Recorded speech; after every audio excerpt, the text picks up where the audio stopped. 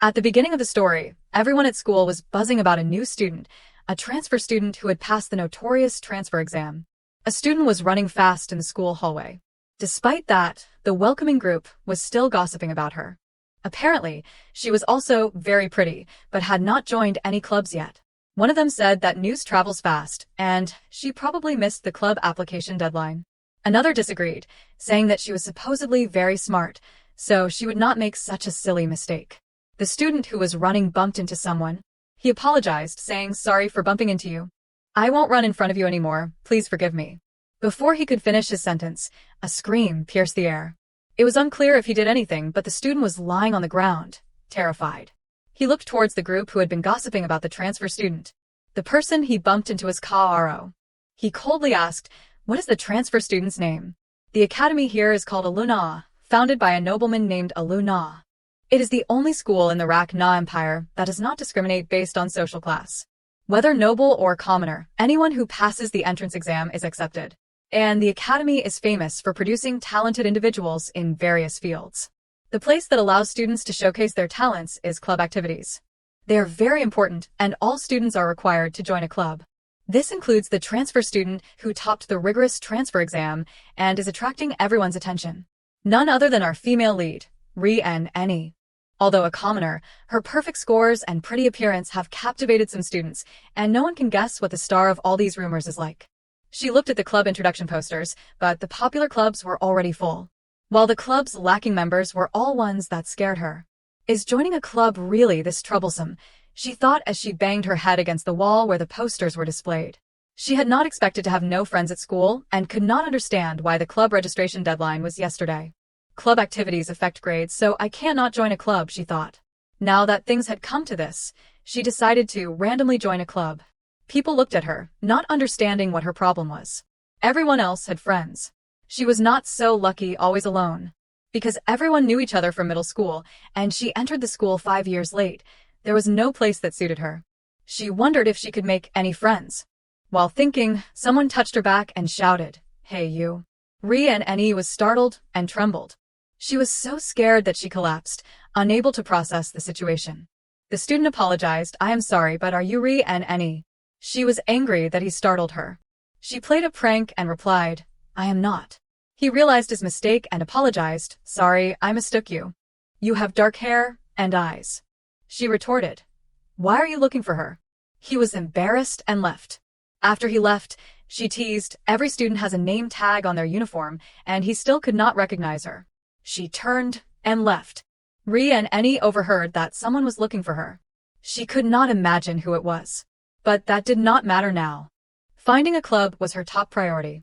As she walked, she muttered to herself, "I went for a walk and encountered a strange guy, but I still have not figured out which club to choose." Ka-Aro followed behind, observing her. He smiled when he found her. "Ka-Aro's invitation, so join my club." She turned around. Her soft pink hair fell down. Her blue eyes shone brightly and purely, and her lips curved into a gentle smile. Ka-Aro told her to sign her name here while she was still stunned by his unreasonable handsomeness. He was so handsome that Ri-En-Eni needed to wear sunglasses because he was too dazzling. She was surprised. How can someone this handsome exist in this school? Ka-Aro asked, "You have not joined a club yet, right? My club is great." She thought, "I have met so many strange guys today." She replied, "Don't you know the registration deadline was yesterday?" His face was blank, speechless. He did not care what she said and handed her a pen with a bright smile, saying, "We will start activities tomorrow." They were talking past each other, their sentences completely unrelated. She angrily turned to leave because he was not listening to her. He panicked when he saw her about to leave. She paused. He grabbed her hand and asked, "Where are you going?" She replied, "I have said it many times, the club registration deadline was yesterday." He pointed to the sign-up sheet and said, "That only applies to established clubs. For newly established clubs, the deadline is today. You just need to sign here." She was embarrassed to learn the deadlines were different. Ri-En-Eni thought on second thought choosing a club would be better than randomly joining one. But he clearly seemed like a popular guy at school. Her life would be turned upside down if she joined his club. Besides, she did not even know what this club was, and she just wanted to quietly do her own thing. She was about to decline. He used his charm to plead, "A club needs at least 3 members, but we only have 2. It is really difficult." Will you help us? She was moved and could not resist his beauty. He continued to use his adorable eyes to sway her. And finally, Ri-en's name was on the club roster. Kaoru was overjoyed, while she could not refuse because of that face. She was dumbfounded, defeated by herself. Why did I surrender to that face? He, still cheerful, made plans with her for tomorrow. He smiled, having successfully recruited her, and thought to himself, I almost did not get her signature. I did not expect club activities to be this hard. Honestly, starting a club with Kaoru was not difficult. He was sick of people following him everywhere because of the clubs he joined, so Kaoru decided to create his own. Rumors about this club had spread throughout the academy. Because the only members of the Kaoru and Fio club were the top and second students in their grade, joining their club was very beneficial for student life. The only problem was that Fio was very exasperated seeing Kaoru making excuses, rejecting this girl and that girl for this reason and that reason, and now everyone was eliminated, leaving no one to join the club. If he did not want to join some strange club, Kaoru had to recruit more members. So Kaoru looked for someone who had not joined any club yet. He never thought that the transfer student would be a good fit for this club. And finally he had done it. But no one had ever resisted his looks like this before. Whether they hated him or not, no one had ever ignored his appearance like that, so when she rejected him, he was quite surprised, almost revealing his true nature. He assumed that Ri-en must have poor eyesight. A beautiful girl with poor eyesight. Club activities had begun, and she had learned a few things.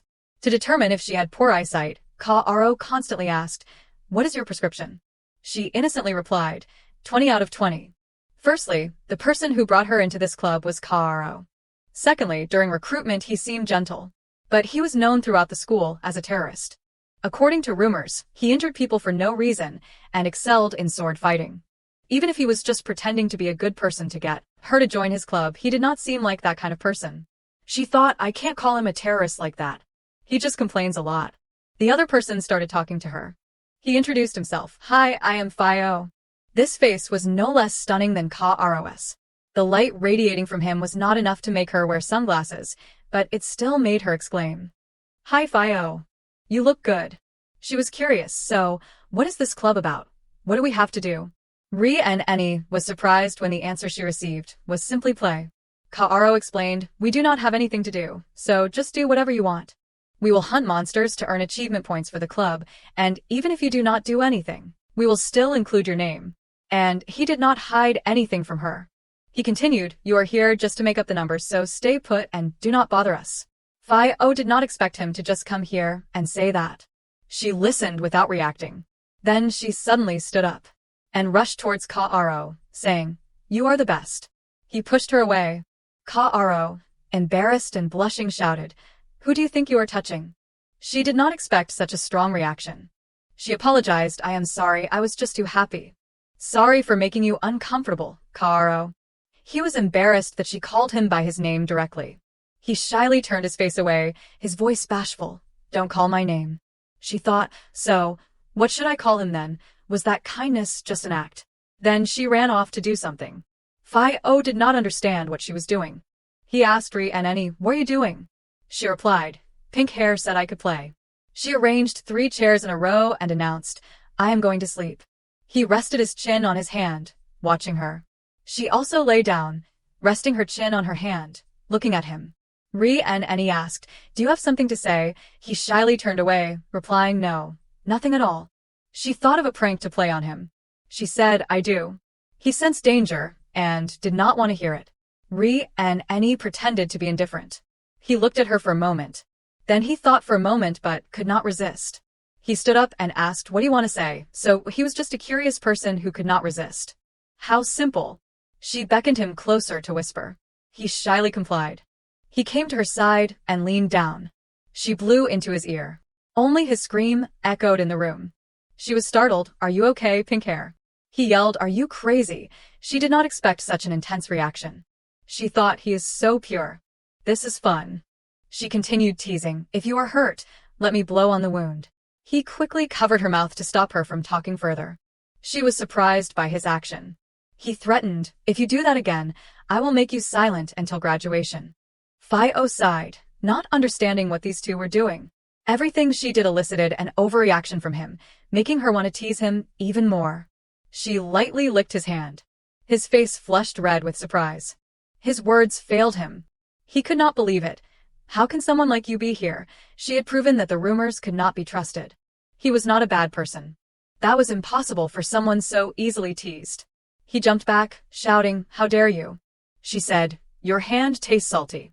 She continued teasing, "I thought it would be sweet." He was so embarrassed that he was stunned. Ri and Annie did not think he could be this adorable. "I think I have broadened my horizons. I should tease him more often," she thought. He was shaking like a leaf, while she was as happy as a clam. Fio was even more confused about what these two were up to. A Luna Academy was founded on the principle of equality in learning, so there was a strict rule against publicly revealing one's identity. Ri and Annie really liked this rule before coming here.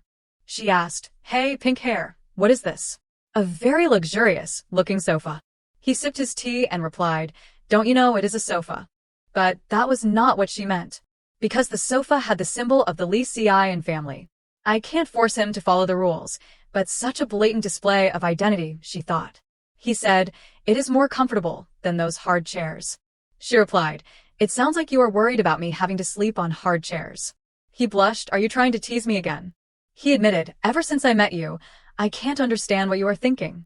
She thought mischievously, "You are adorably hot-headed, and I want to see your reaction to everything.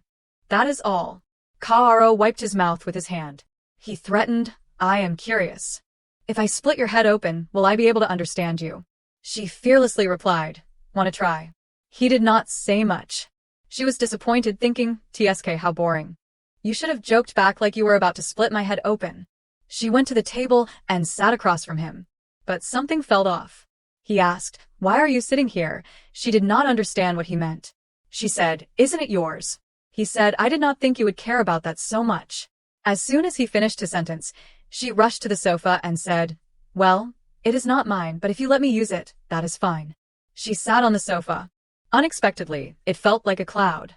Her face was full of delight. Seeing that, he covered his face, giggling. He looked at her and asked, "Do you like it that much?" She hid her feelings and simply said, "It is okay." He said, "Now I do not need to split your head open. Your expressions are all over your face." She sat, enjoying the sofa. He snapped his fingers. A blanket suddenly appeared in front of her. She was surprised that he could do that. She teased him again, "You're giving me a blanket too. How kind." Unable to resist teasing, she said, "Do you want me to blow on your wounds, or use my tongue?" He shuddered, his hair standing on end. Enjoying the sofa, she decided, that is enough teasing for today. Let him be. Ria and Annie found Kaoru very cute. He looked a lot like a pink cat, a grumpy kitten, wary of everyone. Now she understood. She said, "I was wrong about you. I am sorry." He did not understand what she meant. She continued, "I heard some rumors. They said you beat someone half to death before coming here." He did not say anything after hearing that. Then she drifted off to sleep. She thought I misjudged him. And after that, all the bad rumors about Kaoru disappeared, as if someone had erased them all. The next day was the same. She dozed off again. Today is the third day of club activities, and I have adapted very well. It seemed like someone was opening the door. She opened her eyes, slightly, and looked. Fio asked Kaoru, "Why are not you coming in?" He signaled Fio to be quiet. Looking inside and seeing Ri and Annie sleeping, Fio understood the situation.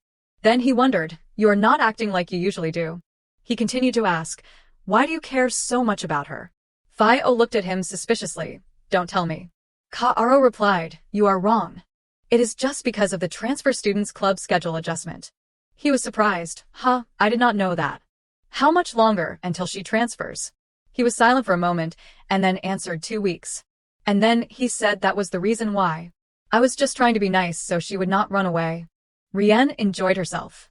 They whispered, so as not to wake her up. Car walked past and saw her legs sticking out of the blanket. He pulled it back to help her. Rien did not expect him to notice that, and even pulled the blanket back for her. This was a great opportunity to tease him. She sat up and looked at him. She looked at him brightly and said, "Did you just treat me kindly, pink hair?" He shyly tried to explain. She continued, "I bet you had an angel wing removal surgery, right, little angel cat?" Theo witnessed the two of them bickering like cat and dog. He thought to himself, "You fool, you have no idea how to deal with her." Rien covered her mouth and laughed. "I am just kidding, but you were really nice to me." Car sulked and left. saying, "Go back to sleep or do something." She sat up to find something to do. She found Theo sitting intently reading a book. Unlike Carr, she had absolutely no information about him. He was the second best student in the class behind Carr, and he was quite popular too. Theo was always smiling and friendly. She immediately found a new target to tease. But he seemed like the type who would not be easy to get close to. I wonder if it is okay to joke around a bit. And so she decided to carry out her plan. She approached and asked, "What are you reading?" He replied, "Oh, I am just reviewing today's lesson."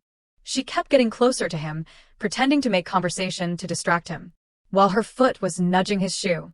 He realized it too late. The shoe came off his foot, and then she kicked it tens of meters away. Her face lit up with joy at her success. He could not believe she could do that without looking. She used to hate it when her parents would tease her, but it was also quite fun, so now she did the same. She said to him, "Sorry, I was a bit bored. I will go get it right away." He wondered, "Is this what you do when you're bored? You're not going to throw it out the window, are you?" She said, "I am not that mean." She happily picked it up and ran back to him. Ka watched silently from afar. She started her act. "I believe this is the shoe of the Academy's golden-haired prince." He did not understand. "Honestly, I do not know if you are clueless or just do not care." She replied, "It is me. Forgive me for your shoe," and knelt down. Ka could not stand it any longer and shouted, "Hey, stop that." Rien looked bewildered and confused. He had an angry look on his face. He said, "Have you no shame?" She did not understand what he meant. He explained, "You should not kneel down so easily. Get up. It was just a joke. Are you that mad? I only knelt on one knee." Theo seemed to realize something. He wondered why. "Really, why are you acting like this?" Carr replied. "Acting like what?" He remained silent and did not say anything. He then said, "No time for adjustments here, right?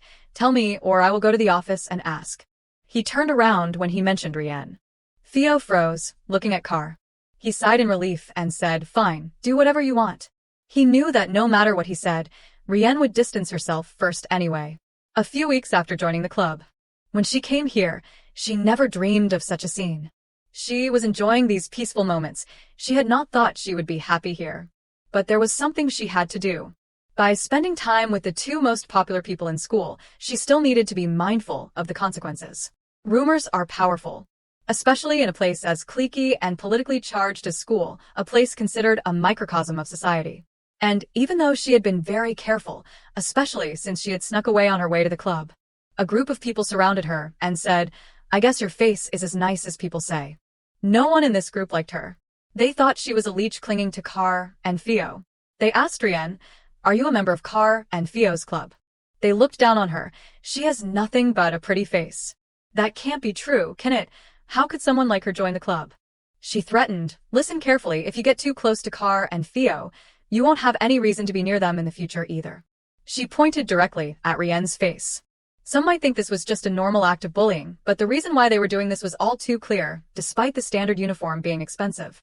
Made from high-quality wool, the outfits were impeccable. They also wore brooches made by famous artisans. Above all, their eyes were full of arrogance. These kids were nobles, but she was not afraid knowing that. She was confident that the rumors were true. She said angrily, "How dare you? I do not know how you got into the club, but what makes you think you can attract Carr and Theo's attention?" She believed that even if she followed them around, the distance would be like from here to the moon. Rien knew people would think this way, but telling her that Carr approached her first would only result in a slap in the face. "It is hard to state my position, but I will try," she said. "Of course, I do not fit in with them, but I swear I did not join the club just to get close to them." She was angry, but someone in the group could not resist her beauty. She threatened and explained, "Explain to me right now how someone like you can get far enough to leech off them." She innocently replied, "Because of my face." She was surprised by the answer. Rien asked, "If they asked you if you wanted to join, would you refuse those faces?" She got even angrier, saying, "But we are not clingy like you. You look a bit dumb, so let me teach you a lesson.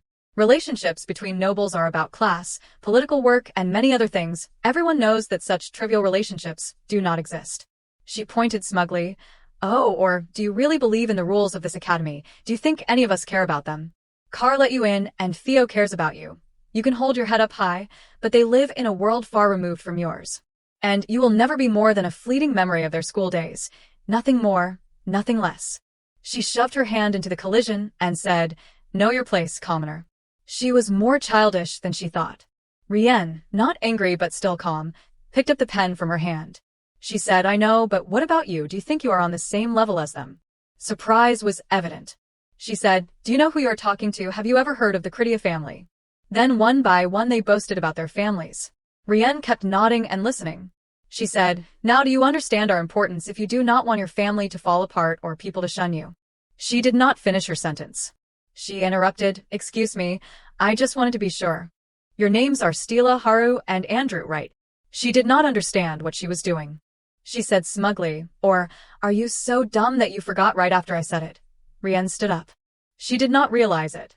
Then Rian used her special technique. Her face was full of excitement. The special technique she used was sprinting. Screams followed, while she ran leisurely. At the teacher's office. The pen Rian had just held came in handy. It could record the entire conversation. All the teachers there were shocked to witness the incident. One of the teachers said, I think we have heard enough. That is shocking. Fortunately, you reported it, otherwise we would not have known about this. You can go rest now, Rian. She replied shyly, thank you, sir. I am still scared, but I still told you. She used her beauty to win over the teachers, saying, moreover, I could not just stand by and watch the rules created by the founder be broken like that. Every teacher praised her as a good student.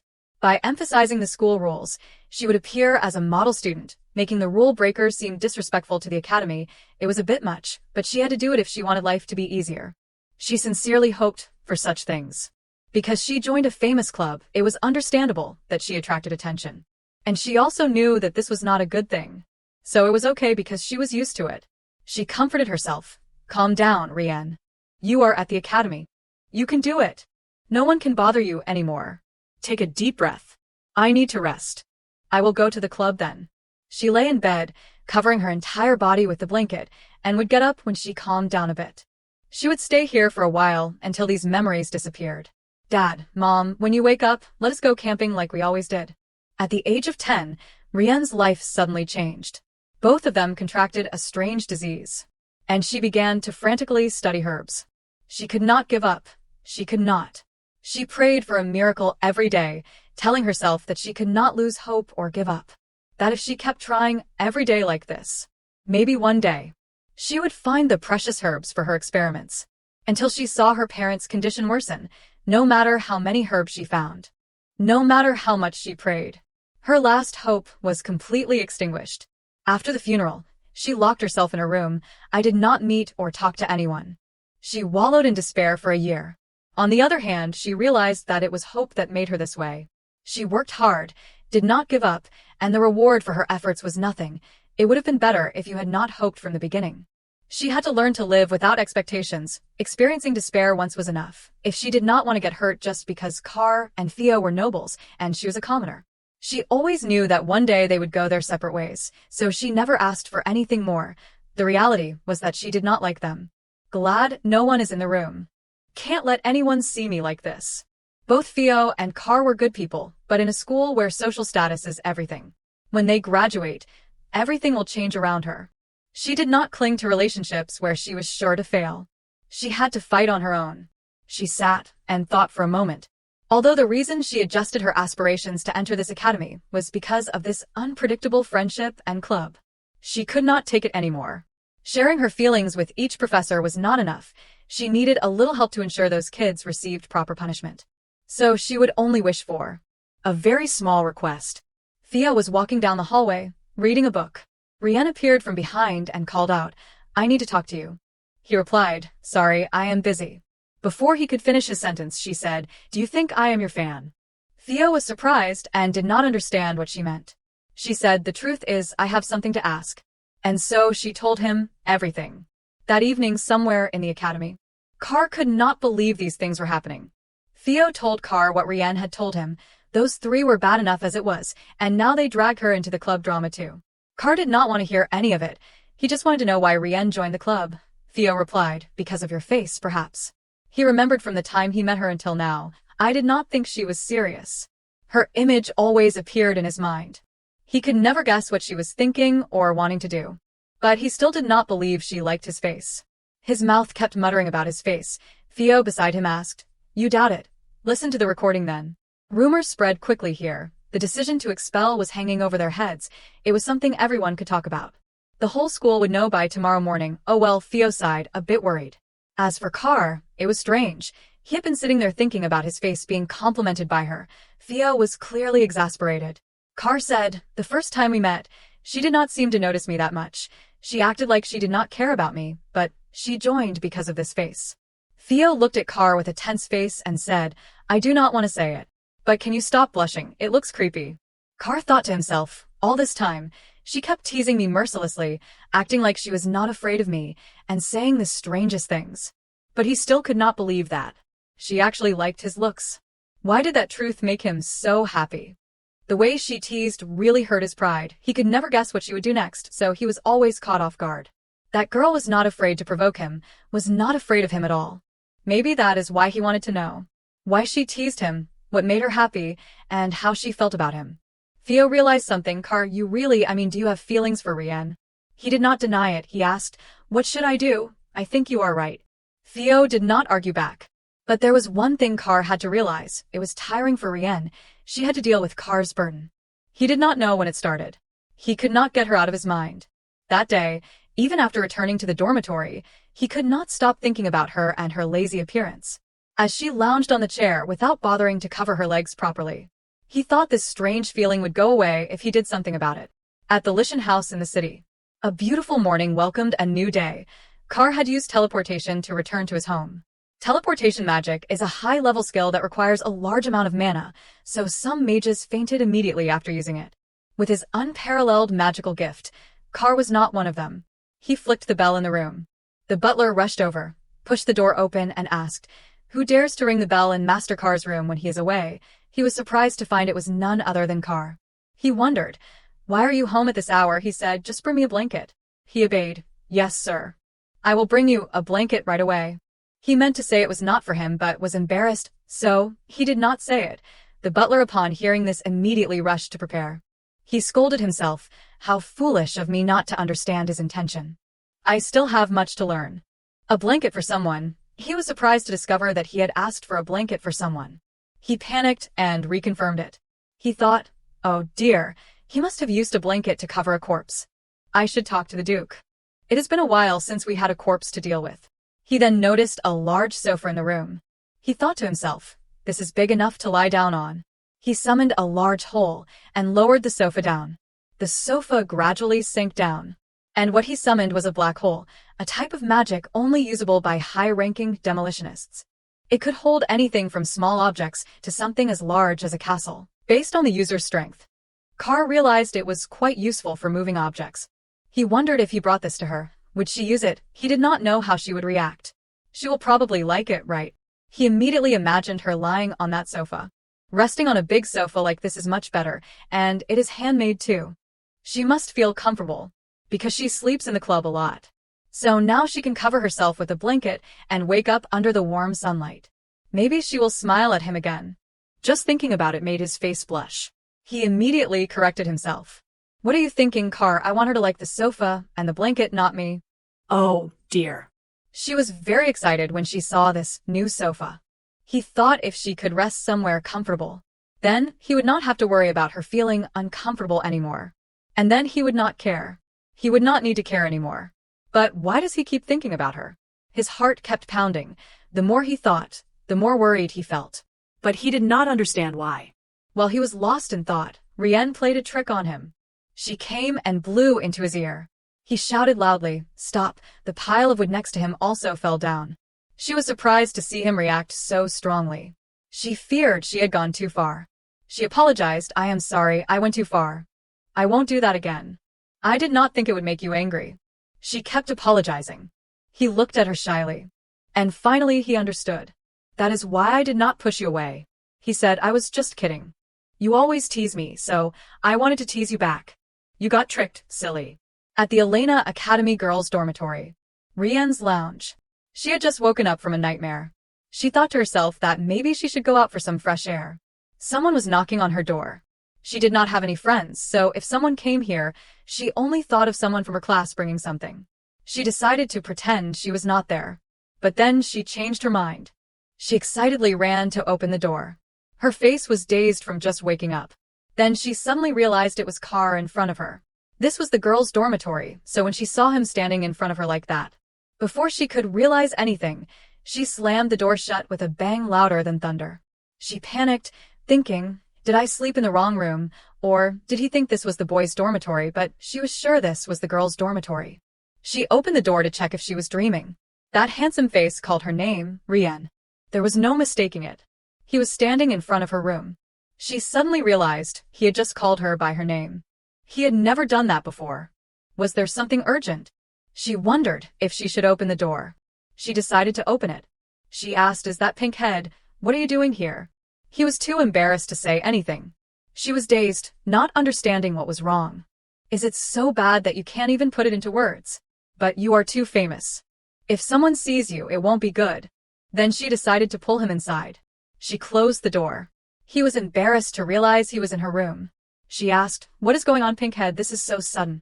Did something happen? He stammered, unable to speak. Can you let go of my hand? She replied, sorry, I know you do not like being touched. I was just a little panicked. He replied shakily, I do not hate it when you touch me or call my name. Her face was dazed with surprise.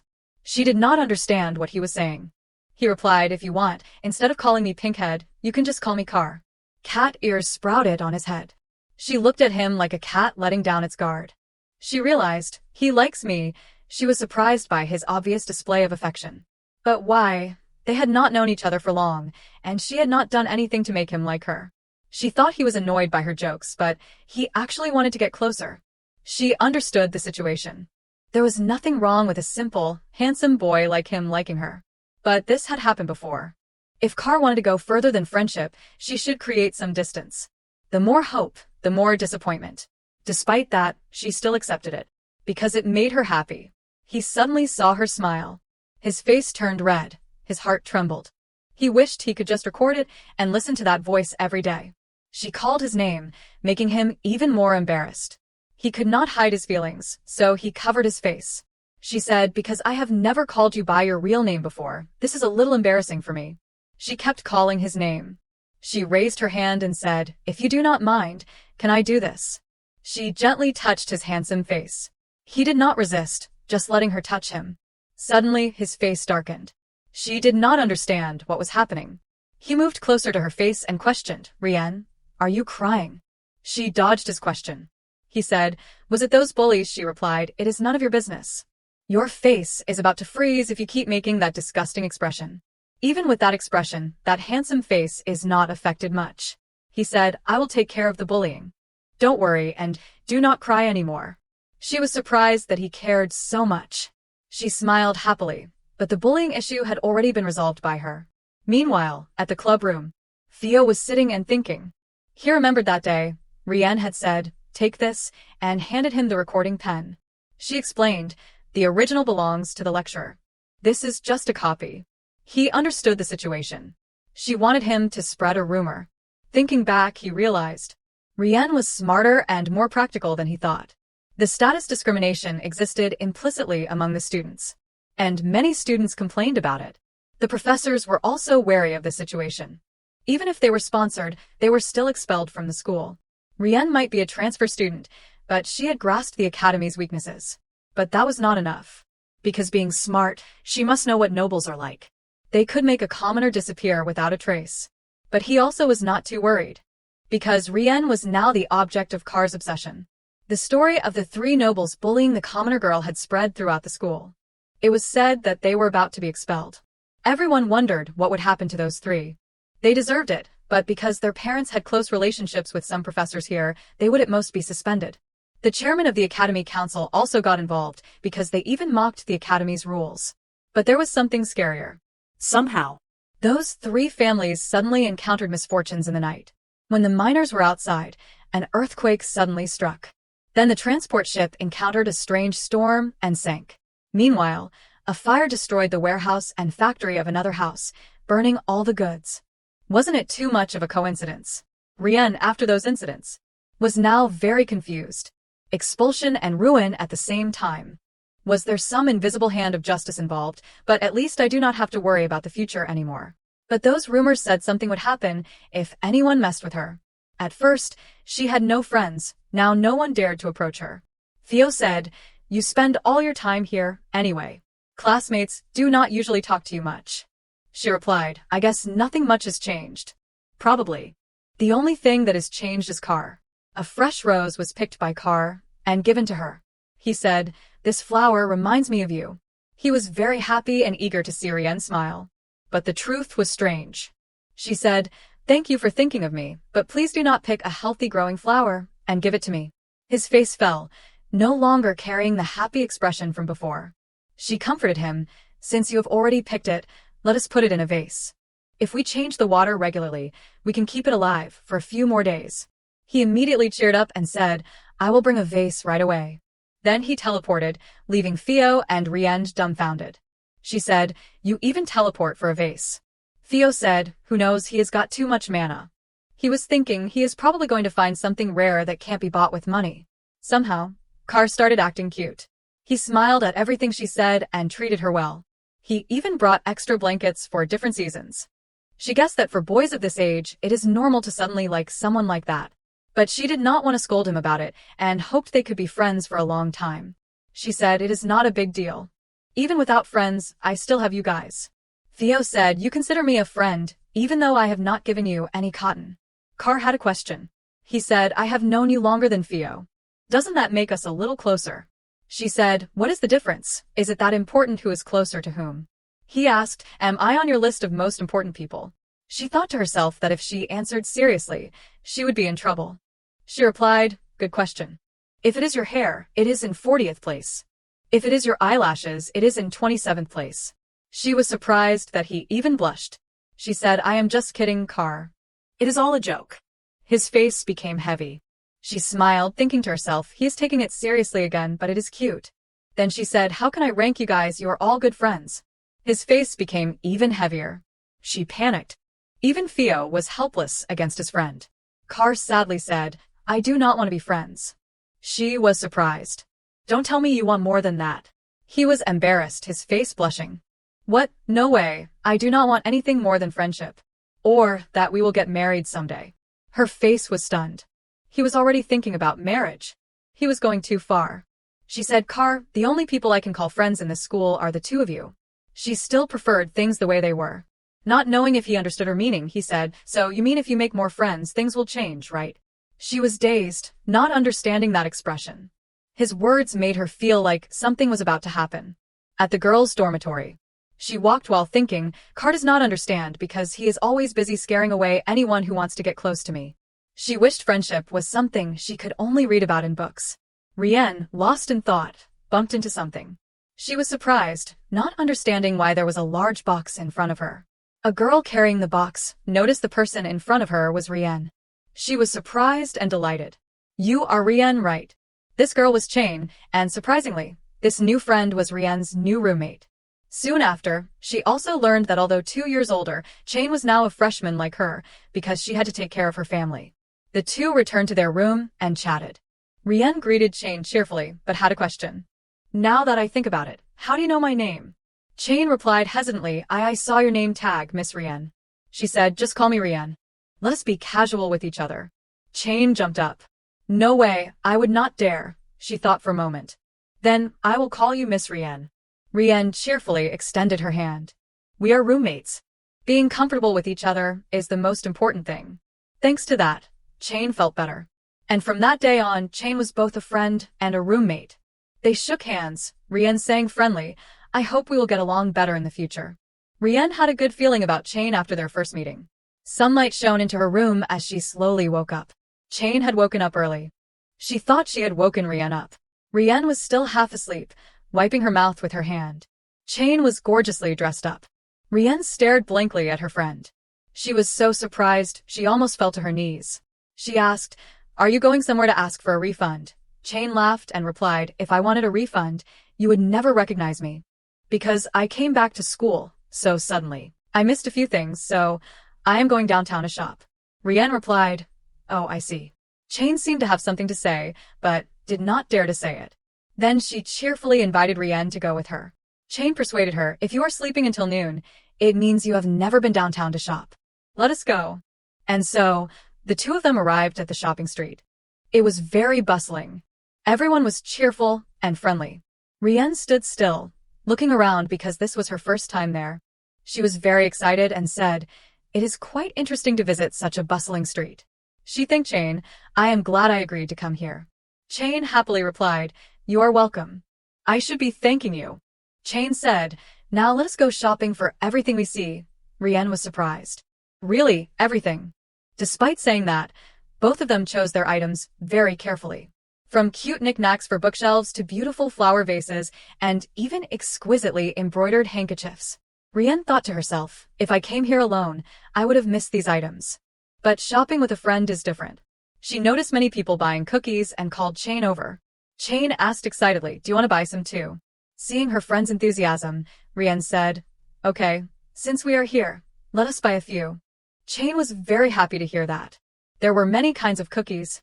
Rian thought to herself, "Why are they all heart-shaped?" But she had not noticed the words on the shop sign. "Today is cookie discount day. Buy them for your special someone." She still chose many kinds of cookies and still had not noticed the writing on them. Cha Annie had noticed the writing on them. Ri and Annie was too busy choosing cookies. He asked if she had someone already. Ri and Annie casually replied of course she did.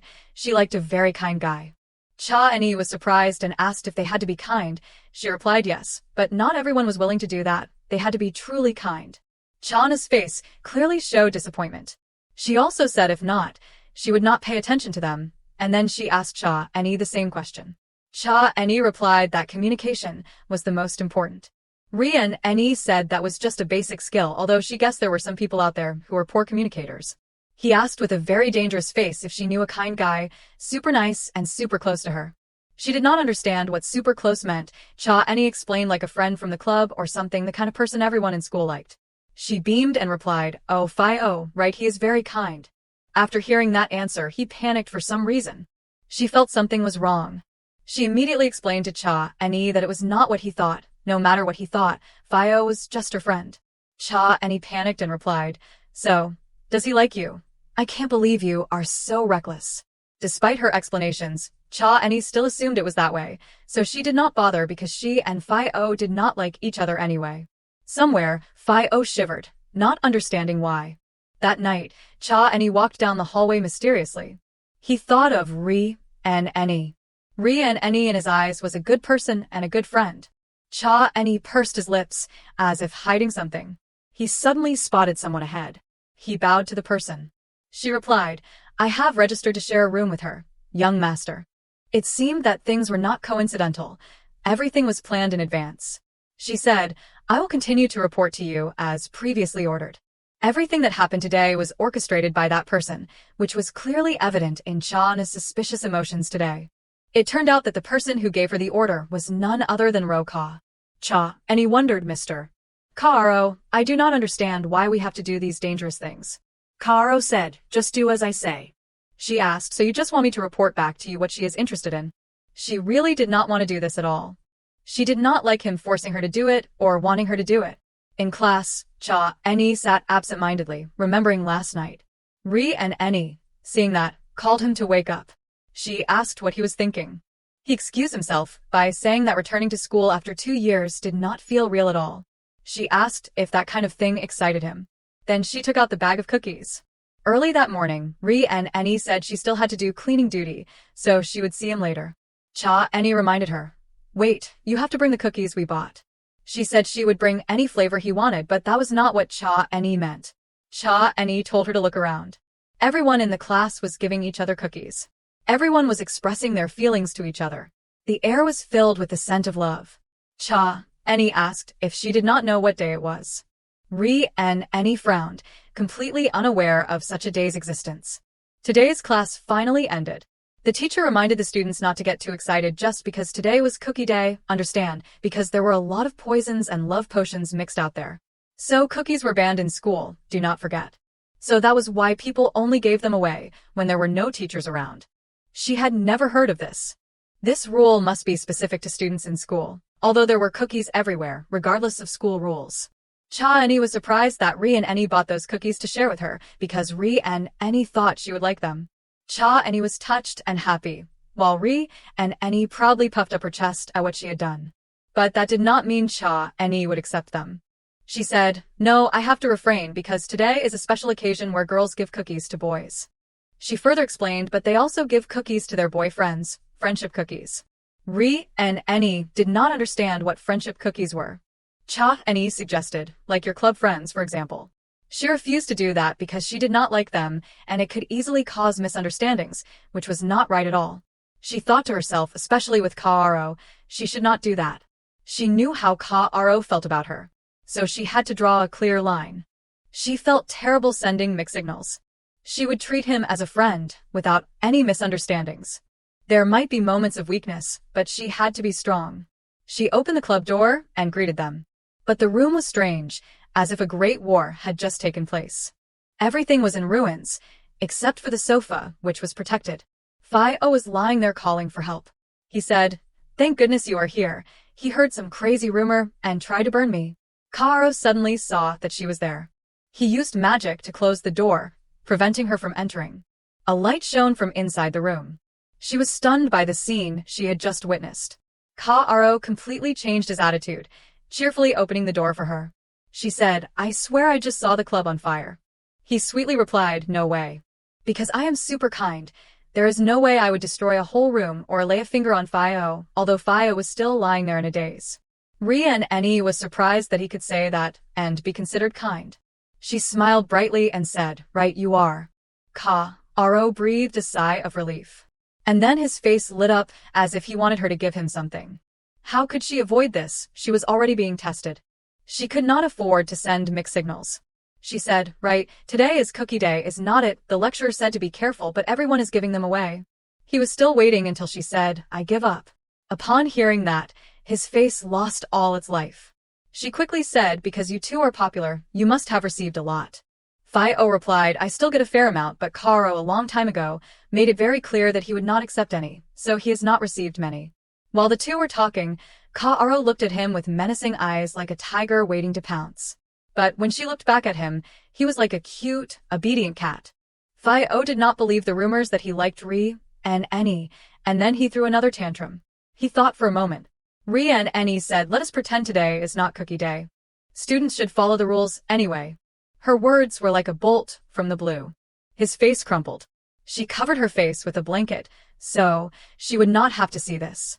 The room suddenly became strangely quiet. She peeked open her eyes. He looked like a sad cat with his face buried. She could not stand it.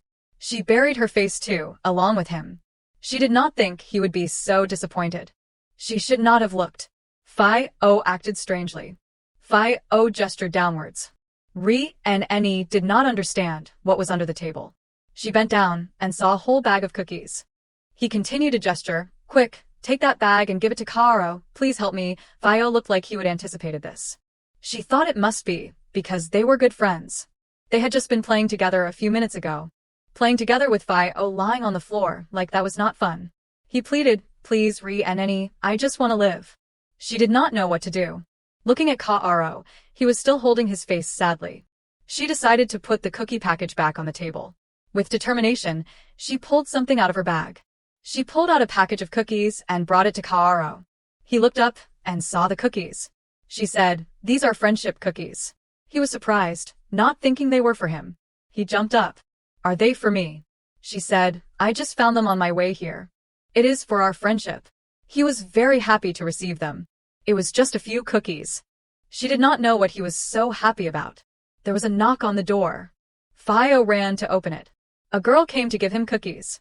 He said, "Most people do not come by if Karo is here, but there are people braver than him. Can you open the storage?" A storage room full of cookies appeared before her. She was surprised. "I thought you said you only received a normal amount." He replied, "It is not a good thing. It would be a waste to throw them away every year." She was surprised to hear the words, "throw away." He explained, "There is no way I could eat them all myself. I do not know what is inside, so I can't give them away either. Even though there is a rule, some people still mix poison in them every year." She was stunned. "So you always throw them all away immediately?" Ka-aro boasted, "I got these from Ri and Eni." Fai-o said, "That is right, but that girl was very nervous to give them to you." She called Fai-o over. She handed him the package of cookies. He was surprised and confused. She explained, today is cookie day and I did not put anything in them. You can trust me. I am going to the restroom. You two enjoy. Kaoru stood behind, looking at Fio with dangerous eyes. As the door slowly closed, the fear increased. She closed the door casually. A large explosion erupted inside the room. Black smoke billowed from the room. She remembered reading something about a large manhwa explosion occurring when emotions were not controlled. She did not care and ran back to the dormitory. A few days passed by. Rianeni thought, I handled that pretty well. If those two do anything excessive, I can always stop them. Time to enjoy the peace and quiet at the academy. Professor Gio Aro, the herbalist, announced this is a group assignment. The professor was the one who taught her major. Although grumpy, he was very passionate about his profession. He shared a lot of things that were not mentioned in textbooks and obviously had a lot of teaching experience, but it seemed the students did not acknowledge that. It was understandable, as herbalism was not popular at the beginning. She thought that was probably why he assigned the group project, and the groups were divided by student ID number. If it were individual, there would not be any problem, but she had never spoken to these kids before. On the positive side, this would be a chance to make more friends, and no one in the group volunteered to be the leader, so she decided to play the latter game. A girl next to her asked, You are Rianeni, right? Can I ask you something? She asked if the rumor that Kaoru liked her was true. Rianeni replied, Why would he like me? The girl looked at her. Her expression was full of contempt. Hanso announced, Everyone in the group has found a leader. Rianeni will be the group leader. She felt uneasy about this. She thought, Kaoru has no reason to like me. Although she knew he did, she was talking objectively. His appearance, talent, status, and even personality were great. He would be perfect for anyone, even a member of the royal family. So she was not wrong when she said right. The girl sitting next to her kept sneering. She could not ignore it. Rianeni sarcastically replied, Thanks for the encouragement, potato. Since you are also part of the group, I hope you will follow my instructions without any problems. The girl was taken aback by Rianeni's behavior. She yelled, but Rianeni ignored her. Everyone in the group listened to her and ignored the girl. The girl thrashed and shouted, What am I going to do? Oh, my poor grades. Fio, seeing that, asked her what was wrong. She said, Nothing.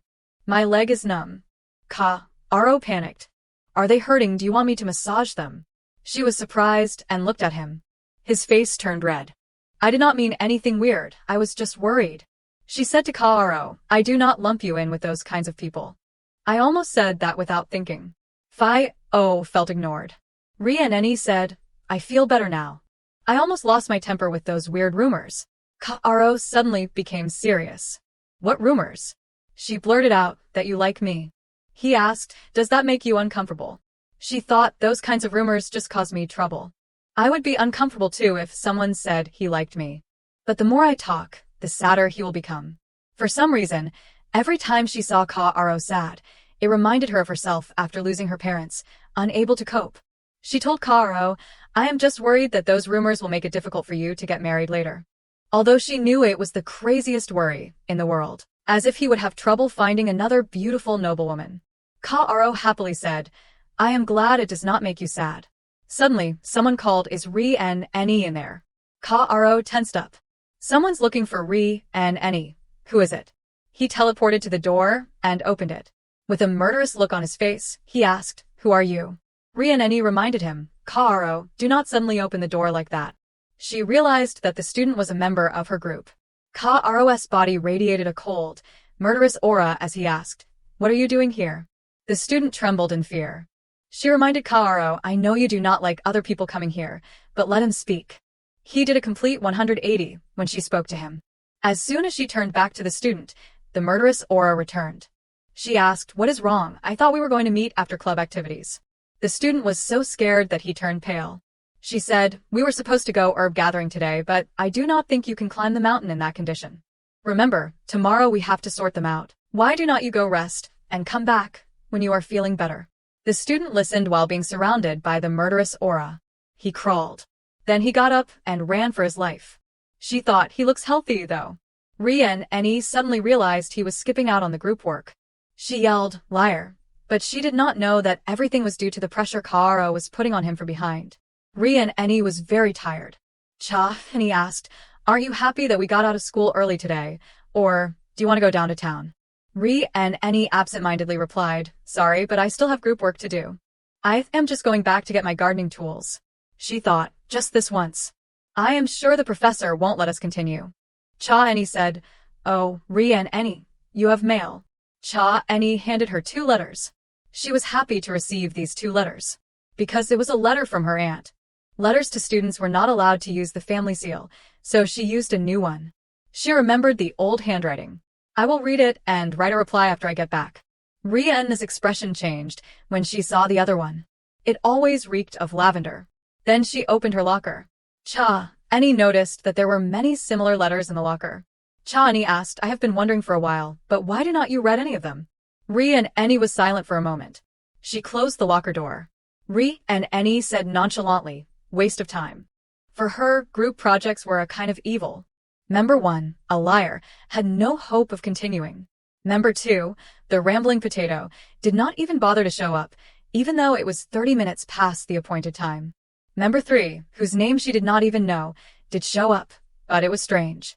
Hans So rode up on a horse and said, "Sorry, but my grandfather's ex-wife just died, so I have to go write a eulogy. Please mark me as absent." I am so sorry. For her, group projects were something questionable, unspeakable, and heartless. Ri and Eni, full of anger, said, "A storm rages within me, just like the weather. Everyone lives and dies alone, so we must get used to it." But she felt better after climbing the mountain. She and her mother climbed like this all the time to find herbs, but after they died, her aunt would not let her go because she was too worried. But her aunt still brought her the herbs she needed, so she could focus on her studies. There was a book about an orphan who suffered at the hands of his own relatives, but compared to that boy, she felt like she was living pretty well. She would call them Mom and Dad if they were still young. It seemed like they were sad that she had not called them that sooner. They even planned to put her name in the family register. Ri and Eni suddenly realized something. Warning, dangerous wild animals. Restricted area. This area was off limits, but there was a whole hole to crawl through. It was like the restriction did not exist. One of the reasons the professor assigned the group project was because of the mana-rich herbs that grew here. One of the things often used to find things with high mana concentrations was based on monster habits. Naturally grown herbs were of much better quality than cultivated ones, so to get a high score, you had to go into dangerous places. That is why the professor made it a group project. Ri and Eni heard something. She thought she misheard. So she continued. The one who made the noise was Ka-Aro, who was standing in a tree, observing her. This group project was a brilliant idea. Her face was full of joy as she found the herb. The herb. The book said that although it was difficult to collect, it had no clear use and was considered a common weed. But it was a valuable ingredient in making an antiperspirant. She created it when she was little because her father smelled terrible after fencing. She thought to herself, no one supplies or needs this, so I tried to buy it, but could not find any. But I found it in the forest. My luck has not abandoned me. She was excited, but remained vigilant. She was always prepared. But a giant boar was standing behind her. Ka-Aro shouted from behind, "Ri and Eni, watch out. A surprise attack." The monster was instantly killed. He was so worried that he hugged her from behind. The first thing she noticed was that scent. But as soon as she inhaled it, a feeling of pressure she could not escape overwhelmed her. Her brain started working again. She panicked and asked Ka-Aro, "What are you doing here?" Ka-Aro replied, "I should be asking you that. What are you doing here alone?" It was clear that he was following her out of concern, but she could not get angry with that face. She stood up and said, "I can protect myself. Rien's special monster repellent works great." She said, "If you had not interfered, it would not have attacked me. Poor thing, it has been smashed to pieces." Ka-Aro said, "You should not look at such ugly things." For him, she only deserved to see better things. He said, "Like my face, for example." She said, "So you would not mind if I looked at you all day?" His face turned red as a beet. Raindrops began to fall. The rain started to get heavier. Ri and Eni looked for shelter. She said, "I am just getting ready to pick some herbs for the project, and Dio before it rains." She was so busy collecting them that she forgot about Ka-Aro. He was probably still watching out of worry, but she turned around and could not see him anywhere. Ka-Aro appeared in front of Ri and Eni. He looked like a little forest fairy appearing when summoned. She realized it was not raining anymore, because he had created a shield. She asked, "Where were you?" He replied shyly, "I searched the whole mountain but could not find a flower worthy of you, so I picked a rose like me instead." What do you think? Does it make you think of me? She looked at him shyly. Gently took the flower he gave her. Ri and Annie took the flower, smelled it, and replied, "It is just like you." When she was little, she held her mother's hand and walked up the hill, asking about any plants or animals she saw. She patiently answered every question. She asked her about the meaning of roses. It meant passionate love. Kaoru said, "Let us go, Ri and Annie. I do not think the rain will stop." She happily replied, "Okay, let us go." To her, he really was like this rose. Her group members skipped out and left her to go up the mountain alone, but she was able to complete the project with Kaoru, who protected me from the monster. After that, no one contacted her, so she spent the weekend sorting the herbs by herself. Group projects were such a nuisance. Whatever. There was a surprising piece of good news. It was the guy who skipped out after making her the group leader, and with the most ridiculous excuse. Ri and Annie realized, your grandfather's ex-wife is your grandmother. She could not believe he could say such a thing. He said, "I was a little weird that day. My grandparents got divorced, so it is a little complicated." He continued, "I heard that someone in our group did not come because they were sick. The two of you must have had a hard time doing the work for 4 people. You do not have to include my name." Ri and Annie casually replied, "Oh, do not worry. I did it myself, so I only put my name on it." He was surprised and asked, "What about Emi-la?" Only now did she know her name. She said, "Oh, the potato did not tell me why she did not come, so I do not know. I had to wait for her for 40 minutes. You were the only one who came, but then you skipped out." He asked, "So what about the potato thing?" She explained, "Just nonsense.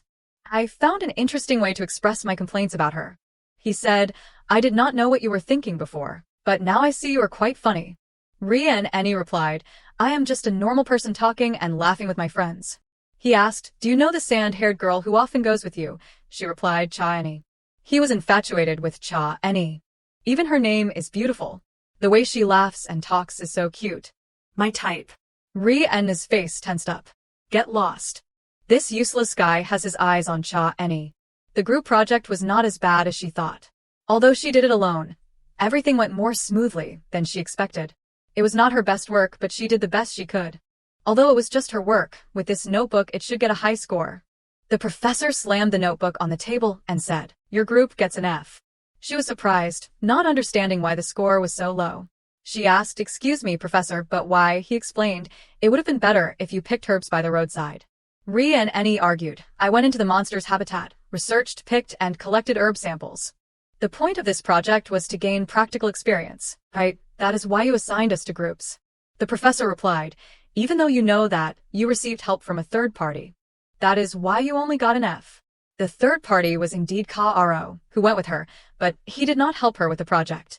She rejected his offer to help teleport the herbs using magic. Everything collected had unique properties and had to be handled appropriately. Ri and Annie said, "I think you misunderstood. I did not receive help from anyone." The professor replied, "Is that so? The ranunculus on page 3. She confidently replied, "Yes, that is exactly what I included." She did not expect him to remember the page number. The professor said, "The effects of this herb were only discovered by academics a week ago. Even 4 students working together would not have been able to do it. And you are saying that you recognized it in the forest and collected it yourself. Not only that, but there are many other herbs that have been difficult to identify ever since a certain expert, let alone a student, has not even paid attention in class." He misunderstood her. She thought, "It is true that I dozed off in class because I already knew everything. But I tried to find rare herbs to get a high score. I did not expect this to backfire. Anyway, this means he has been keeping a close eye on all the students."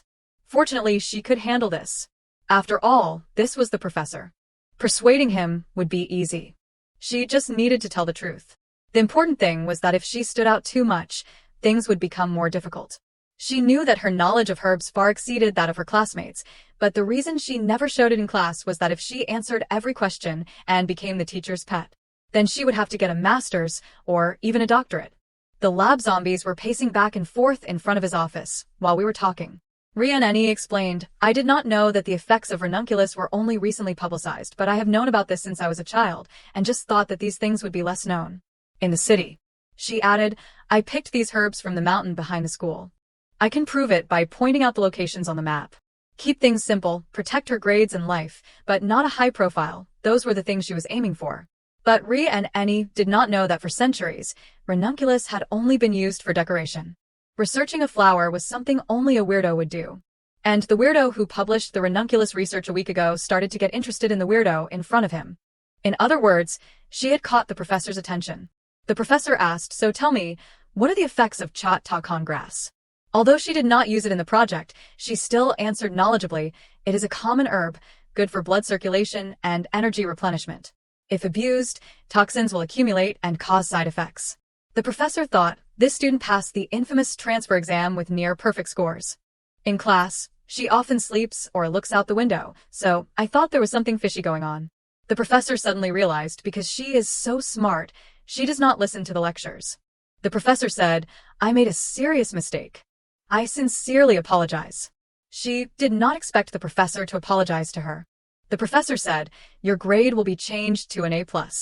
I will take into account the fact that you had to work alone." She thanked him and prepared to leave. The professor asked, "Have you considered studying in my lab?" She panicked upon hearing that. She flatly refused and quickly ran away, leaving the professor alone, smiling because he had such a good student. When she calmed down, she realized that her life was becoming more and more chaotic. In class, the professor also started asking her more questions. And this guy bothered her everywhere. Any guessed this was the normal student life she had hoped for. No one was trying to bully her anymore. Maybe this was not so bad. Han-so kept following her to ask about Any angrily shouted, "Why should I do that, you bastard?" Meanwhile, Any was still watching from behind. Any was startled to see her walking with a new man. The moment we have to face our destiny will come. The exams have arrived. The academy's curriculum was divided into general classes and specialized classes. Any was in the same general classes as Any, while Hanso and Potato were in the same specialized education classes. The scores of the main subjects accounted for half of the total score, but that did not mean the scores of the other subjects were not important. Hanso clung to her and said, "But there is something more important than the test. Goddess of herbs, introduce me to Any." Any snapped, "Is that all you have to say? You said you wanted to ask about the scope of the test, but you were just lying, right?" He replied confidently. "No, I really do not know the scope of the test. I am just taking this opportunity to ask if I can talk to Any." She asked Hanso, "I will ask you some important questions to see if you are compatible with Any. Which would you choose, food that tastes like vomit or vomit that tastes like food?" Hanso was surprised by this question. He replied, "If I have to choose, then food that tastes like vomit." That answer was wrong. Any left him alone. Before he could understand what was happening, she closed the door and left. Because Any had chosen vomit that tastes like food and said that taste was the most important thing. He was eliminated. Any panicked and asked Any, "Who were you just with?" She covered it up. "No, no one." After the test, Any ran to Any and asked, "Did you do okay on the accounting test?" She replied it was all right.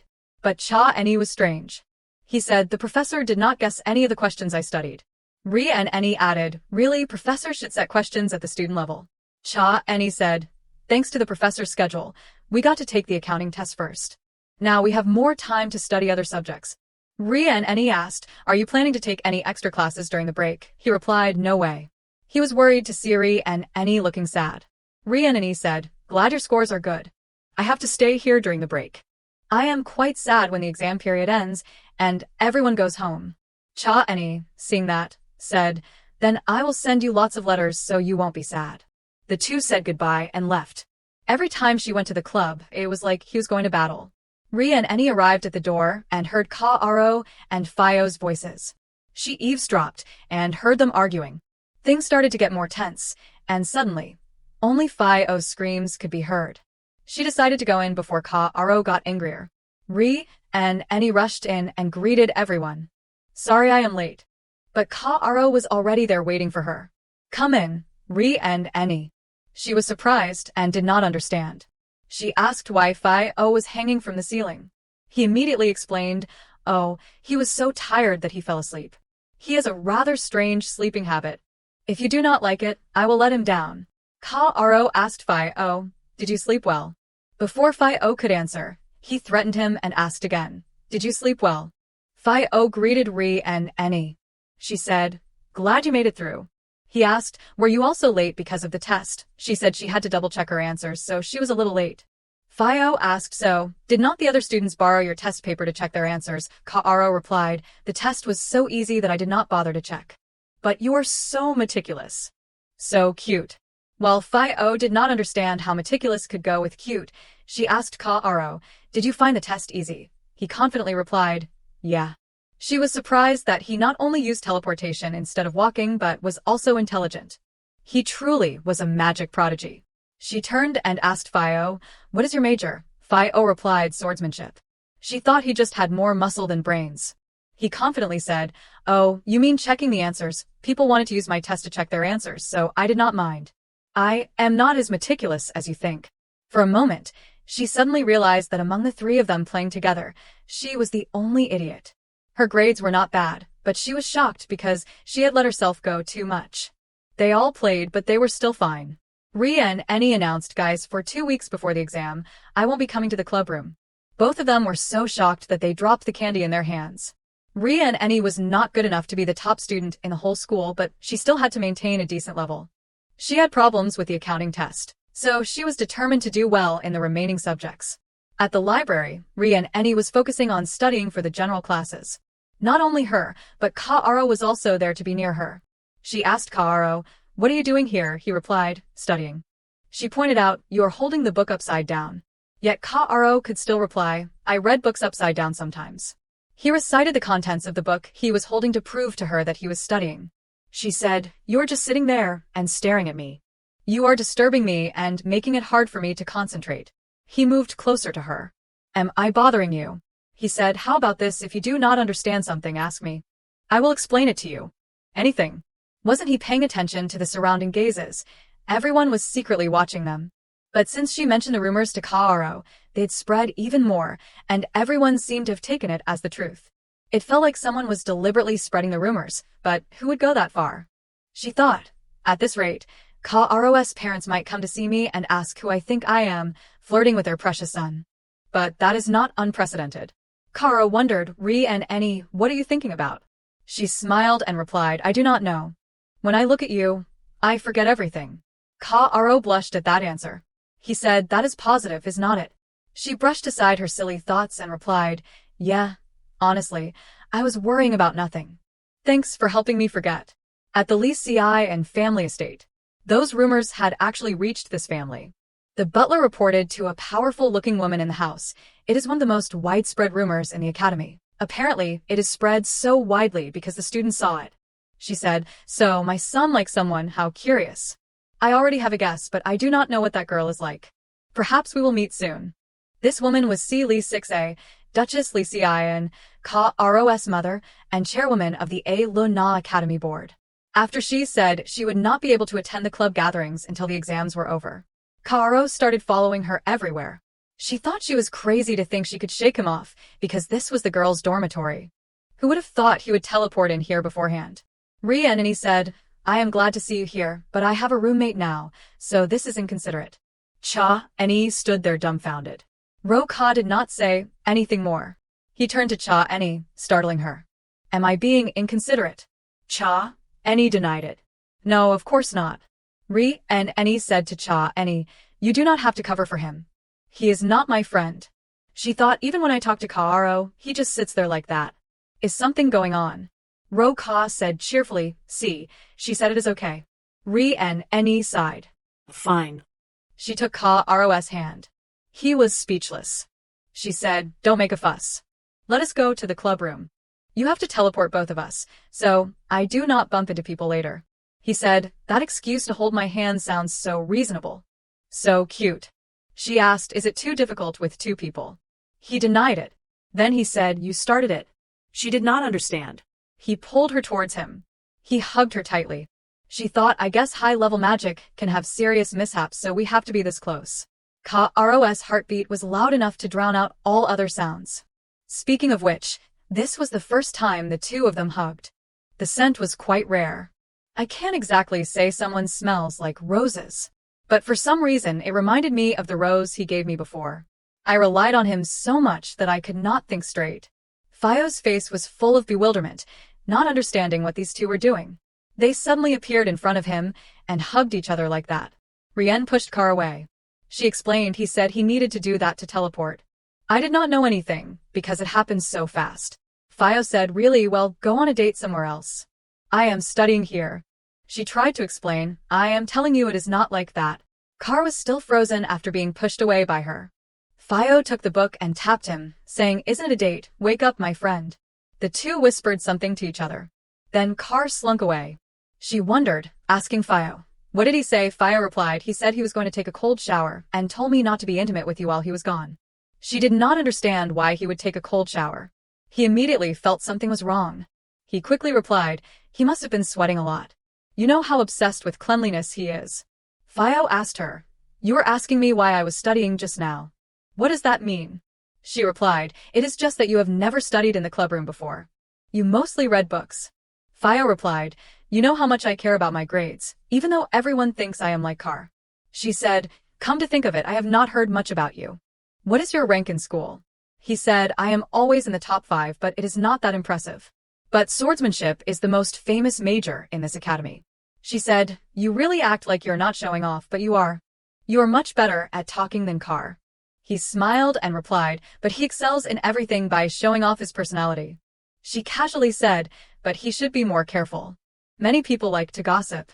You and Car are good people, but the rumors here are no joke. Fio replied, of course, I am always careful not to mess things up because me and Car are.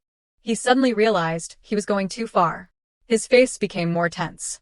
Rien, I understand what you are saying about me, but you do not really think Car is a good person, do you? She still calmly thought. Maybe he is a little sensitive and acts a bit indecently, but he still has a good heart. Fio thought to himself, I wonder what he did to make her think that way. Rien said, I am going to take a nap. Wake me up in 30 minutes. He remained silent. She fell asleep so quickly. Fio thought, Car really does cute things in front of her. But I thought Rien was just pretending not to know what he really likes. I can't believe she does not even suspect him. More naive than I thought. She can be naive, but there is a limit, and she can become surprisingly smart at times. She still has so many different sides to herself. If we become closer, I could learn a lot from her. I will consider her new perspectives and expressions later. Maybe that is why that fool likes Rien so much. If you know someone's true nature, you will naturally fall into the trap of love. Now I understand why Car's personality changed 180 degrees. Rien is a warm person, and he is worried that his bad personality might disappoint her. It worries him so much that he turns into a nice guy. And even I am the same. She slowly opened her eyes and woke up. Fio said, I thought you were sleeping. Rien yawned and said, but I wanted to study something first. He thought, I am not doing anything wrong, so why is my heart pounding like this? I can't let her see this. It is just that I am surprised, that is all. I can't like you, Rien. To be honest, I admit Rien is quite attractive. But that unintentionally puts me in a difficult position. My life is not so free that I can always express my feelings comfortably. Especially with the person my friend secretly likes. Rien yawned and said, I was just thinking while sleeping. This school said we have to take a test before the break, right? Her face was full of dread. It will make you either study like crazy or have to retake it during the break. Who created such a disgusting thing? She smiled. Luckily, I got perfect scores in the club activities, so now I just need to focus on the test, thanks to you guys. Rien thought, I knew the name of the club as soon as I checked the scores. Although I am a little curious, I should not ask. Why is it called PTC? I know MTC stands for Mosquito Torture Club, so is PTC Fio Torture Club? Fio had started overthinking about the things she did. He slammed his hand on the table. Rien, you said both me and Car are very kind. Honestly, I do not care what you think of Car. I care that you notice me. Rien did not understand what he was saying. Fio said, I am not that kind. Car said it is all fake. One day you will realize that I act very differently outside the club than I do inside. I just wanted to warn you. That is probably enough to make her keep her distance. She innocently replied, I know. You are not easily persuaded. Fio said blankly, persuaded? How? It is because your smile looks like it is painted on, but here it looks much more relaxed. I am just glad you can be yourself here. Fio was surprised to hear her say that. He thought, you should find me disgusting. Your smile only makes me hope more. He began to tell Rien a common story in aristocratic families. It is about a half-brother. From a young age, I knew how to behave properly in the family, but my half-brother was very wary of me, the legitimate child. And so he sent me to this academy. It is a tiring old story about competing for success. My only joy was sharing meals with my family, but I sat alone in my room, suppressing my anger, and then decided, I have to get that position. Everything I do at the academy is to gain a useful connection. Not exactly, but it is a way to find someone useful to me. That is the only strength I have for myself here. After deciding to take advantage of others, I accepted the contemptuous glances directed at me. It is all natural. This is reasonable to make Rien keep her distance from me. Rien listened and said, that is tough. He looked at her. She said, you must be tired of begging from one person to another. You have worked so hard. Fio said, aren't you disappointed? I am taking advantage of others. That is wrong. Rien did not blame him. She just said, why should I care what they do? You are my friend. He smiled, looking very happy. Just like water flowing downstream. I can't stop my heart from beating. He thanked her. Then he said, sorry, I just remembered something I need to do. I will go first. Carr is a great person, proven by the fact that he brought a chair and a blanket for me to lie down and cover myself with, because I usually sleep here. Fio said, he is not a good person, but even with the head of the Lishan family by his side, he does not take advantage of Carr. That is because he truly considers Carr a friend. But I do not think either of them knows that. The sound of the door opening echoed. Oh, it must be Carr back. Damn it, I wanted to show him what I look like while studying. Now I look like a lazy sloth sleeping after promising to study. Rien was trying to pretend to be asleep. Carr said, when exams are over, we will have summer break, and during that time, how am I supposed to live without you, Rien? Look, he is saying it out loud because he thinks she is sleeping. I will keep pretending. If he gets any more honest, he said, weekends without you are already hard enough. I just wish this break would never come. Isn't there any kind of magic that can make that happen? Carr leaned against her. It is getting harder and harder to ignore. I just want to make him feel better. Rien threw off the blanket. Carr, I will stay at the academy for the whole break. You can visit if you really can't stand it. Carr was both surprised and happy. She asked again, what do you think, is that enough? He replied cheerfully, yes, let's go downtown together, and... Before he could finish, Rien stopped him by covering his mouth. He looked bewildered. If you're going to say you want to go on a date, is that something friends say to each other? Fio was standing outside, leaning against the hallway, thinking. He remembered her saying, you are my friend. Fio thought, you have got me. She is not even trying. He wondered if she would say that after seeing Carr's true self. He walked away thinking. It is Rien though. She will accept Carr's true self no matter what. But what if she does not? Will I have a chance? 2 weeks passed quickly after that since the test and the exam period was over. You might wonder why time flies so fast, but exam season always passes in a blink of an eye once it is over. Chain asked blankly, who are you talking to?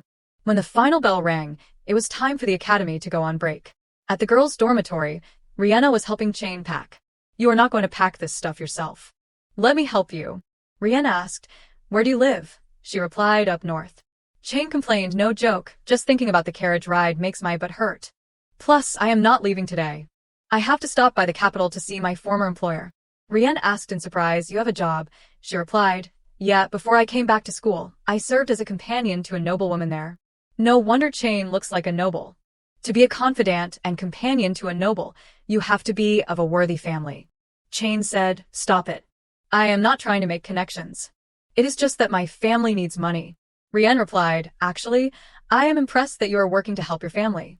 Chain smiled at her and said, glad you think so. Chain thought, is this my chance to tell Rien the truth? Should I tell her that I came back to school to watch her? Or that he sent me here to get closer to her? If I say I feel guilty because she is the only one who is nice to me, and that I am sorry for lying, will she forgive me? Chain said, Rien, what is it? Chain tried to say what she wanted to say, but she still could not say it. Then she said, never mind. It is nothing. Rien also knew that Chain had something to tell her. But she thought she should not jump to conclusions about other people's problems like that. She decided to talk to Chain. She took Chain's hand. If you do not want to talk, I won't ask. But if you have something on your mind, you can talk to me anytime. That is what friends are for. Chain's eyes welled up with tears, unable to hold back her emotions. She hugged Rien happily. Chain wiped her tears and said, I will write to you during the break. Rien, happy to hear that, said, thank you. Have a good summer break. The students began to return home, and without club friends or roommates there, Rien began her vacation alone. But she did not despair or cry from missing her friends. She returned to her life at the academy, and the attention from her roommates made her give up on finding solace. Indeed, Rian did this to soothe her empty heart. She invested herself in research so much that time outside passed by like a dog running in a field. Rian gave all that she had to give. Everyone would be surprised if they saw her like this.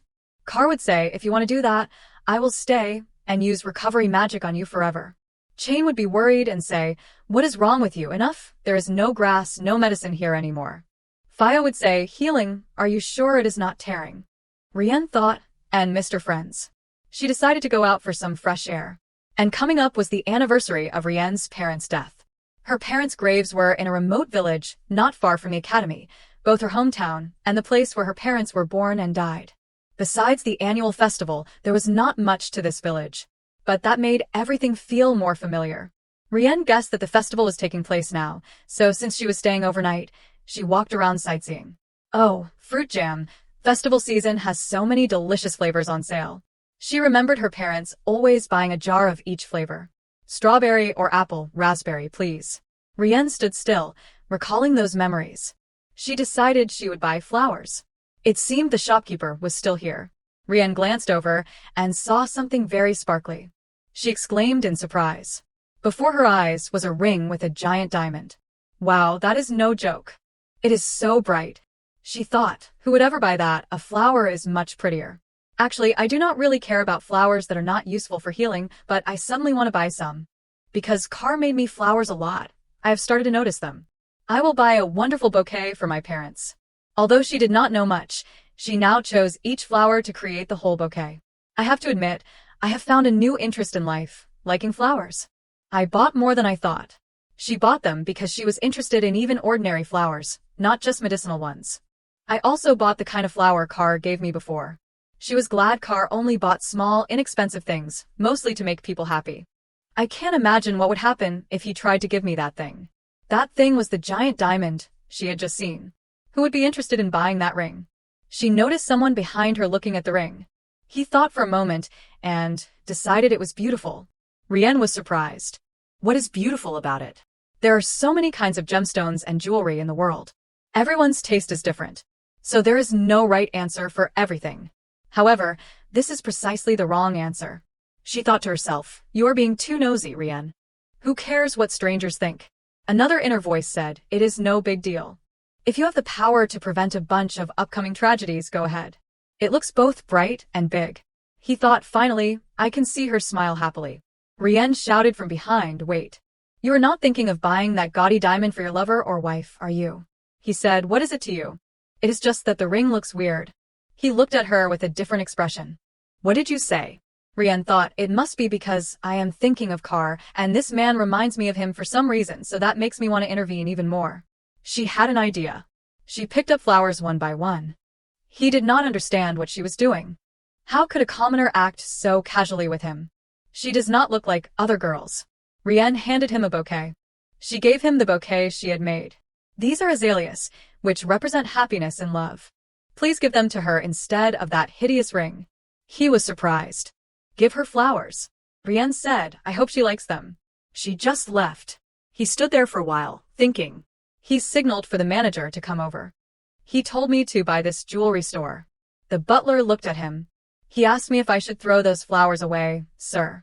You answered no. They do not seem to have any poison or harmful magic. We will keep them. A girl was waiting in the car. I am glad you said we should stop here. This girl was Ro's mother. Someone opened the door and got into the car. It was the man from earlier. I wanted to give you a gift so you could remember this festival. This man, Leo Nin, Duke Lucian, was Ro's father. She was surprised to receive a gift. A bouquet. Oh my God, thank you so much. You left without saying a word to me. I thought you were going to suddenly buy a store or a bunch of accessories I would never use, but a bouquet of azaleas. I am so touched. Her words touched his heart. He repeated the words and Annie had once said, it is only right when I give you azaleas, which represent happiness and love. She was surprised he even knew their meaning. How did you suddenly become so mature? I love them. He thought, I guess I have to thank that girl. Seeing Ro so listless at home because of his crush makes me so worried. Wrong. He does not have a crush. I am sure.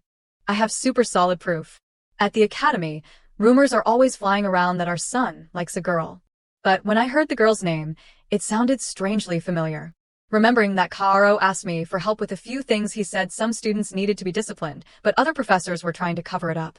Some noble students blatantly broke school rules by inflating their family status and continued to bully other students. As the head, I could not just let it go, so I had to expel some people and the bullied students for a period of time. Guess who? She asked. He replied, along with the girl Kaoru likes. Exactly. The thought of our Kaoru having a crush like everyone else makes me so relieved. But he has only got good looks. I feel tired for the girl. He also worried and thought. A few days later at the academy. You said you were waiting for me, she asked, her face full of bewilderment. Yes, please read this letter, miss. It was a whole carriage, the kind only seen in the capital. Who is crazy enough to send this? Kaoru can't do things he hates. It is definitely not him. Fio would never use his family to contact me, and neither would Cha any. She refused to accept it. The butler said, I invite you to read it first, miss. It is very important. A bank check was enclosed. I can't let money blind me like this. I can't believe how many zeros there are. But there is still no reason for a nobleman to come to me. Ri and Annie stared blankly as she read the letter. The letter got straight to the point, and she remembered the strange feeling she had that he loved his wife very much. Not really, but I keep remembering the weird guy I met on the street. How does he know who I am? I just want to know if his wife likes the flowers. I do not know her face or what she likes, so what should I do? After thinking for a moment, she came up with an idea. Writing a reply won't take long, sir. It will definitely work. At the Lycean mansion, the butler gave the Duke the letter written by Ri and Annie. Did you receive this directly from that girl? The butler confirmed, yes, sir. She gave it to me directly and said the answer was inside. He took the letter. I have something to prepare. Meanwhile, in Ri and An's dormitory room, she thought, now that I think about the letter, I feel a little regretful. For me, it is a chance to do a good deed, but seeing how high-class he looks, he might consider it an insult. Oh well, the rest depends on his love for his wife. The letter was quite simple. Dear sir, allow me to give you the answer you desire. Tomorrow morning, please prepare breakfast for your wife yourself. The most important thing here is that you must wear a neat shirt and an apron over it. It is very important, so let me remind you again. His wife woke up and smelled something strange. The Duke followed Ri and An's instructions, wearing a neat shirt and an apron over it. I made you breakfast. I am not sure if it suits your taste. She could not believe what she was seeing. She threw herself into the Duke's arms. You look so charming now, and the curtain closed on a successful marriage, thanks to Ri and Annie. Her idea must have been very successful, because after that, she received more and more letters from the Duke. Of course, she also received some letters from Cha Annie and her aunt. I am very sad to hear you say you won't be back for this holiday. Your Uncle Lucier and Iha miss you very much. Ri and Annie crumpled the letter. Of course, Iha misses me. I am sorry, Auntie, but it is horrible to hear that. Ri and Annie did not look calm at all. He is your son, so it is normal for his name to appear in the letter. She crumpled the letter. Then she remembered that Kaoru had initially sent her a letter. I hope this makes me feel better. I thought I would not hear from him all term. I thought he would erupt like a storm after a week, but it turns out he has held out for quite a while. She opened the letter. The contents of the letter were, I will be back as soon as possible. I am coming to see you now. After reading it, she stared blankly, not understanding. There was a continuous knocking after she opened the letter. The knocking sounded like it was coming from the window. She ran to the window to check. Kaoru suddenly appeared before her. She was equally surprised. Ri and Annie, fearing he would fall, hugged him and pulled him inside. And so they both fell, embracing each other. She suddenly realized he had magic and she had hugged him. Why did you climb up the window? Kaoru burst into tears of joy. Ri and Annie panicked when she saw him cry, thinking he had hit his head hard on the floor. I am okay. I am just happy to see you again. She could not believe he was crying because of her. She thought he must really like me. But I have not done anything to deserve him, so I feel a little guilty. Silly, if it is that hard to wait, you should have come sooner. He replied, but if I came too early, I would have spent the rest of the break missing you. The reason she told Kaoru to come once was because she did not really think he would listen. She thought doing so would cool his feelings. But he kept his promise like a fool, so now she felt a little embarrassed. And so they were both silent, one embarrassed, the other shy. Kaoru looked at her and thought, she looks so flustered. So cute. I was so moved to see her that I almost cried, but seeing her flustered because of me is so cute that I have to pretend to roll around and act spoiled. Ri and Annie thought, what should I do? I should try to make him feel better. An idea popped into her head. She decided to go downtown. At the shopping street near the academy. He was surprised when she led him to a photo studio. This studio is very popular with the students at the academy.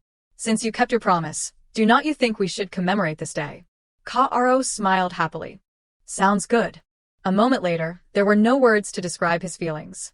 He happily held the picture. Ri and Annie and I are smiling next to each other in the same picture. Ri and Annie paid the owner. Kaoru offered to pay, but she said, it is okay. I brought you here, and I am loaded. Meaning the head of the family could take care of him. She was so cool that he was stunned. Kaoru was glad he had rolled around and acted spoiled. He hugged the photo to his chest. We will probably take wedding photos soon. The break ended, and finally Annie and Ri and Annie met. They were both happy. I missed you so much. Is everything you said in the letter true? Did you really see a cat fighting a rainbow chicken using martial arts? She wondered where she came up with such stories. It is better to be back at school. I miss the chaos here. Ri and Annie said it seems a little noisy because it is the first day back. Oh, it is probably because of the transfer students.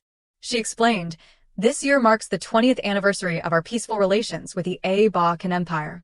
To commemorate this, our empire's prince will study abroad there. And their prince too. 2 students are being exchanged between the 2 countries, and they say the Balkan prince will study at this academy. Ri and Annie said, why did not I know about this? We are not supposed to mention social status here anyway. She thought, since the students at the academy are closely related to high-ranking nobles, rumors will spread quickly. But it is better than a lawless school, even if it is a little silly. They say, he will start attending today.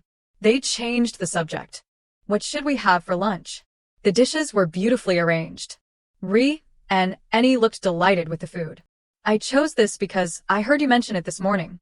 They are delicious anyway. She noticed the girl she used to call Potato was also eating at the opposite table.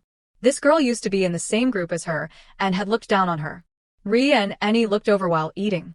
The 2 girls over there, unaware, were praising each other. The blonde girl was still praising Potato Girl. I spent a lot of money buying special skincare products during the summer break. You can't find these things even with money, but since it is me, I will get them anyway. She confidently boasted, I did not like the mint scent at first, but it gradually had an effect after I used it a few times. The blonde girl excitedly asked, really, it worked after only a few uses. She smiled and said, it is called Koru. Ri and Annie felt very uncomfortable after hearing that. She stood up, surprising Annie. Hey, Potato. I eat potatoes, but it is not because I like them. What do you want? Throw away that skincare stuff. The others looked down on her for eavesdropping on their conversation. Ri and Annie seriously advised, that kind may be effective at first, but the more you use it, the more it will erode your skin. Stop it now. The thick-skinned girls ignored her words and just walked away. Koru is made from weeds with excellent moisturizing properties, but over time it accumulates toxins that are difficult to cure. However, the toxins do not appear immediately, so the more people use it, the more poison they introduce into their bodies. Koru has had many victims, and the distributor was shut down afterwards. There are many other reasons for such serious consequences. And the only person who found a solution and created a special cure was my mother, so I can't just let more and more people become victims of it. Annie ran over to her, concerned. Do you want me to deal with them? I can't just barge into her room and throw it away. Warning her is the only thing I can do. She will regret it later. In the academy garden, Ri and Annie walked while thinking, I will prepare the cure in advance. If she does not stop, she will have to use it sooner or later. She sighed. Why did not she listen to me? What if she turns into a sprouting potato? It bothered her so much that she ran out to the garden to calm down. I can't believe I could be so mean to her. Somehow, she met a person. When she walked to the right, he also walked to the right. When she walked to the left, he also walked to the left, as if they had the same point of view. Tired, she stopped to let him pass. Please do not attract my attention this way. I thought things would be better here. This kind of troublemaking is extremely annoying. She stared blankly, not understanding what was happening. She stood frozen. Ri and Annie reminded herself, calm down. It is just a test of patience. Patience is a virtue. Then she suddenly noticed something. She yelled, catching his attention. Look at this right under my feet, a little bit of luck for the day. I only discovered it when I stopped here. Think positive. She was about to pluck the flower. He turned to look at her. What are you doing? He walked towards her. Why pick a flower when you are just going to throw it away a few days later? I understand why you are blocking my way and trying to get my attention, but I can't stand by and watch you pick flowers and break branches because you are in a bad mood. Ri and Ne was surprised and did not understand. Shocked, she asked, what did you just say? The Ranat Empire, the nation where Run and I was born and raised, is filled with various plant species. Typically, petals fall from flowers and fruits grow from the stems. But this species is different. The flowers must be plucked. Unlike other flowers, this one attracts bees even before the bud has fully bloomed, and once pollinated, it will fully bloom and attract various other animals. There are many nutrients in the petals, so animals love them. When the flower is removed, the fruit starts to grow from the roots. In other words, if it grows in the garden, someone has to come and pluck the flower, of course, because they need the medicinal properties. But there is no reason for a guy falling from the sky to yell at me like this. I do not have time to explain. Heartbroken, I do not think someone who judges me so quickly would listen to my explanation. So she stood up. Listen, you are wrong. Kun sighed, crossing his arms. I am not listening to explanations. If you knew how hard that bud tried to bloom, you would not have done that. I guess to you, that flower is just a flower. If I see this again, I won't let it go. Rin and I was speechless, watching Kun leave. She was dazed. There is that phrase again. This is hopeless. Let us see if we meet again. Elsewhere, Kaikon held a letter and smiled.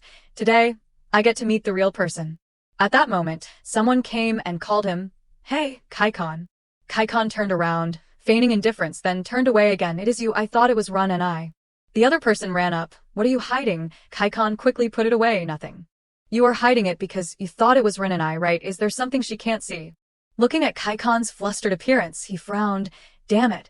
That is not how he usually acts. Why hide it from me? Now I am even more curious. Then he deliberately stepped closer to pry information. Is it what I am thinking? You have never been interested in any other girl besides Rin and I. So, what are you hiding? Kaikon still refused to tell. It is something I am going to do. It will be very busy if your sour face looks at it. Fine, then do not show it off. When Rin and I comes, I will tell her what you were looking at. You know what it is. Kaikon was bufu. We will see. And your life ends here. Phi Ot was determined not to let this go. Oh, right. Did you know Rin and I could not come to the club today? Kaikon immediately sat up. Why not? Is she sick? What is wrong? What happened? But Phi Ot did not tell him clearly, acting mysterious. Seeing Kaikon off guard, he lunged forward, trying to snatch the letter from Kaikon's hand. Seeing his possession about to be stolen, Kaikon quickly knocked him down. Then, with a darkened face, he warned, how dare you use Rin and I as a shield for your petty actions? Phi Ot, hit by this blow. This devil. What was that reflex? Kaikon stared at him for a long time, then could not help but burst out laughing. So, want to see it? I will let you see it. Then he pretended to take it out. Look what we have here. Just then Rin and I walked in. Hey guys, I am here. As soon as she entered, the two were stunned for a moment. Then Kaikon immediately changed his demeanor, much gentler than before. What is up, Rin and I? Then she held out a piece of paper. If the genre changes, I am willing to give you two some privacy. Seeing her misunderstanding, Kaikon quickly explained, I do not know what that means, but you are wrong. A moment later, Rin and I stood there, accusing them, so Kaikon was hiding something, and Phi Ot was trying to find out what it was. Phi Ot quickly shifted the blame. He was acting so suspicious. How could I not be curious? Kaikon was not backing down either. Suspicious. If you want to find something suspicious, check under your bed at home. Seeing them start arguing again, Rin and I put on a knowing expression. Seeing this, Phi Ot quickly waved his hands. Wait, I did not hide anything under my bed. Rin and I displayed her charm. Phi Ot, sharing and caring for each other. That is what friends are for. At this point, he was wavering, unsure whether to tell or not. Seeing Phi Ot's face become serious, Rin and I laughed. Just kidding. It was not funny. I am not amused. Rin and I did not bother with it anymore and sat down between them. Your reaction was too funny. I bet Kaikon was just hiding a picture of us from the vacation, right? Phi Ot turned to ask suspiciously. What? You guys took pictures together. So you went out together during the break? Kaikon sighed. Don't look at me like that. I bet you went to see your girlfriend every day during the break. Ren and I was curious. What girlfriend? Phi Ot quickly shook his head. No, it is not like that. I may change girlfriends often, but I never two-time. Besides, I treat them very well. Even though I do not mean to, I remember both their anniversaries and birthdays. Seeing him rambling, Ren and I interrupted, making quite the defense. Phi Ot, I was not planning on preaching life lessons, but if you keep playing with girls' hearts like that, you will definitely face the consequences. Anyway, the girl I broke up with before thought I was the one. Phi Ot still tried to defend himself. I am planning to stop dating people I am not serious about from now on. Ren and I seemed surprised at his words, while Kaikon's face showed no sign of belief. At this point, Ren and I quickly suggested, let us take a picture together. It will stop you two from fighting over picture taking, and we can get on with it. I am happy for Phi Ot's kindness. Phi Ot turned, me too. Ren and I smiled, of course. It is only right if you are in it too. Hearing this, Phi Ot immediately turned to provoke Kaikon. You are awesome. You're the best, Ren and I. Let's take a picture together. Seeing his goal achieved, his face showed smugness. But Kaikon was not happy at all in his mind. A picture of the three of us. A way to get Phi Ot out of the picture. Remove Phi Ot from the picture. Sounds good. Let us do it. We are all grown up now. We should keep memories, right? Kaikon exclaimed. You are talking like we are about to enter the afterlife. Ron and I did not pay attention to them. She was still smiling happily. Sounds fun. Let us take more pictures together. She looked at the picture and praised, so cute. This is our first time seeing each other after summer break, right? Isn't it great? After just a few minutes of talking, it feels like our goodbyes were just yesterday. At this point, Kaikon turned and looked at Phi Ot, smiling for some reason. He was also surprised. I think so too. Kaikon started clinging to Ren and I again. I thought about you every day. Definitely. This is such a peaceful day for us. While they were enjoying themselves, a voice called from outside. Ren and I, are you in there? She was puzzled. What is up? Sounds like the professor. Phi Ot was curious. Why is he here? But in her heart, Ren and I had a bad feeling. The professor outside kept knocking. Ren and I, are you in there? Professor Quarter was not a bad lecturer, but he was someone with significant social anxieties. So, he was not exactly the type to ignore his students. He was more of a text communicator than a face-to-face person. At this moment, Ren and I went out. What brings you here, Professor? Seeing her come out, the professor's eyes sparkled with earnestness. I have a favor to ask. Are you free? Ren and I cheerfully accepted. I am. But why ask if I am not supposed to question? Ren and I was also speechless and just laughed. Yes, Professor, I am free. She wondered inwardly. Why did I agree to something I do not even know what it is? This is suspicious. All right, then come to the faculty office.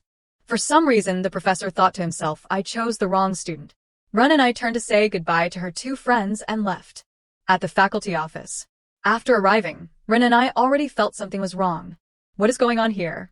The professor cheerfully introduced. This is a new transfer student. I hope you two will become friends soon. Then he whispered to Ren and I, you are also a transfer student. You were once in their shoes, so you know how to show them around the school. Right. This student just transferred today. The academy seems a bit large to tour in a day, so could you just guide them to the important places? Ren and I could not believe it. What me? Yes. You have classes tomorrow, so I hope you know what to do. He then said goodbye, and was about to leave. But Ren and I pulled the professor back. Where are you going? You can't just abandon people and run away. The professor was confused. Abandon people and run away. You are talking as if I am an irresponsible teacher. Besides guiding transfer students, the more important thing is there are more urgent matters to attend to. Like reading letters from students seeking advice. Can't you hear the cries of the students who are yearning for advice? Then he leaned down and whispered to Ren and I, please, I am not asking for much. I am not forcing you. If you do not want to, you can quit anytime. Thank you. He then ran off without waiting for Ren and I to reply. She watched him go, speechless. I did not realize the professor could run that fast. Now only the two of them were left in the faculty office. Ren and I said coldly, name. But seemingly realizing he did not understand what she was asking, she rephrased, what is your name? Koen replied with the same indifference, Koen. Ren and I was curious, isn't that rude, like Chan said. We are not supposed to mention social status here. So you can't use your, I am a prince announcement. Does he really have to hide his identity like that? Let us see if I say his name with the royal family name. It would be Koen Egabot. Alright, Koen. So you just arrived today, right? If you have any questions or run into any trouble, I hope you won't tell me. Instead, please handle it yourself. Seeing Ren and I with a cheerful and friendly face, yet saying those words, he was bewildered. What? When I transferred here, I was not treated like this or given a tour. But now that someone super important is here, I guess they think you need servants to wait on you. Ren and I said each word clearly. I do not like that. You understand what I mean, right? She then turned to leave. But before she could go far, Kuan pulled her back. Ren and I was dumbfounded. What the? My wrist? Why? He shouted, this is not special treatment. This is not special treatment from the academy. I just asked the professor for help. I do not want to be treated specially either. Please do not misunderstand me. Oh, is that so? Ren and I said indifferently. Inwardly, she thought, trying to save face. Let us just believe that. Anyway, I do not intend to forgive him for yelling at me. Oh, I was wrong about you then. Maybe I was also wrong about you touching me. You are not going to use that to discriminate against me, are you? At this point, Kuan remembered he was still holding her hand and quickly let go. About that, I have my reasons. Ren and I said coldly, sure. Her attitude surprised Kuan. You're very straightforward. Ron and I shrugged. So, do you want me to hide my feelings and jump to kiss you? I thought you hated being treated specially, like you are important. I know first impressions are not everything, but can we put that aside? I also do not want to hang around with someone who harms nature, but I will try my best to get used to it. I hope you will too. Hearing his words, Ren and I grimaced. Does he really know how to converse? I wonder if he wants to fight.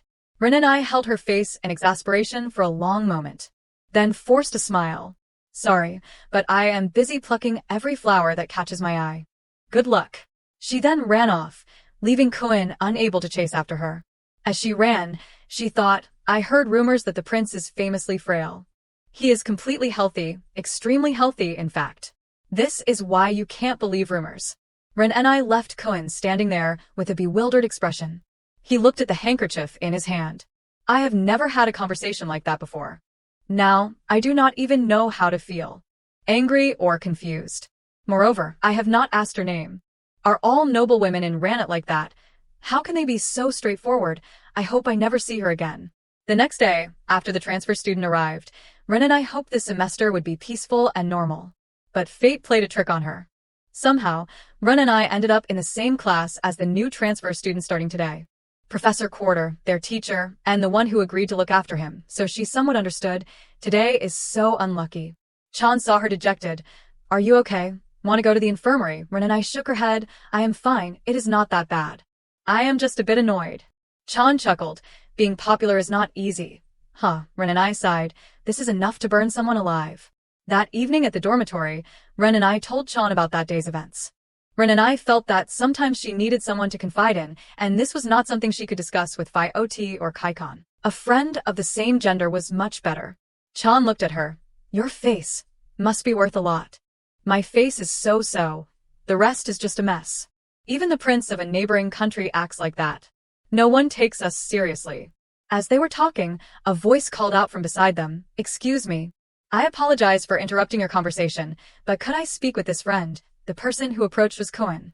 The atmosphere suddenly turned dark. Chan spoke up. What? Kuan coughed slightly. Do all girls in Ranit have this much confidence? Ren and I stood up. If you have something to say it quickly. But before Kuan could speak, Kaikon suddenly appeared. Ren and I was startled. Kaikon, what is wrong? Kaikon held out what he was carrying. I went to the shop yesterday and suddenly thought of you. So I bought all this stuff. Kaikon handed her a box of candies.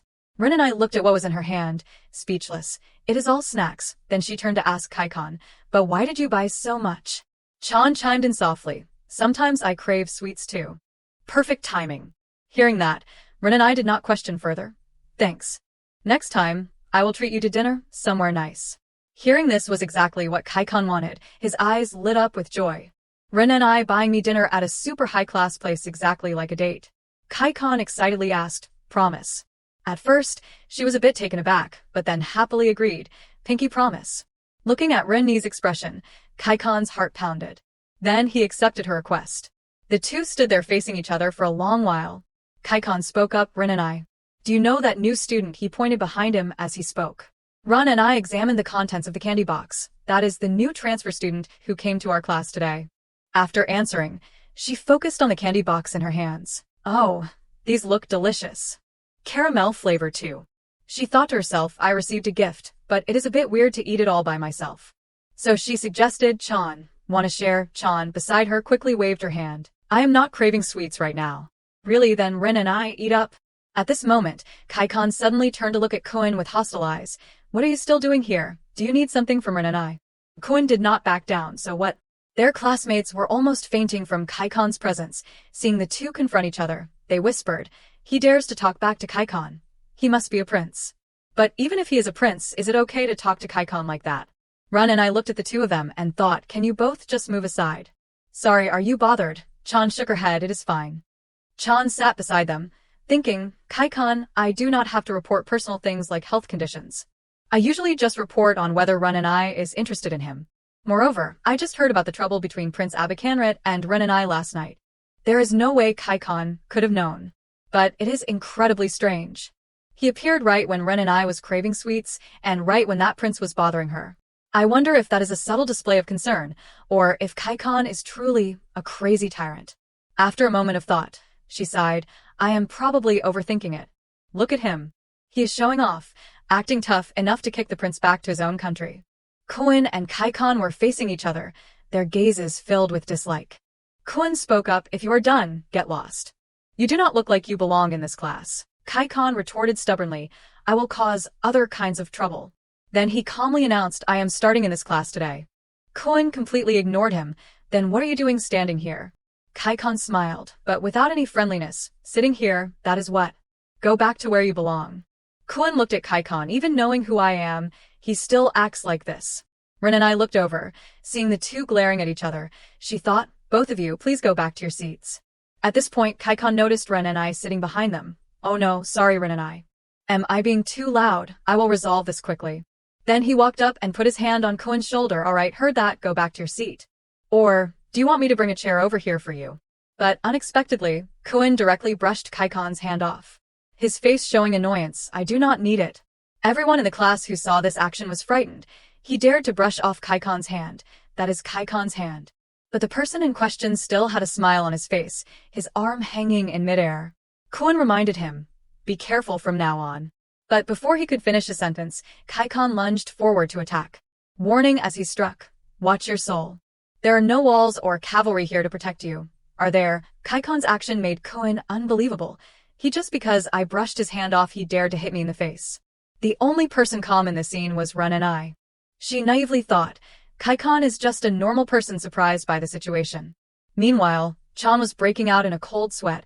I am surprised he touched Kuin. He is actually going to hit him in the face. Well, he is not the type to blatantly cause trouble, unless it is unavoidable. After the blow, Kaikon still had a smile on his face. Kuin clutched his arm. He actually hit me, even knowing who I am. Despite hiding my identity, I am still the prince of an entire empire. Can I accept his rude behavior? But in the end, Kuin sighed and decided to let it go. Fine, I do not want trouble. Let us stop here. He then turned and left. Chan was flustered. How can I save this atmosphere? After that, everyone returned to their seats for the next class. That was the first time their class settled down so quickly. Rin and I could not attend herbology class due to her health.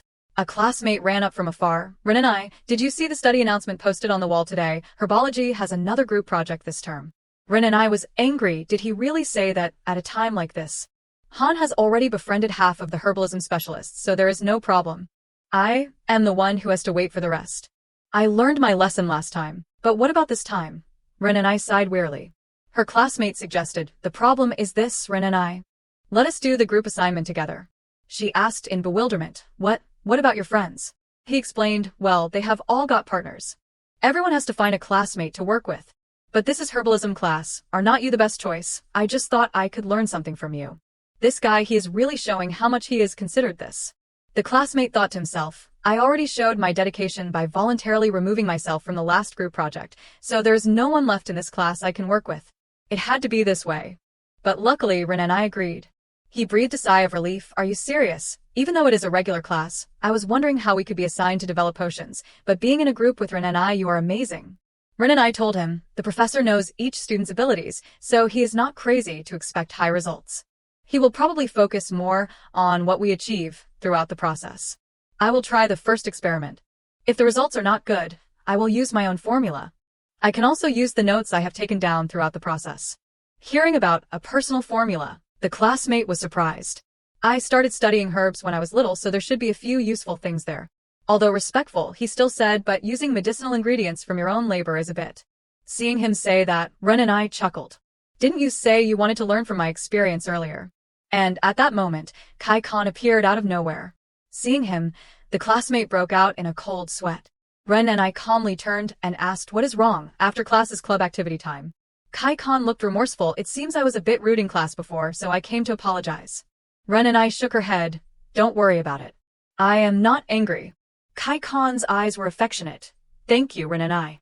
But who is this beside you? Ren and I proactively introduced him. This is Han, he is in my herbalism class. Kai Khan turned to greet him indifferently, then turned back to Ren and I, and asked, Ren and I, is anyone bothering you again there? Then his sharp gaze flicked back to Han. Just let me know. These troublemakers won't get a second word in when I am around. Ren and I shielded Han, speaking up for him. He is just a classmate. You do not have to look at him like that. He is actually a good person. Kai Khan was displeased by this action. He hides behind you and calls himself a good friend. Ren and I continues to cover for him. Besides, he already has someone he likes. Kai Khan did not accept that. How can you trust him so easily? Who knows, maybe one day he will. Before Kai Khan could finish his sentence, Han exclaimed excitedly, no way, that is not going to happen. I only like older women. I mean, an older sister like Chan is better than someone the same age as Ren and I.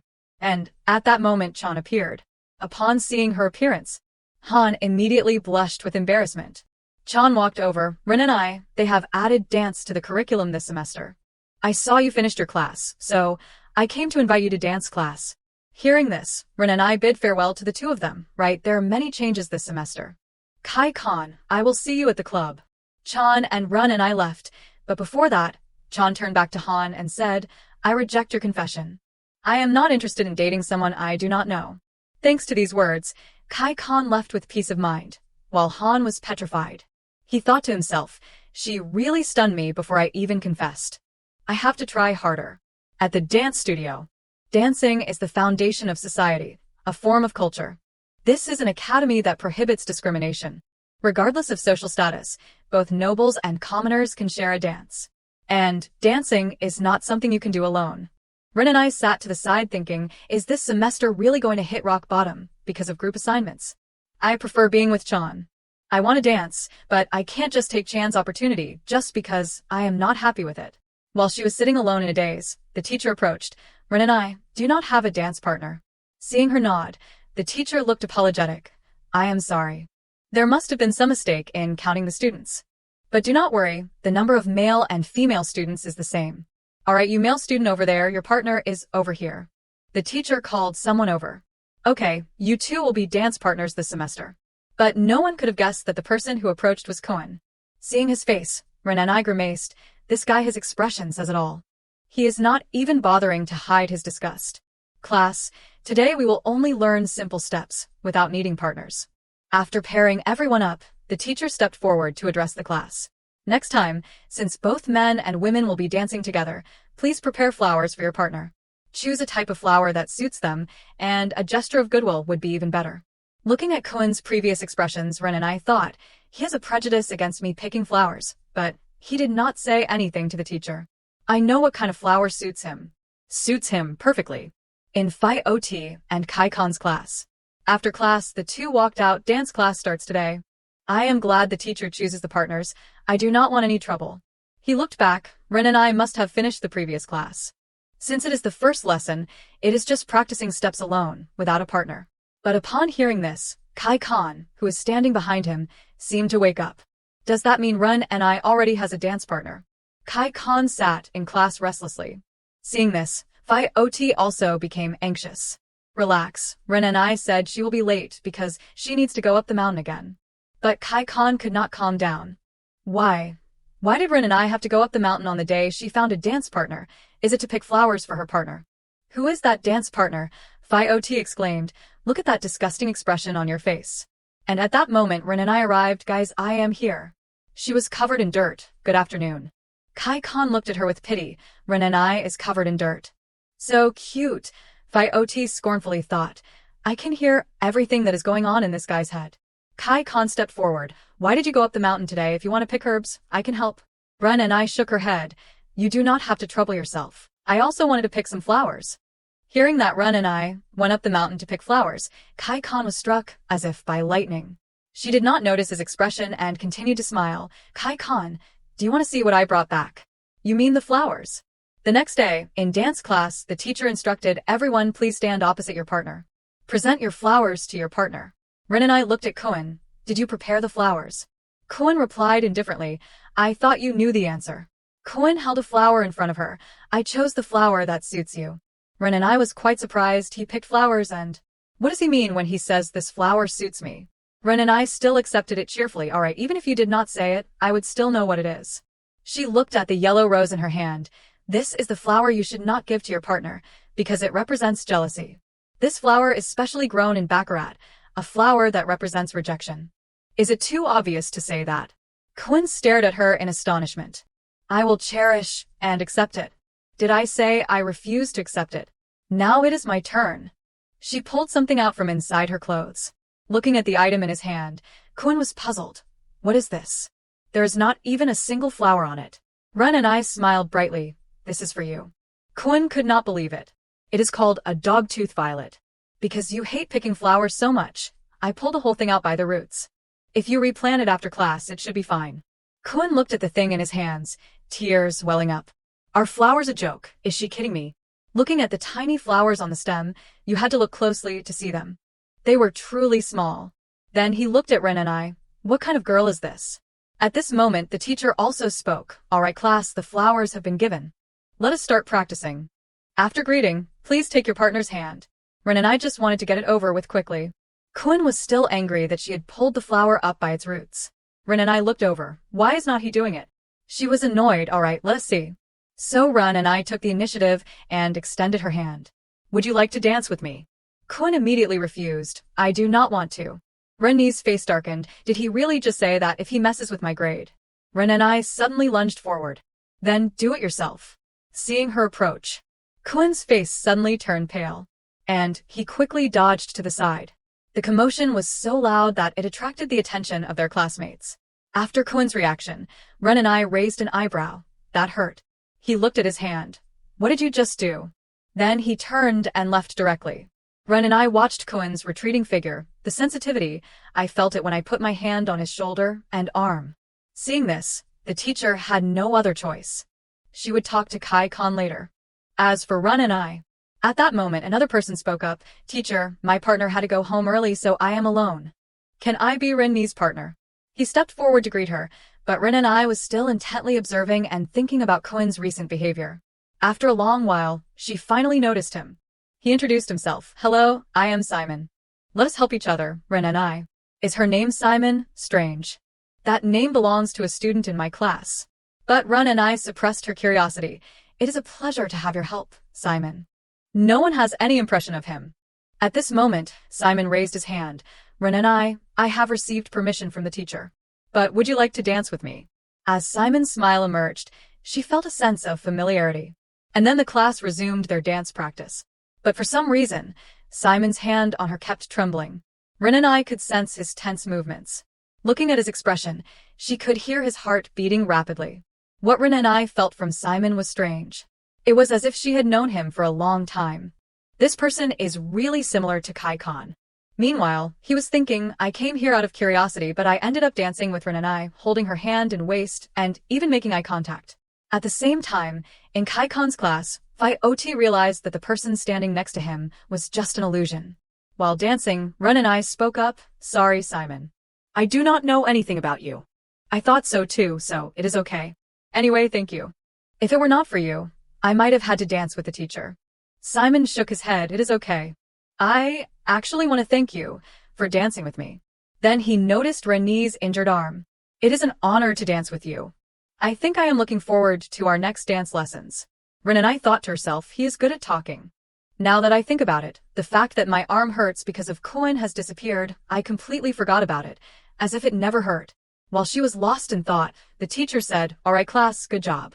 Now go back to your seats. I will teach you the etiquette of dancing. Ren and I quickly thanked Simon. It is over. Thank you for today. Take care. See you next time. Ren and I still felt strange. Why do I keep thinking about Kai-kan while dancing with him? Do I really care about him that much? The next day, in the girls' dormitory, she looked at her wrist. My wrist is fine because it received healing magic, or was it not that seriously injured? Well, it is okay, right? There's no time to waste. I need to deal with the letters that arrived earlier. Ren and I slowly opened the letters.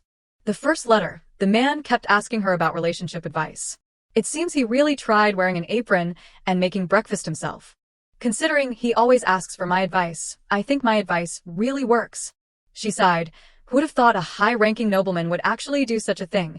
His choice of gifts was so bland and boring. He really seems like a good husband. She thought, I wonder if I should ask him if he has a son. The second letter, a letter from Ren's aunt. Aunt is so fun to talk to. As for Erhen, that jerk's letters now fill a whole drawer. She frowned. I can't stand that horrible lavender smell anymore. Since I am at the academy now, I do not have to see that jerk, but after graduation, I still have to return to my aunt's house. After graduation, I have to become more independent, Ren and I told herself. Her family's assets were almost all used for her parents' medical treatment. She did not have any assets, and asking for money from her aunt would not be right. Of course, she had other options. It seemed she had to make money from herbs. With zero capital and connections, she could sell herbs independently. But what Ren and I needed was a reliable business partner, someone who could protect her product sources and formulas. Ren and I was busy calculating her future. Think about it, the cosmetics were kicked off the market. Those who used it must be experiencing side effects by now, right? Stop worrying about fruitless endeavors and just create an antidote. That is all I can do. Ren and I muttered, it is disgusting to even think about it. I do not know if she listened to me or not, but as an herbalist who knows the antidote, I can't just stand by and watch. But there was still one more person she could offer a solution to. Ren and I recalled Kuen's expression, the strange feeling when she held his hand and touched his neck, and his overreaction. A few days later, in the infirmary, someone was hiding in a corner, crying. What should I do? What am I going to do? When I woke up, my face suddenly felt hot, and then it turned red like this. I can't even feel my own face. Something is very strange. Why can't I go back to normal? Then she remembered. If only I had listened to her. But how can I ask for help now? My pride would be hurt. But like she said, my face will soon become, if you keep using it, sooner or later your skin will be corroded. These were the words Ren and I had told her. The more she thought about it, the more frightened she became. At that moment, a voice called from outside, Hey, Potato, use this. The girl sobbed, Go away, I do not want to see anyone right now. But then she remembered the nickname Potato. Only one person called her that. Looking out the door, she saw a strange bottle that the person had left behind. She looked at it curiously. Ren and I stood outside and explained, This is the antidote. What you are feeling now are mild symptoms, so if you use this, you will feel better soon. I have given you the antidote. The rest is up to you. With that, Ren and I turned to leave. Tears streamed down the girl's face in gratitude. She slowly reached for the bottle. Suddenly, Ren and I turned back. One more thing. After you use that, you have to treat me to a meal at least. But without waiting for a reply, Ren and I resolutely left, leaving the bewildered girl sitting there. She looked at the bottle of medicine. My pride, but even though I treated her like that, she still gave me the antidote. On the day of the appointment to give Potato the antidote, a troublesome incident occurred as Ren and I was passing by the clubroom. This was an extremely troublesome matter for her. Ren and I was trying to swat a mosquito without paying attention to her surroundings. Kai-Kan approached from behind and said, Actually, knocking out someone you do not like this way is not bad either. While Ren and I was only trying to swat a mosquito, somehow Kuen fainted. Kai-Kan brought him into the clubroom. Being around this guy, something always happens to Ren and I. Phi Ot, sitting next to him, asked, Why did you ask us to bring him into the clubroom? To hide the evidence. Ren and I rolled her eyes. What are you talking about? I tried to drag him to the infirmary, but he kept muttering that he could not go to the infirmary. Ren and I was now fed up with Kuen. His temperature is too high. He is showing signs of heat stroke. I have to lower his body temperature. At this point, she still remembered the method of using water to cool down. Before Ren and I could turn to leave, Kai-Kan quickly stepped forward. Ren and I, if you need water, I can create it with magic. Ren and I was surprised, really, if so, then please. Phi Ot was speechless. Besides the fact that he is always trying to help Ren and I, why is he so obedient? After that, Kai-Kan tried his best to help Ren and I create water. But due to their prior animosity, Kai-Kan deliberately created a torrent of water that poured down from the ceiling. And this woke up the unconscious Kuen. Meanwhile, Kai Khan, the one who caused the mistake, tried to appear innocent. It has been a while since I used magic, so I made a little mistake. Ren and I sighed. Someone really needs to smack him every time he lies. A genius who can use teleportation magic as easily as her, there is no reason for him to make mistakes with such small spells. Kun sat up with difficulty. I am fine. You really did not need to wake me up like this. Ren and I looked at him. It is good that you are okay, but I still have to take care of you. Actually, the decision to bring you here was mine, but if your condition worsens, you will have to go to the infirmary. Ren and I was curious. Kun, why are you always so unpleasant to everyone? Never mind. Let's not talk about that since I already know your personality. Just stay here for a while. Hearing Ren and I say this, Kai Khan felt as if struck by lightning. Then he heard her continue. I will go get a towel for you. But Kun refused. I am fine. I can take care of myself. Then he cast a spell.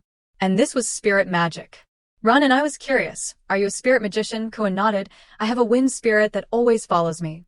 Spirit magic requires a completely different ability than regular magic, but what is the relationship between him and the spirit? Kun stood up. First of all, thank you very much.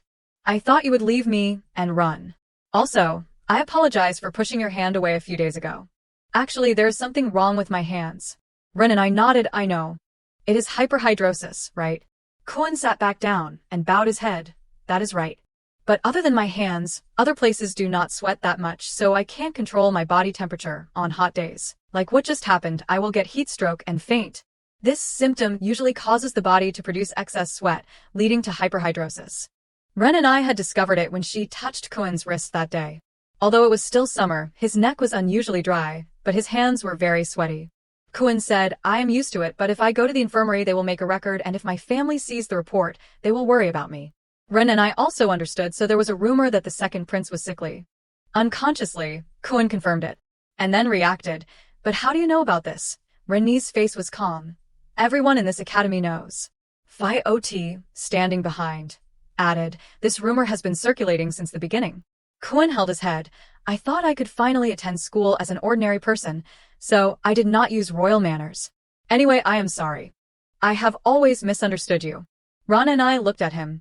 Maybe he has become more sensitive, because he is from a different country, especially having to endure this situation alone. If I had a medicine made from antiperspirants, it might cure hyperhidrosis. It is an unpredictable condition, but not impossible. After calculating for a while, Ren and I remembered the previous incident between her and Kun. What is wrong with me? Am I going soft just because of an apology? Looking back at what I did to him, I should at least repay him somehow. He is a prince, after all. But Kun had already stood up. Well, I will be going then. Thank you. Ren and I waved her hand. Goodbye, and come back here at this time tomorrow. If you want to come, just come. Goodbye. Kun nodded in agreement. She is strange. After talking, I feel like I want to learn more about her. Thinking that, he left directly. Ren and I crossed our arms and stood in the room.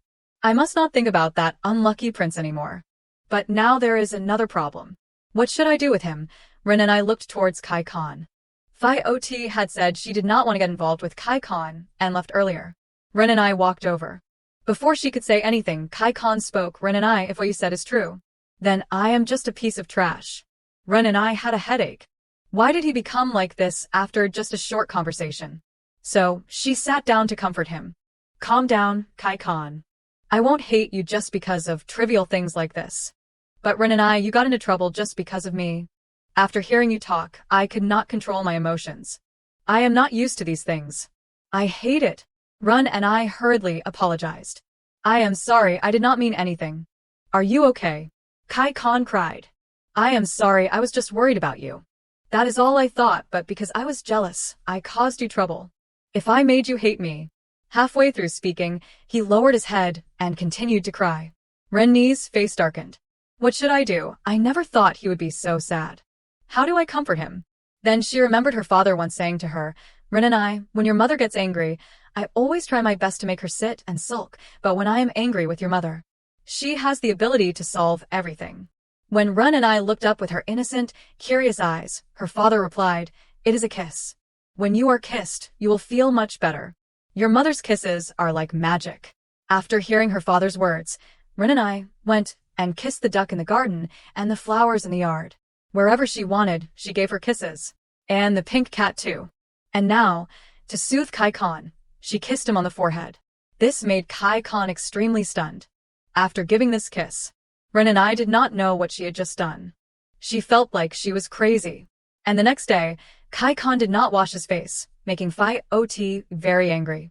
So dirty, even though you can keep it clean with magic, go outside and wash your face right now. And of course, these words could not reach Kai Khan. He was still dazed by Rennie's kiss. Phi Ot held his head.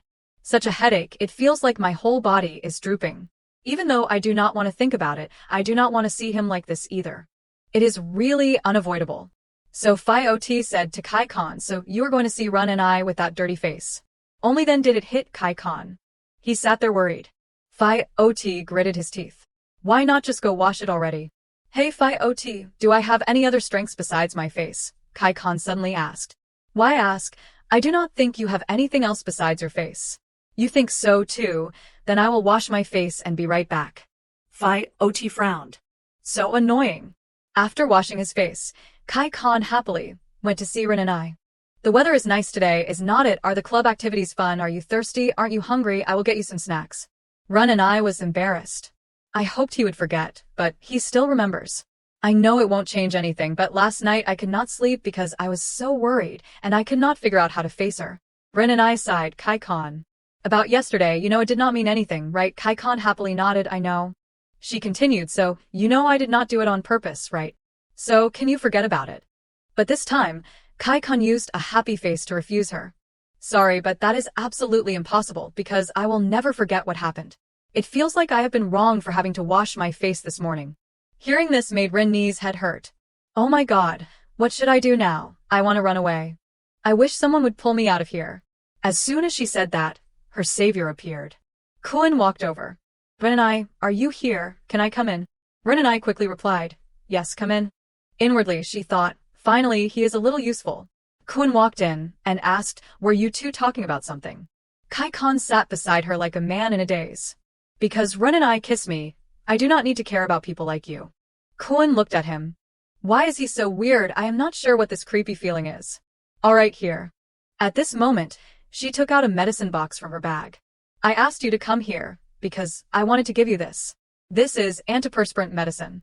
Aren't your hands the place where the most sweat is secreted? If so, use this medicine every 3 days. If it is effective, you only need to use it every 2 weeks. And when you gradually reduce it to every month, your condition will improve a lot. Ren and I was speaking when he suddenly interrupted. Wait a minute. He was touched.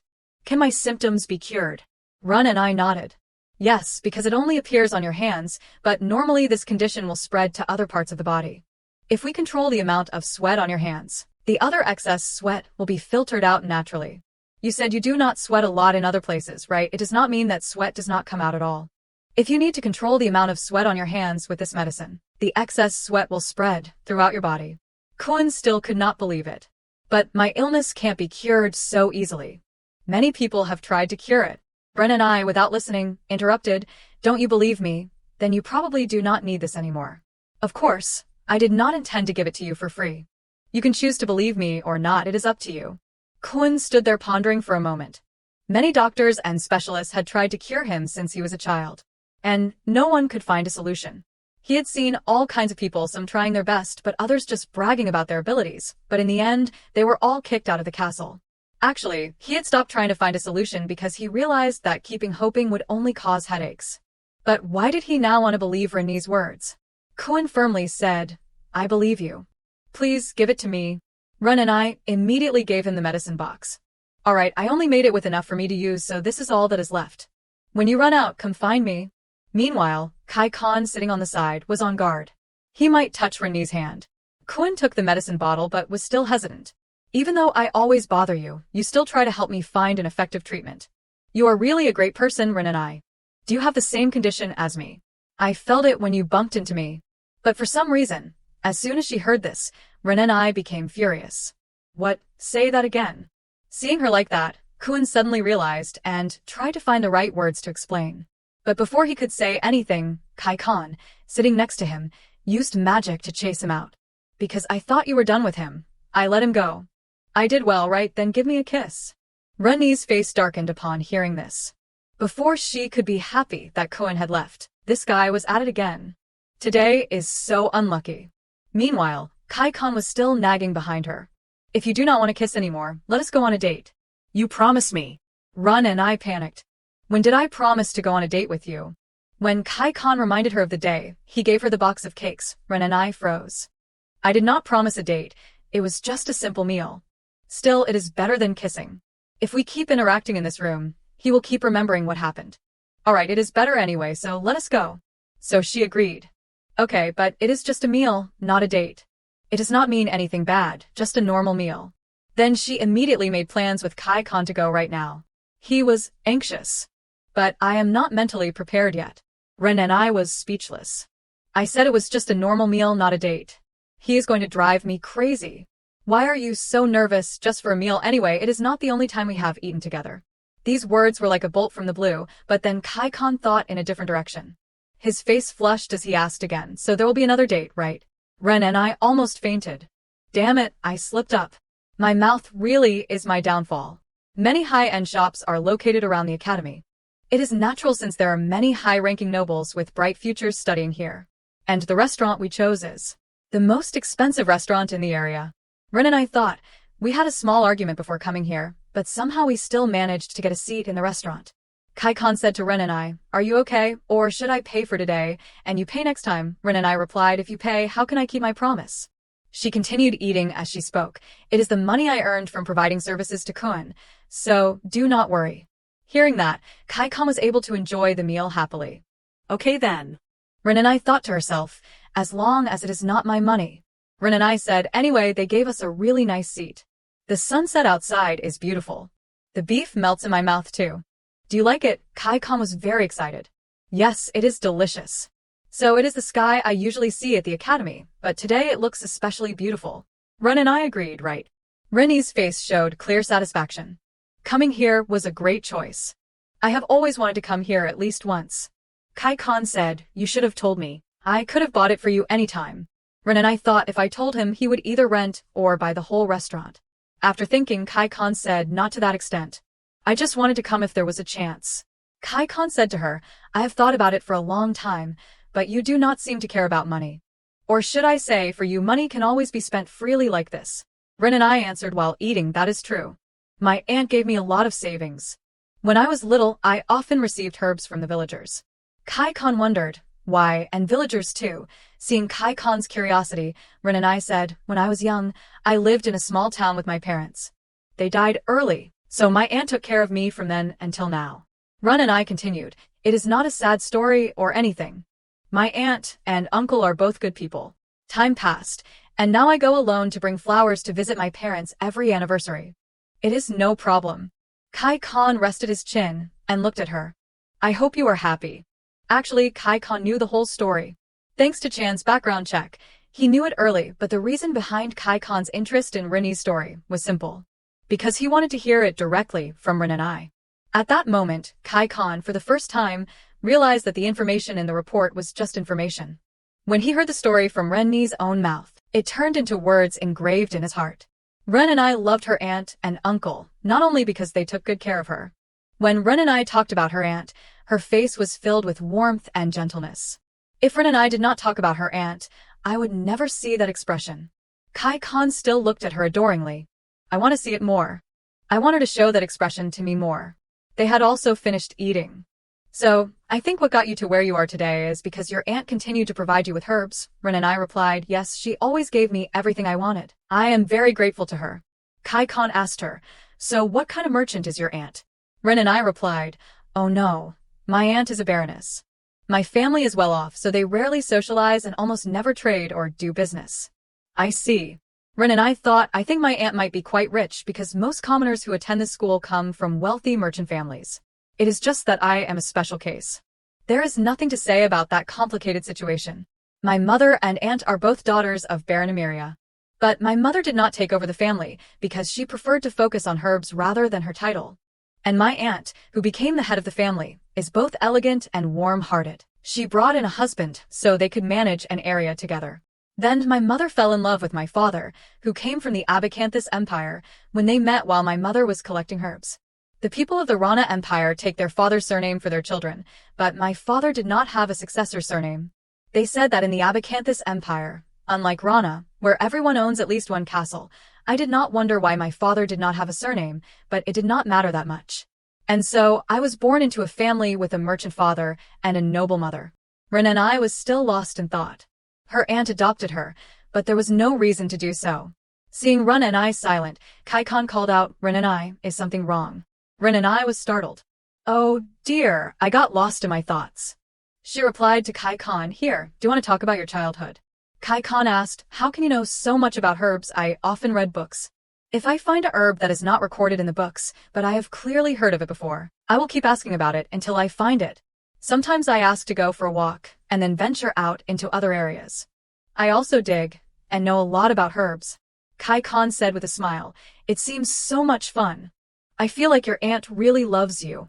Hearing her aunt being praised, Ren and I was also happy. From the beginning to the end of the meal, I have only been talking about myself. Kaikan was startled. "I just wanted to hear you tell your story." Ren and I and Kaikan continued to chat happily. "Don't say that. Right? What about your family?" Suddenly, a figure appeared behind them, seemingly walking towards Ren and I and Kaikan. It was a girl. "Oh, is not that Lord Kaikan?" She came to their table. "What a coincidence. Long time no see, Lord Kaikan." Ren and I pointed at her. "Do you know her?" Kaikan smiled and ignored her. "Don't I? I do not know." Hearing that, she still smiled. She stepped closer to Kaikan. "Does it matter who I am? The only thing that matters is whether I am suitable for Lord Kaikan, and whether there is any woman more suitable for you than me." Ren and I thought, what is that woman talking about, continuing to talk to Kaikan even though he said he did not know her. He did not even look at her once. Suddenly, Kaikan asked Ren and I, "Are you finished eating? I am done." The woman's face started to show displeasure. "I heard a rumor in the academy. The first time I heard it, I thought how stupid it was." She glanced at Ren and I. But after witnessing it with my own eyes, Ren and I was puzzled. She did not say anything more and started laughing. Then she laughed even louder. Suddenly, she slammed her hand down. Glancing at Ren and I, "Interesting." Kaikan just silently looked at her with contempt. Kaikan, seeing the woman like that, remained silent without saying anything. She covered her mouth with her hand. "I really do not know what your taste is, but this is really—" Her expression changed again. "I just overheard it, but it seems you have been picking weeds since you were a child. How pathetic. This is not a place where commoners like you can enter." Ren and I spoke up. No. The woman was confused. What? Ren and I began to explain to her. There is no warning saying that hands that have touched the ground are forbidden from entering anywhere. And since I am in the Department of Herbology, my hands touch the ground at least once a week. Hearing that, the woman was also confused. She said angrily, "Well, fine," but Kaikan beside her burst out laughing. "Really, Ren and I?" The other person, seeing that Ren and I could make Kaikan laugh, became angry. Lord Kaikan just laughed. "How dare you mock me in front of Lord Kaikan?" She was about to yell something at Ren and I, but Kaikan interrupted her. "Ren and I, can I hold your hand?" Ren and I was surprised and asked, "Huh, why?" Kaikan smiled happily and took Renni's hand. "Because we are going to run away." In the blink of an eye, they were floating above the town. Kaikan, seeing Renni's surprise, quickly said, "Sorry, this place suddenly popped into my head. I will get you down quickly." Ren and I thought, this is not the first time I have experienced this, but it is definitely the first time I have flown in the air. Maybe the scenery is so beautiful that it makes my heart race. After a while, they landed back on the ground. Ren and I asked, "Is it okay to leave her alone like that?" "It is okay, do not worry." Kaikan said calmly, "Based on my experience, it is best not to get involved with them." What will that dinner become? You are right. Ren and I suddenly remembered something. "Oh my god, I left that girl and forgot to pay the bill." Kaikan said to Ren and I, "It is okay, that place is owned by my family." Renni's face showed shock. "What did you just say?" Kaikan was embarrassed. "I did not say it because I was afraid Ren and I would not be comfortable." "Is it okay like this?" Ren and I thought about the restaurant. No wonder they gave us the best seat even though I did not make a reservation. I did not commit a crime. I wanted to treat you. But Ren and I said loudly, "No way, let us go get dessert. This time I will definitely treat you." Kaikan happily agreed. "Okay, sounds great." At the cake shop, Ren and I looked at the cabinets full of cakes and exclaimed, "Looks so delicious. Choose whatever you want, Kaikan. Do you still have room for dessert?" They went up the stairs together. Chan told me about this place. I wanted to come and see how it is. The atmosphere inside is nice too. Suddenly, Kai-Kon looked back, as if he was worried about something.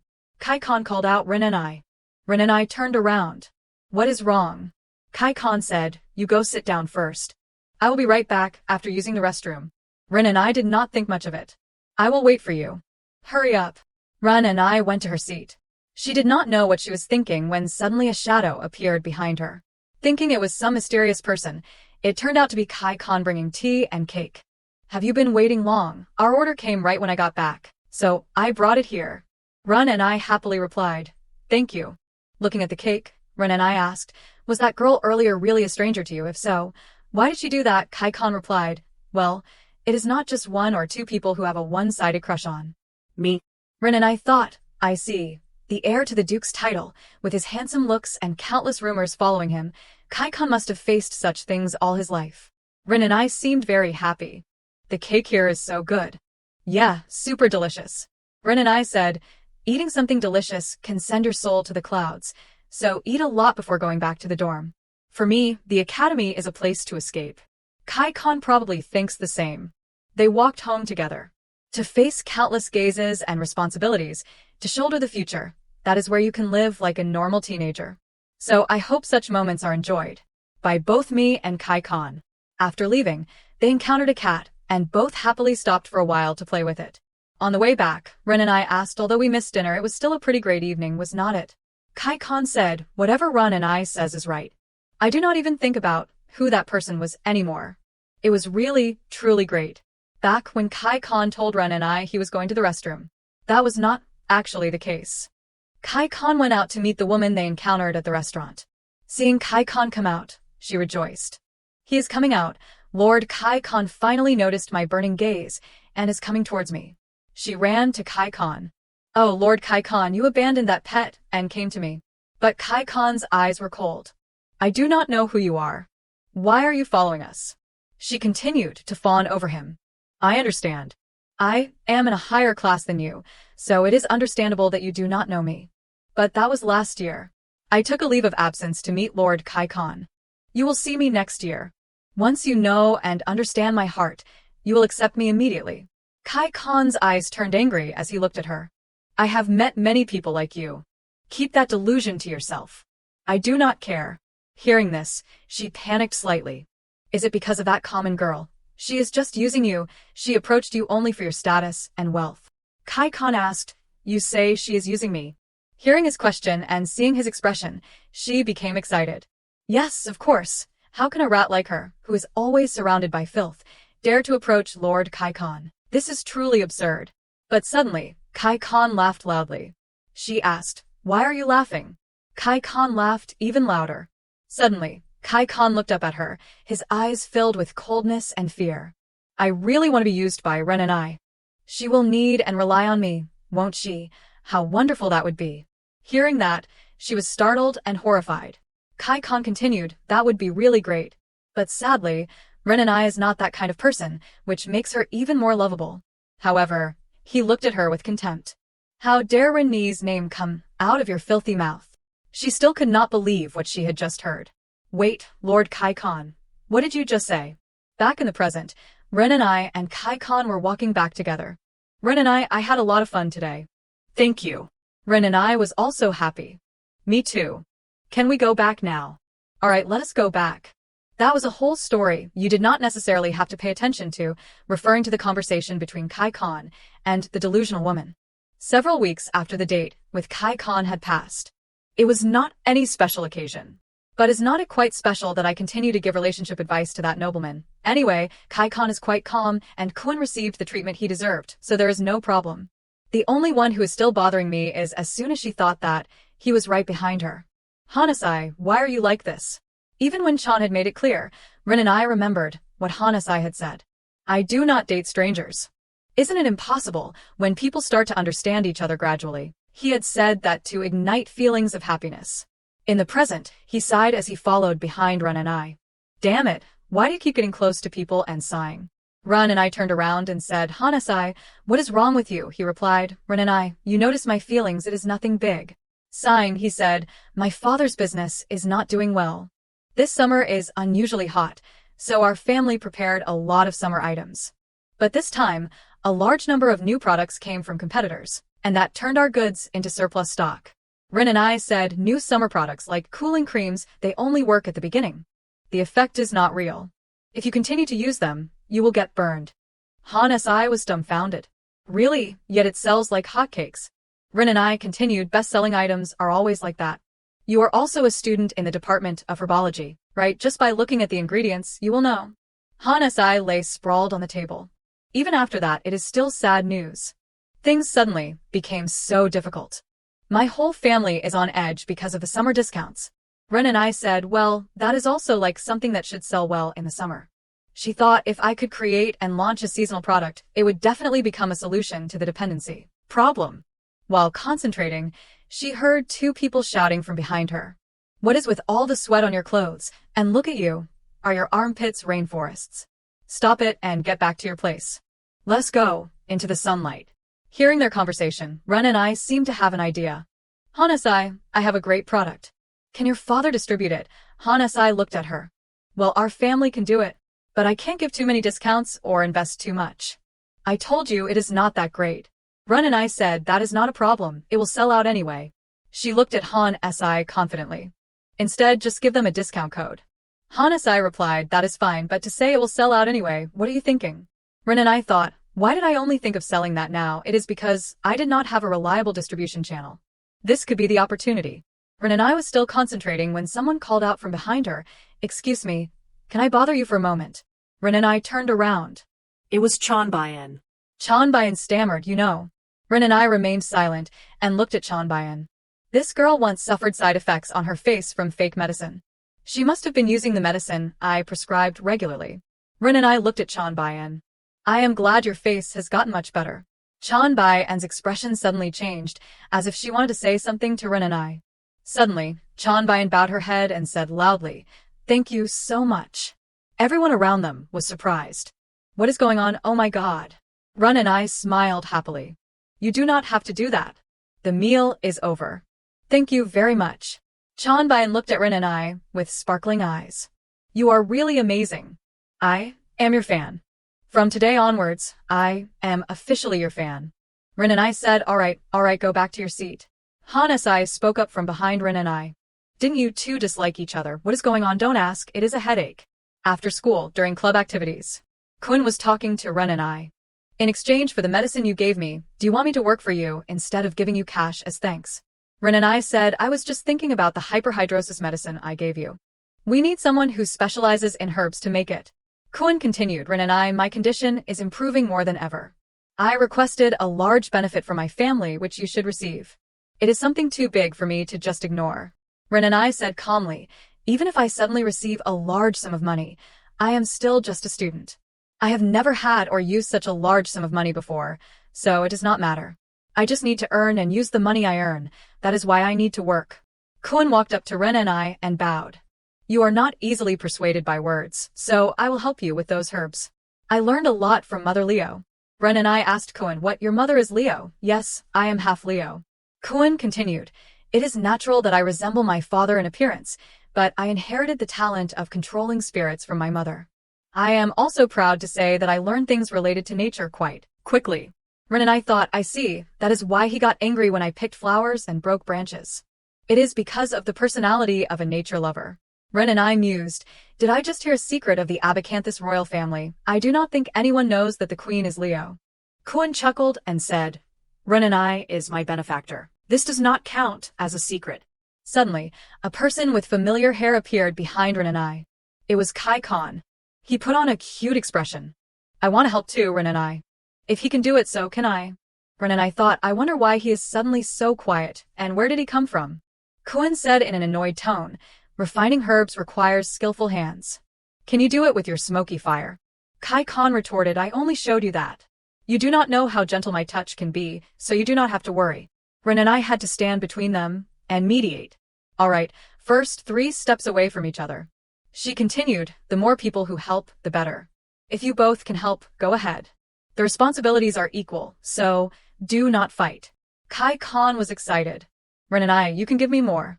Ren and I was helpless. No, I will do it once we achieve a certain level of effectiveness. Okay, then I will show you Kai Khan's work efficiency at its highest level. Kai Khan moved closer to Ren's face. Because I want to be the only special person to Ren and I want to do everything for you. After saying that, Kai Khan flew off. Let us begin. I will choose only the best things Ren and I needs. Ren and I try to call out to him. Hey, wait, at least walk. Kun, standing on the other side, watched them silently. Seeing Kai Khan completely gone, he approached Ren and I. Ren and I apologize in advance for saying things that are beyond permissible. I think I should tell you what I have felt during my time here. Kai Khan seems to understand you more than that. Ren and I looked back at Kun. I know. It is not surprising. The whole school probably knows by now. Kun continued, are you really okay with that? Sometimes a heavy heart is poison.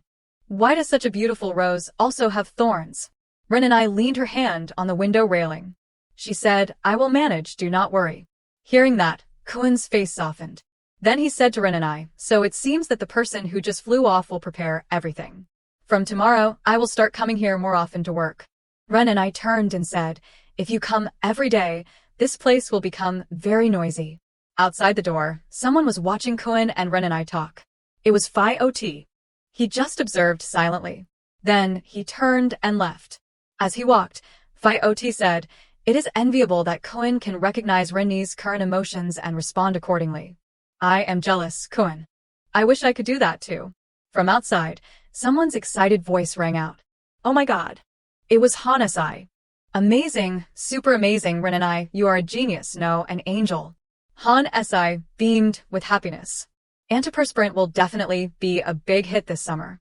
This is the chance to distribute a product of this scale. Ren and I tried to calm him down. Alright, calm down. Hanasai said, as you said, we will target young people first.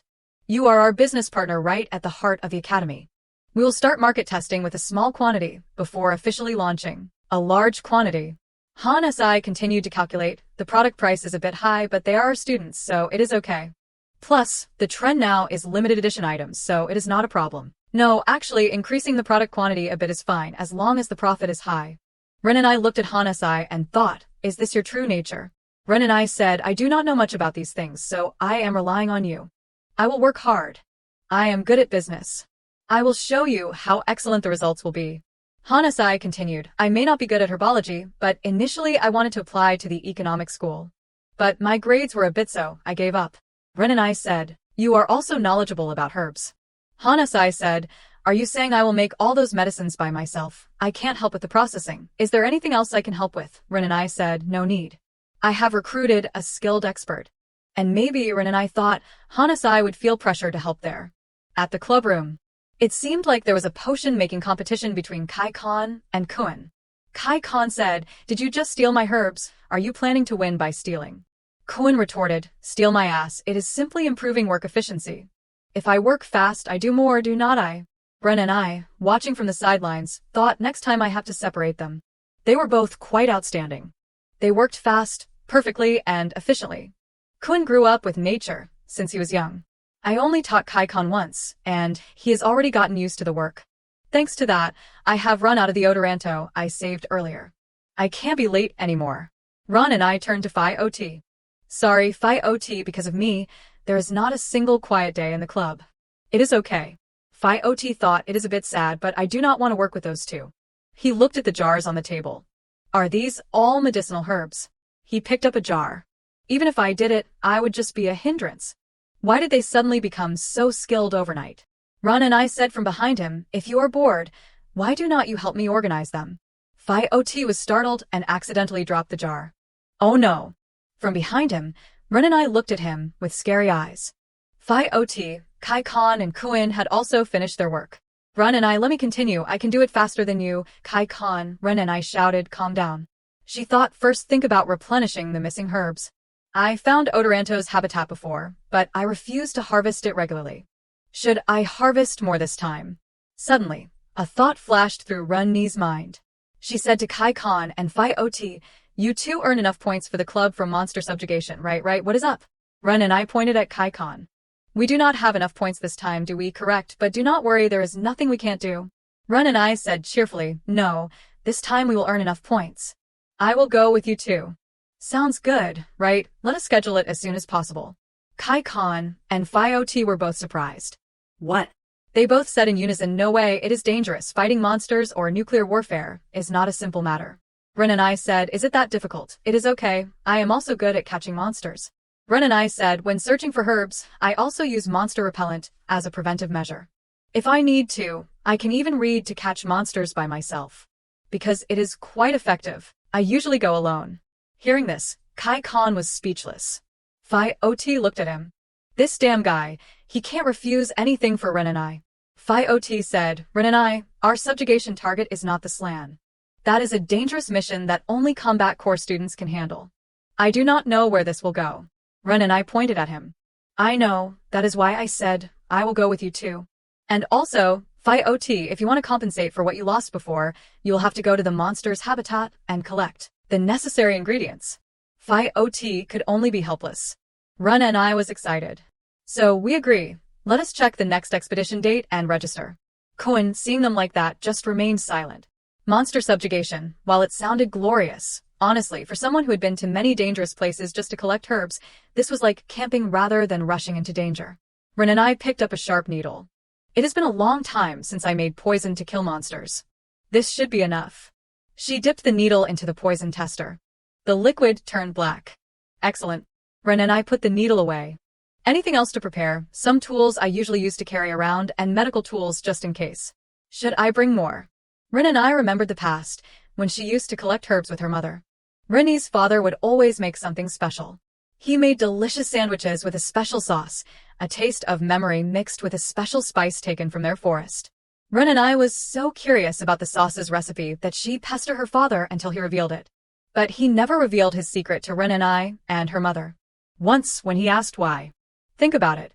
Ren and I, if your mother knew the secret, would she want to find me every time she wanted to eat a delicious sandwich? Ron and I did not understand anything at the time. But she knew the reason. Even for the smallest thing, her father wanted to be someone special in her mother's eyes. On the morning of the expedition, in the kitchen, the table was filled with delicious sandwiches. I wanted to eat them after a long time, so I made them with all my heart. I made too many. Ren and I looked at the box of sandwiches. But if I ask him to eat, will Kai Khan eat it? It was a bit strange to think about this, but Kai Khan happily drank the poison she gave him, so. Ren and I thought for a moment and closed the box. But I made it with enthusiasm, especially using my father's recipe, so it is definitely delicious. It would be a waste not to eat it. Maybe so. Ren and I started imagining Kai Khan eating these sandwiches. He will definitely eat them, and then he'll be grateful and consider it a big gift, just like when I receive a gift. And he will eat it deliciously because it is my father's unique recipe, and even Kai Khan, who has tried countless delicacies, will experience this dish for the first time. Is the scene of him eating it deliciously too vivid? I guess that means Kai Khan smiles happily at me a lot. Ren and I smiled happily. I hope he enjoys it as much as I imagined. It might just be in my imagination, but I feel my heart flutter. Students at the academy often referred to the mountain as the back mountain. It was quite far from the city and could only be reached by horse or carriage. Unlike ordinary back mountains, this place had a strong magical aura and diverse ecosystem. Thanks to this, many animals and plants living here were rarely seen in the outside world. However, it was still a dangerous place due to the presence of monsters. There were 2 boundary warnings regarding the monster habitats on this mountain. The place I visited before belonged to the first boundary area. It would not be too dangerous with careful preparation. The monsters from the first boundary were like small animals, so you could drive them away using strong light or loud noises. In contrast, the second boundary area contained various types of monsters from medium to high rank. Compared to wild animals, they would be similar to bears or lions. Because the academy managed this place strictly, there were rumors that some professors secretly monitored and protected students during missions in this area. But for these 2, they would not need much monitoring and protection. Ren and I watched Kai Khan and Phi Ot exterminate monsters in amazement. The monsters we encountered in the second boundary were really big, yet Kai Khan defeated it with just 1 spell. He truly is a genius. Phi Ot pointed at Kai Khan. What kind of freezing is that? It won't be easy to extract its core later. Kai Khan replied, if you slash it, it will splatter everywhere. Do you really want Ren and I to see that? Ren and I looked at the monster's corpse. You 2 are really skilled at this. It is quite a big monster. Phi Ot said, it took some time for us to get used to this, but if it is frozen, this guy can be finished in an instant. That is even more shocking, so I have been training rigorously. Ren and I looked at Fiot. He seemed much more cunning now. Kai Khan said to the other two, but I am more surprised by Ren and I. Didn't you prepare those poison-coated needles on your waist when the monster approached? Ren and I was embarrassed. You noticed, Fiot said, I could not believe you were actually going to do that. The monsters seem very familiar to you. Ren and I sat down on the ground. Alright, let us quickly extract their cores. To report the results for our subject, we have to retrieve them, right? I will take care of this. Fiot was a bit surprised. What? You do not have to do that. Even though it is frozen, finding its core precisely is very difficult. Extracting it is even harder. Ren and I drew a dagger from her waist and stepped forward. I am not good at fighting, so I thought I should at least do something in this matter. Don't worry, I will find its core quickly. The other two try to stop her. Ren and I, wait, be careful, if you do not use the knife correctly, you will cut your hand. Seeing their concern, Ren and I said, do you find it tiring to search for monster cores like this? I do not mean anything, I am just asking. They replied, of course not.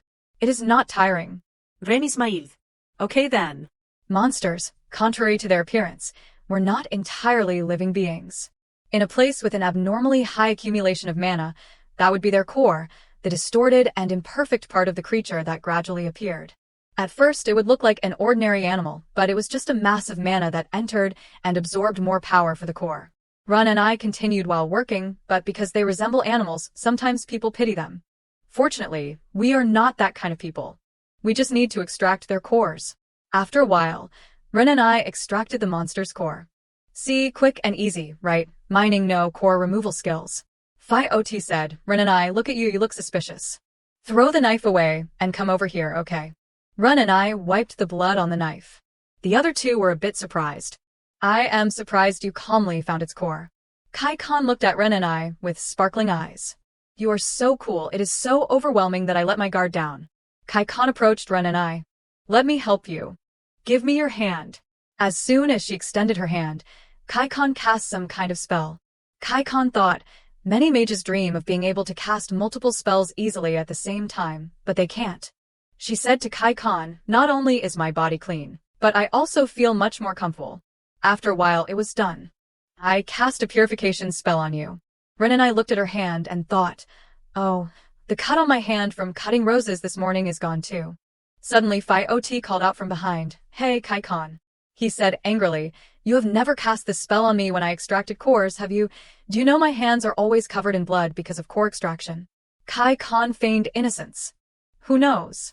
Ren and I and Kai Khan cheered. Alright, let us move on, let us go. A few hours later, the leaves from the monsters had been washed clean. Ren and I put another leaf into the already full bag. This is enough. We have collected enough cores. She called out to the other two. Let's have lunch, Kai Khan approached. I am hungry too. Ren and I put away the monster cores. What do you two usually eat while subjugating monsters? We do not eat much. The more luggage you carry, the more burdensome it becomes. Kai Khan thought, actually, when I am with Fiot, because we do not want to sit next to each other to eat, we almost starve to death sometimes. But I can't let Ren and I starve, so I have prepared everything. Kai Khan opened a dimensional space filled with luxurious food. He looked up at the sky. A special meal, just for Ren and I. I even cast a warming spell. Now, we just need to set it up. While thinking, Ren and I brought out our food. I knew it, so I prepared sandwiches this morning. Hearing this, Kai Khan quickly closed the dimensional space. Ren and I said, What did you just close? Kai Khan was startled. The trash can. I closed the trash can. Ren and I chuckled. Kai Khan, it is all written on your face. You also brought something. Kai Khan was embarrassed. Yes. Kai Khan thought, damn it, she startled me, suddenly laughing like that. Ren and I said, let us stop talking about it and start eating. I brought enough sandwiches, but it would be more fun if we had something to choose from, right? Eating in a forest like this is not easy. At all. The tablecloth had been brought by Kai Khan. Alright, let's eat. Both Kai Khan and Fiot picked up a sandwich and remained silent. Ren and I asked, what is wrong, aren't you eating? Fiot looked at the sandwich and said, no, because you made it, I am a little worried. It is not like I put poison or anything in it, right? So just pick it up and eat. Both of them were sweating. Then they closed their eyes and took a bite. Ren and I thought, I am a little worried that they suddenly acted like that. Fiot slowly chewed the sandwich. Then he exclaimed in surprise, It is delicious. It has a very special taste, not common, but really rich. So delicious, amazing, Ren and I. Ren New York, seeing that, was pleased. This is my family's secret sauce recipe, passed down through generations. Here you go, gas station girl Kai Khan. Kai Khan, how is it? Is it good? Kai Khan's silence was a testament to the deliciousness of the sandwich, leaving him speechless. When Ren New York asked, Kai Khan, with tears in his eyes, replied, "Isn't it super delicious?" Kai Khan finished his sandwich quickly and reached for another. Ren New York sandwiches are super delicious. I am so happy. It is super awesome. Firat chided him gently. Don't take them all like that. It is okay. There are plenty, so eat slowly. Nearby, someone was approaching. That voice.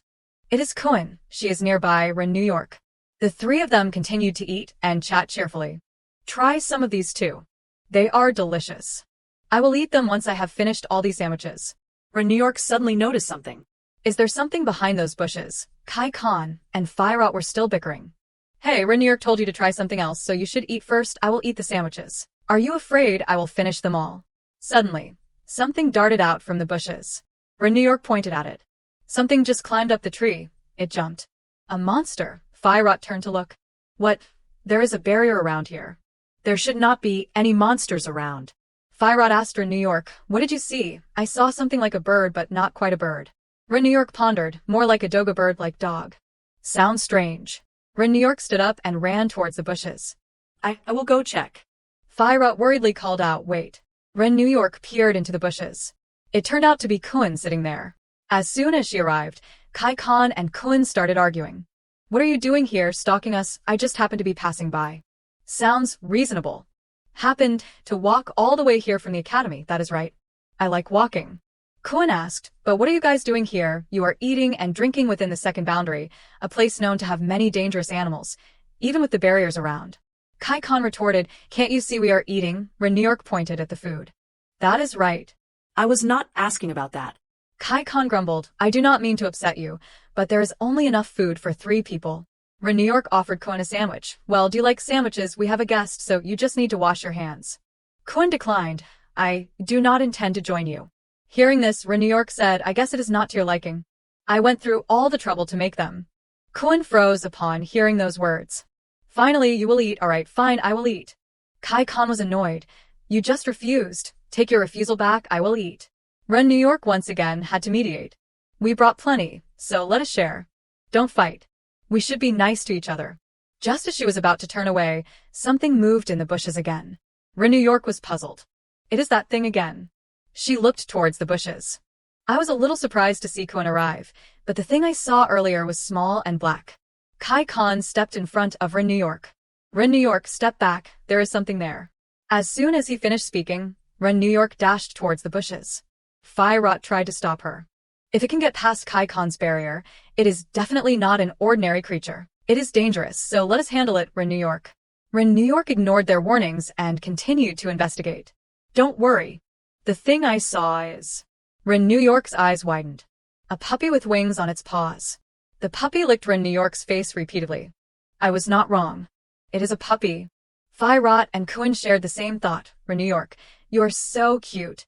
Meanwhile, Kai Khan was jealous of the puppy.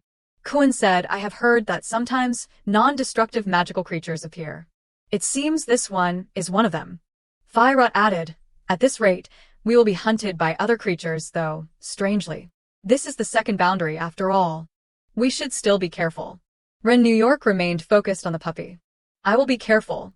Cohen turned to Kai Khan. Knowing one thing does not mean knowing everything. Simply put, students like you should not be fighting in this area. Can your club really earn enough points with just 2 people? How careless. Maybe you have some obsession with Ren New York that makes you always want to be by her side. Ren New York spoke up. Cohen, do not misunderstand. Actually, I wanted to come here. Cohen was surprised. Really, Ren New York? She continued, and yet you have such a childish side. Hey, that is rude. Firat approached Ren New York. I do not quite agree with how she said it, but I am still a bit worried. Next time, let us try something different. What didn't you understand and agree to? Firat said, initially Kai Khan also tried to stop you. Even if we are talented, unforeseen situations can still happen. Kai Khan knows that, so he tried to stop you. I did too. Ren New York felt a pang of guilt. Come on, everyone. That is a bit much. Kai Khan scratched his head. I understand why Ren New York is so confident, but the golden needle is a close-range weapon. Monsters can also succeed if they are immediately within close range. Ren New York replied, right. She pulled out her poison needle. Now, take a look. This is a poison needle. It is not particularly rare, or anything. Anyone in the herbalism department can make it. But the thing is, it is potentially lethal. Kai Khan looked apprehensive. Carrying something like that is a bit. Ren New York continued, how long do you think it takes for the poison to take effect? Firot thought for a moment. When it enters the body, about a minute or so. Ren New York replied, it is less than a second. Just a small amount of poison entering the body completely paralyzes the victim. It disrupts the monster's mana flow, so the bigger and stronger the monster, the greater the effect. Not everyone dies, but they will succumb in less than 10 minutes. Firot was surprised. Impressive. I did not know it could be that dangerous. Why is not something like this more commonly used? It is a perfect way to take down monsters. The reason is that only herbalism scholars use them. Only my older sister can prevent accidents with the poison. If it is dropped or lost, it will definitely cause danger. The ingredients are not easy to wash off, so it can stick to anything. Firot looked uneasy. All right, Ren New York, put it away. It is okay. I am used to it. Ren New York held the poison needle. I have built up immunity to it bit by bit over time. Firot was astonished. So you can put poison in your body, you are tougher than I thought. Ren New York continued, something that requires precise timing and dosage is not something anyone can do. Now do you understand why poison is not widely used? Seeing their expressions, Ren New York asked, you seem worried. Maybe I should not come along next time. Suddenly Kun spoke up. I trust you. You cured my incurable disease. If it is poison made by Ren New York, I should trust it. Ren New York beamed. Thank you. Glad at least one person trusts me. The other two were stunned. Kai Khan stepped forward. I do not distrust you. It is just that poison is not my specialty, so I can't say it is 100% safe. Ren New York smiled. If that is the problem, let me show you. Kai Khan was confused. What do you mean? He watched as Ren New York held the needle, preparing to prick her finger. Whether I am immune or not, a small prick on my fingertip will tell. When I started building up immunity, I always carried an antidote, just enough to prevent bleeding. The needle was millimeters away from her skin. But Kai Khan quickly grabbed her hand to stop her. Ren New York was shocked, but not by Kai Khan's speed. She had pricked his hand instead. Now Ren New York was running through the forest. This idiot. She ran, tears streaming down her face. I said I was fine, but now you are the one poisoned. Minutes earlier, Kai Khan had collapsed. Ren New York frantically tried to wake him. Wake up, Ren New York, have you found the antidote yet? Ren New York continued to sprint through the forest. A branch scratched her face, drawing blood, but she did not care. Ren New York told the others it is not enough. The antidote dosage is calibrated for my blood. Kun, can you teleport someone with spiritual power? I can, but only one person. While running, Ren New York tripped over a vine. She fell, scraping herself badly. The puppy remained worriedly by her side, despite being alone. Please, take Kai Khan to the Academy's healers. I will find a way to follow, and make another dose. Ren New York struggled to her feet. I have known for a long time. That Kai Khan always cares about me. But this time, he acted too carelessly. Despite her efforts, Ren New York's strength was failing. Her steps grew heavy. She stumbled. Just as she was about to fall, a hand caught her. It was Firot. Hey Nu, come down. He helped her up. We'll get to the main road.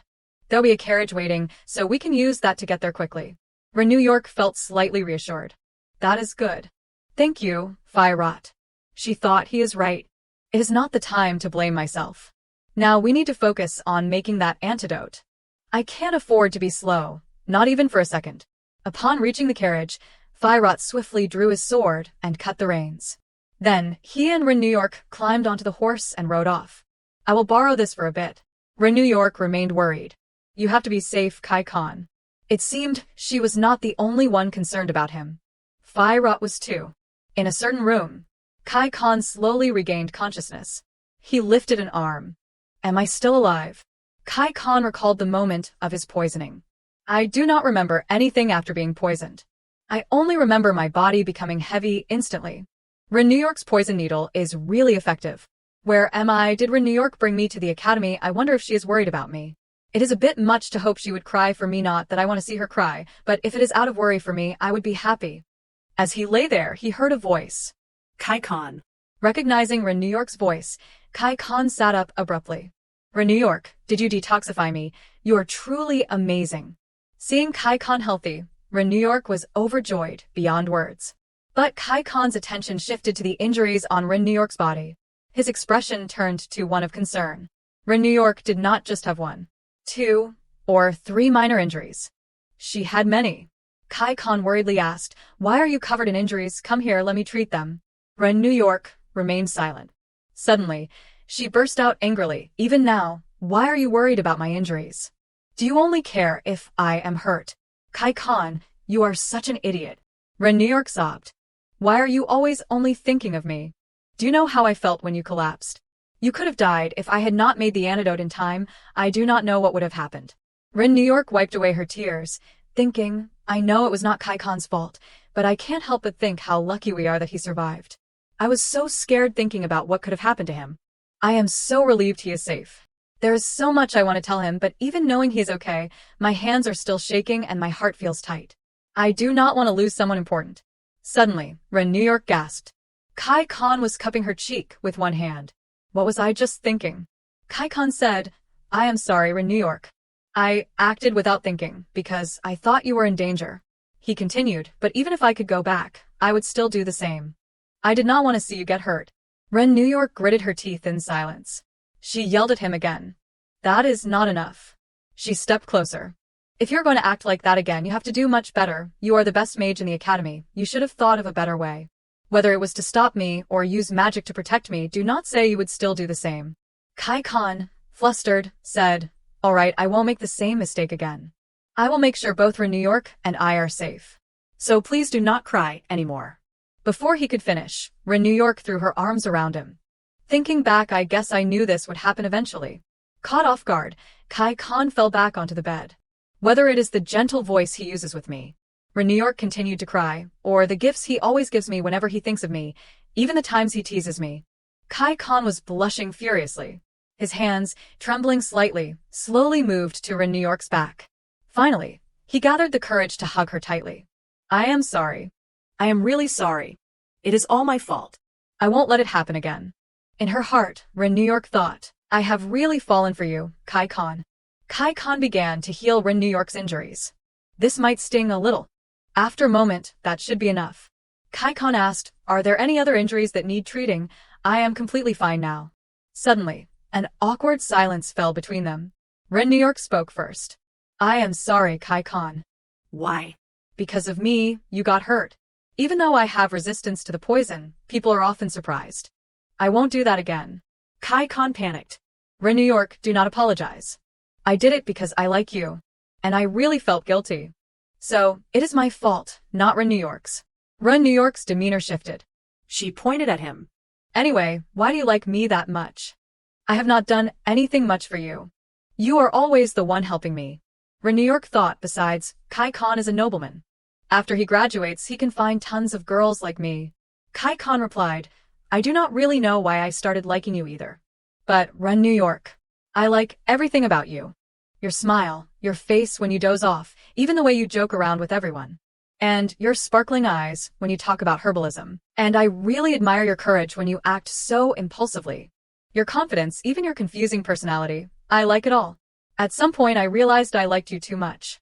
Am I not allowed to like you, or even like all the new sides of you I discover?" Kai Khan continued, "Of course, I know I have been uncontrollably expressive with my feelings for you. I am sorry. Have I been too selfish?" Ren New York was a bit taken aback by his words.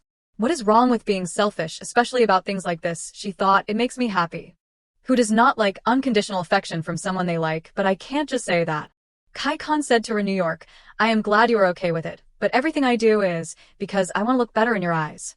There are even many things I do not want you to see." Kai Khan's expression changed slightly. "Ren New York, have you heard those rumors about me being violent and not caring about others?" His demeanor grew more troubled. "I might be even worse than that, and you might be really disappointed with me. So I want to say."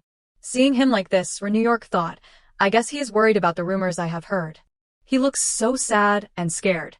I wish I could reassure him a little." Aren't conversations like these between friends completely normal? Ren New York spoke up. I know your actions towards others might not be appropriate, and I know you are very kind to me. Suddenly, Ren New York slammed her hand on the bed. But you know what? No one can treat everyone equally all the time. It is completely normal to want to look good in front of the person you like. So, she pointed at him. Instead of telling me all your bad points, I will judge you based on your actions and words towards me. Got it. Ren New York's gaze softened. So, do not mind what others say. Even the most perfect people have flaws. Kai Khan blushed, flustered. Okay, I understand. In another room, two people were talking. Madam Duchess, Kai Khan has woken up. All right, I will visit him later. After speaking with the butler, Kai Khan's mother breathed a sigh of relief. This was Kai Khan's mother, Sylvia. I was informed that Kai Khan had an incident. I thought he would at least destroy a building or kidnap someone. When I heard that the child was poisoned, I almost fainted. Good heavens, that boy, he is not even grown up yet, and he is already causing trouble everywhere. She worried about Kai Khan. That personality, just like his father's. Such a handful. Like father, like son, indeed. It is no coincidence Kai Khan has that personality. It all started back in my early days at the academy. Back then, as the academy's heir, everything came too easily. But life seemed so boring when classes were too easy and I had no real friends. It is so dull. I wonder if I can find a handsome guy to my liking. Young Sylvia, walking down the hallway, bumped into someone. I am sorry. And suddenly, she was smitten by that handsome face. Upon bumping into Kai Khan's father, so handsome, I must seduce him. Approaching him through exchanged glances turned out easier than she thought, but things got complicated after she successfully charmed him. He turned out to be the one who sabotaged other students and eliminated those who got in his way. It was the Imperial Prince. I tried to break away from him after discovering the truth, but he kept following me around like an abandoned puppy. So I had no choice but to accept him. I put in so much effort to tame him. I did not expect our son to be so much like him. Sylvia continued to fret. The problem is not just their similar personalities. A few days prior, Sylvia had summoned Kai Khan to her office. She would ask him about the rumors of him favoring a student.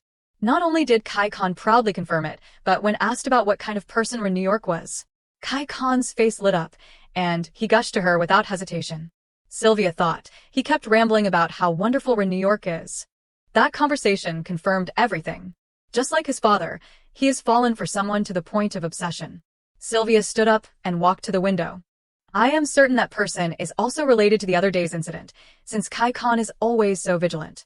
Besides never letting his guard down, Kai Khan has the ability to learn quickly, especially in terms of ruthlessness. It is a shame he is only ranked second.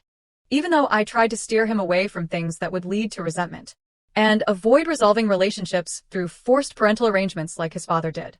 How can someone like him have a normal relationship? Sylvia gazed out the window. It is possible that child knows how to handle Kai Khan, preventing him from causing further trouble. If that is true, then good. Since Kai Khan is very clever, he might have deceived her. Could that girl be taking advantage of Kai Khan, using his status and appearance?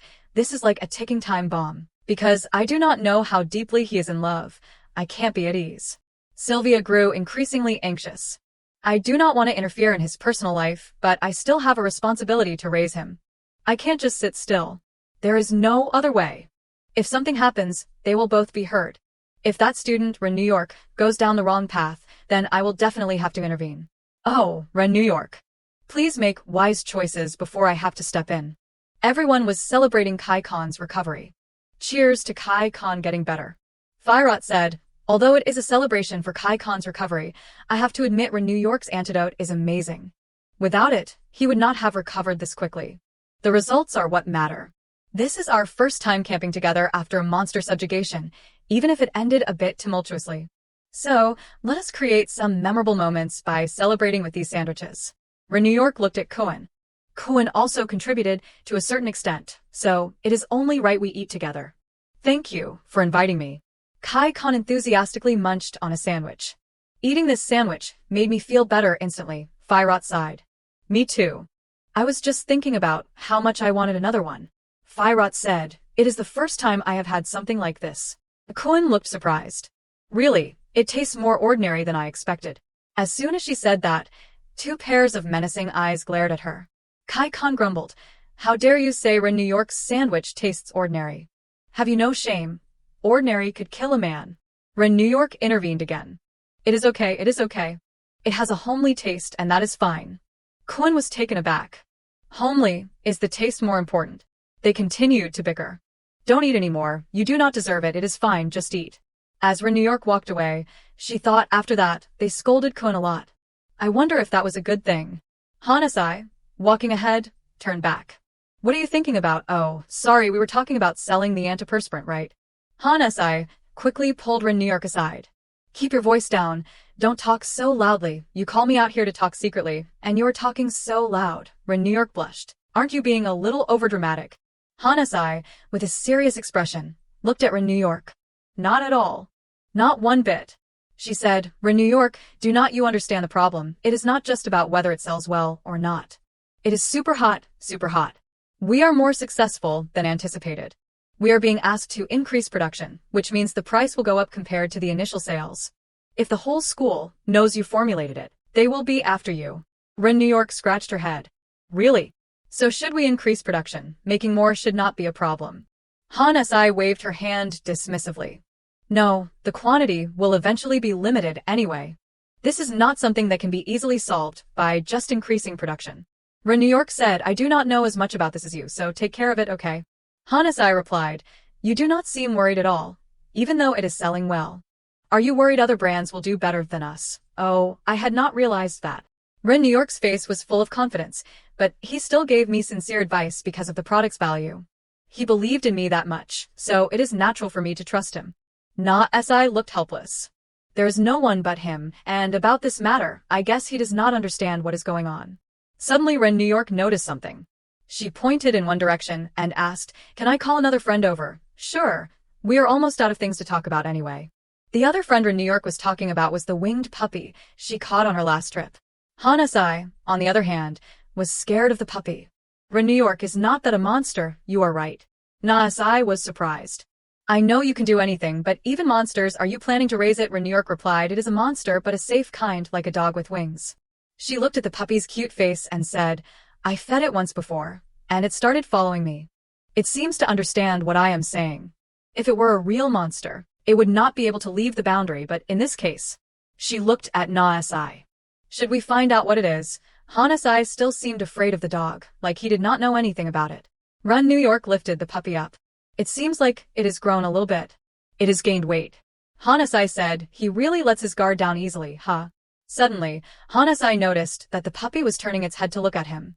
When it looked at Hanasai, its expression changed. It looked angry. Seeing that, Na-si wondered, are you sure it is a puppy? A vicious puppy? Lee Kinthat saw that and reminded him, bad puppy, you can't do that. Na-si is weak, so you can't do that to him. If you did that to someone else, you would be in trouble. Hanasai, hearing that he was weak, was bewildered. Thank you, but is its name Puppy? Lee Kinthat said, it fits. You have never named a pet before, right? Are you making fun of my sense of humor? The puppy seemed to understand Ren New York's meaning and growled at Hanasai. Ren New York looked down at it. I just called it that for convenience. I guess I will have to take care of this little guy, so I might as well give it a different name. She thought for a moment and then decided. Ren New York looked at the puppy. From now on, your name will be Dobie.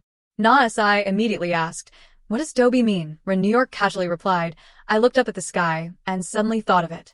Hanasai looked helpless, but then shrugged it off. Whatever, it is better than Puppy. Alright, so from now on, your name is Dobie. Somewhere in the academy, two students were talking to each other. The one who seemed to be shivering asked, where is it? Wait a minute, my friend. Where's the money?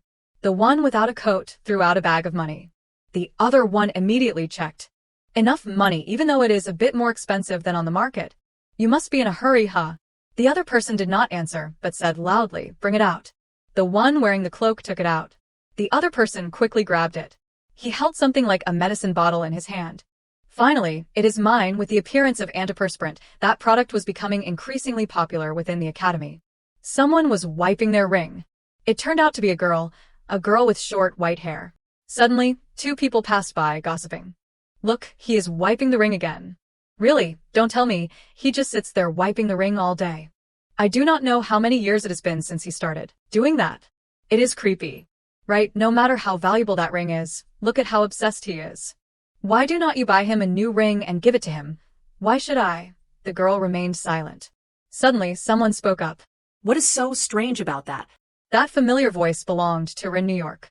She was standing up for the girl. Isn't he allowed to do that? That ring must be very precious to him. The girl looked at Rin New York. That person isn't that the famous Rin New York. Rin New York continued, it does not affect you guys either, so stop gossiping about how weird he is. The two people, feeling called out, left. I did not say anything. Hey, let us go. Seeing that, the girl stood up and thanked her. Thank you. It is nothing. They were blocking the way, so I just chased them away. The atmosphere between the two became silent. The girl spoke first. By the way, my name is Nan Si. Rin New York also introduced herself. My name is Rin New York. That ring must be very precious, right? Nan Si was a little shy. It is the last gift my dad gave me. I always want to keep it with me. With small things like rings, you should wear them on your hand to avoid losing them. But I have a condition that makes my hands sweat. That is why whenever I think of him, I often take it out and wipe it. Rin New York was a little surprised. So that is how it is. Nan Si continued, I heard there is an antiperspirant that is very hard to get, so I have no choice but to wipe this ring every day. Rin New York suddenly felt a pang of guilt. I know it looks weird even if you think I am a weird girl who only wipes her ring. Hearing this, Rin New York interrupted her. Don't say that. You do not have to explain anything. After saying that, Rin New York left. See you. Have a good day. Nan Si was still bewildered. What? She watched Rin New York leave. See you later.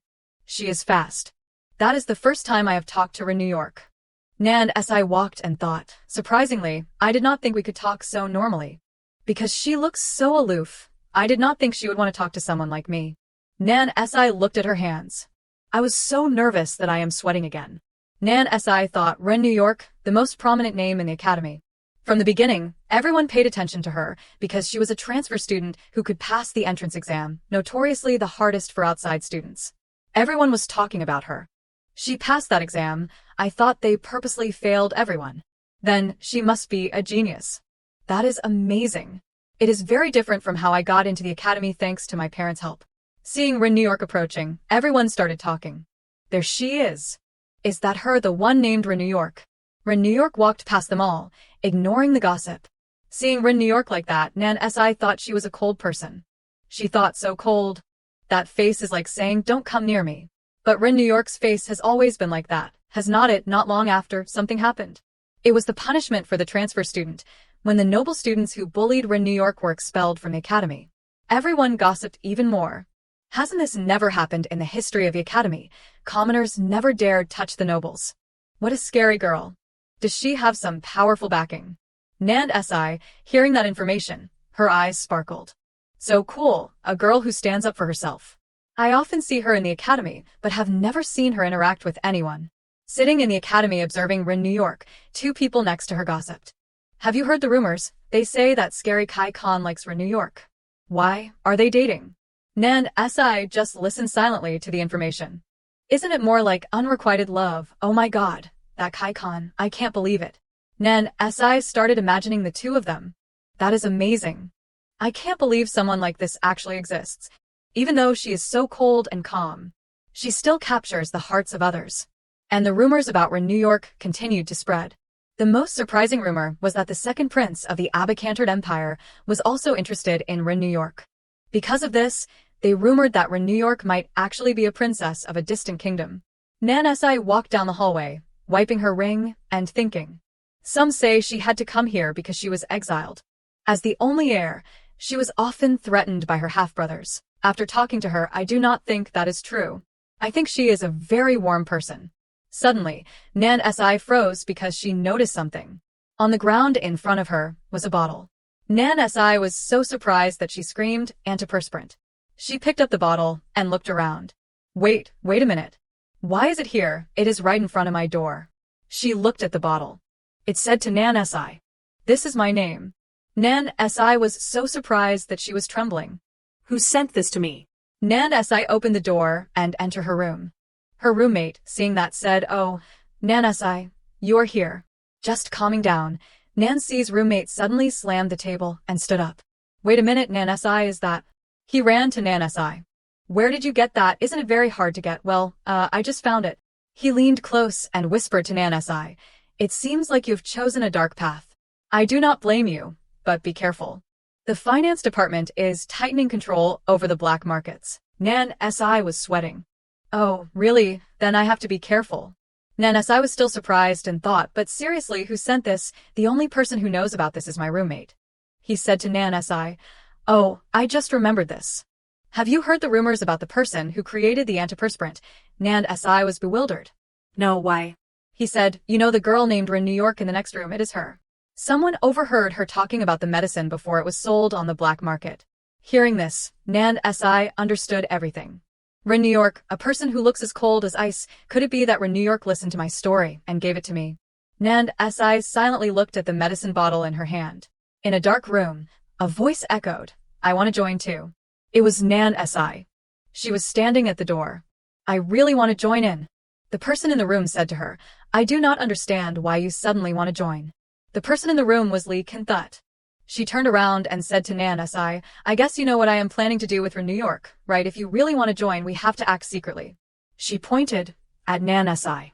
So that Rin New York does not find out. Do you have what it takes? Nan Si confidently said, of course, I really want to do this with you.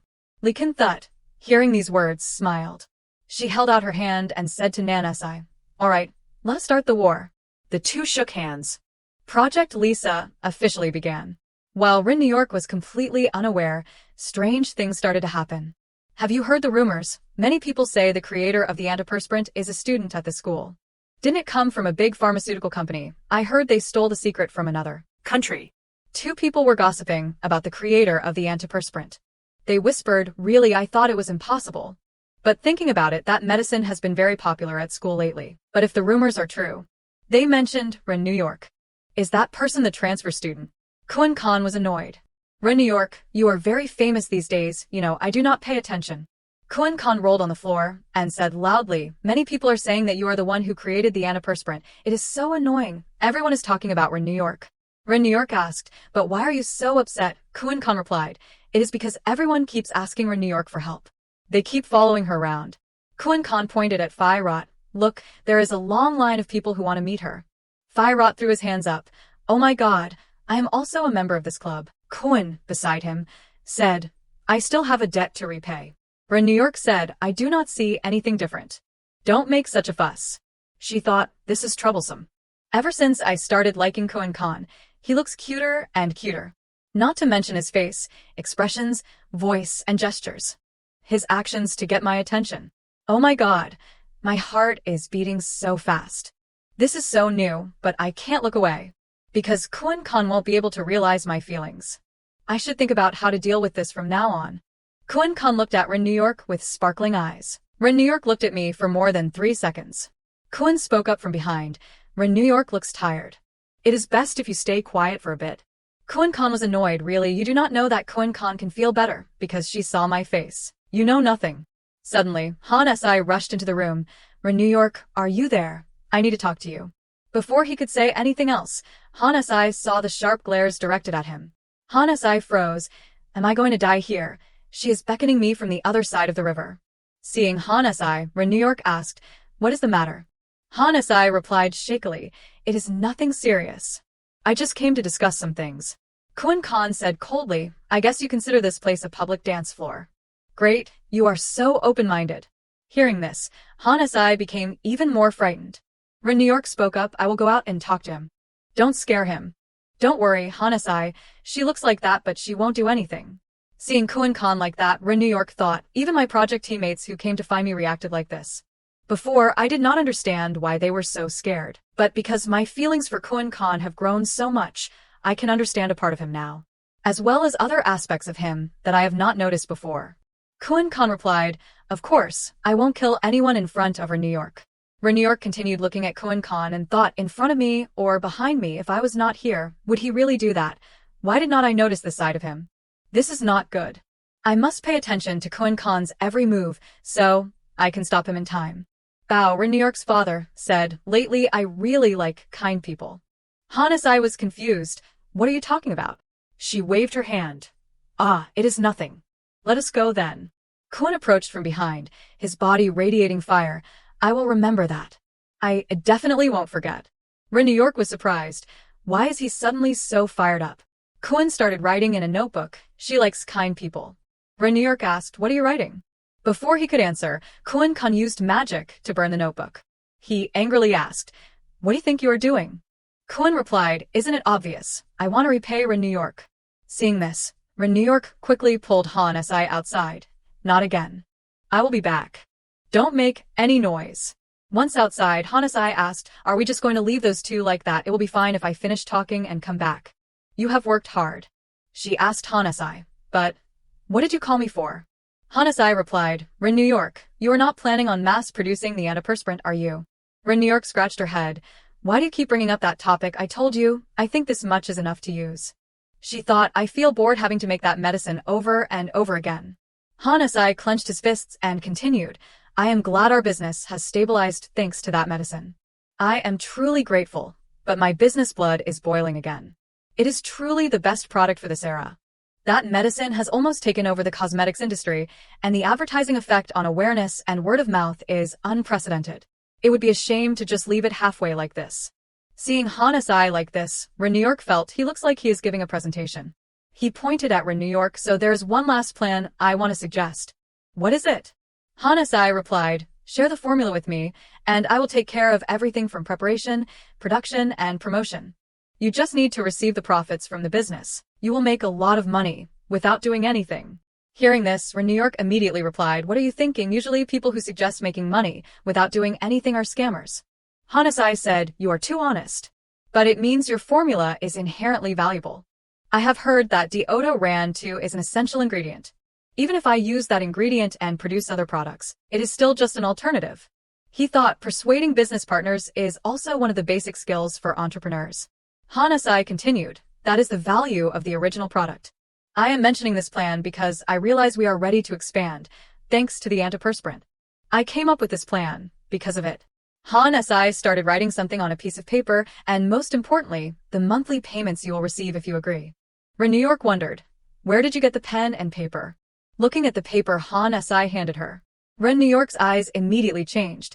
Bring the contract here quickly. That is too much money for me to refuse. I will sign it. Meanwhile, at the club room, Fira watched the other two still fighting each other and thought, even though Rin New York is not here, I wish one of them would disappear. How long are those two going to keep this up?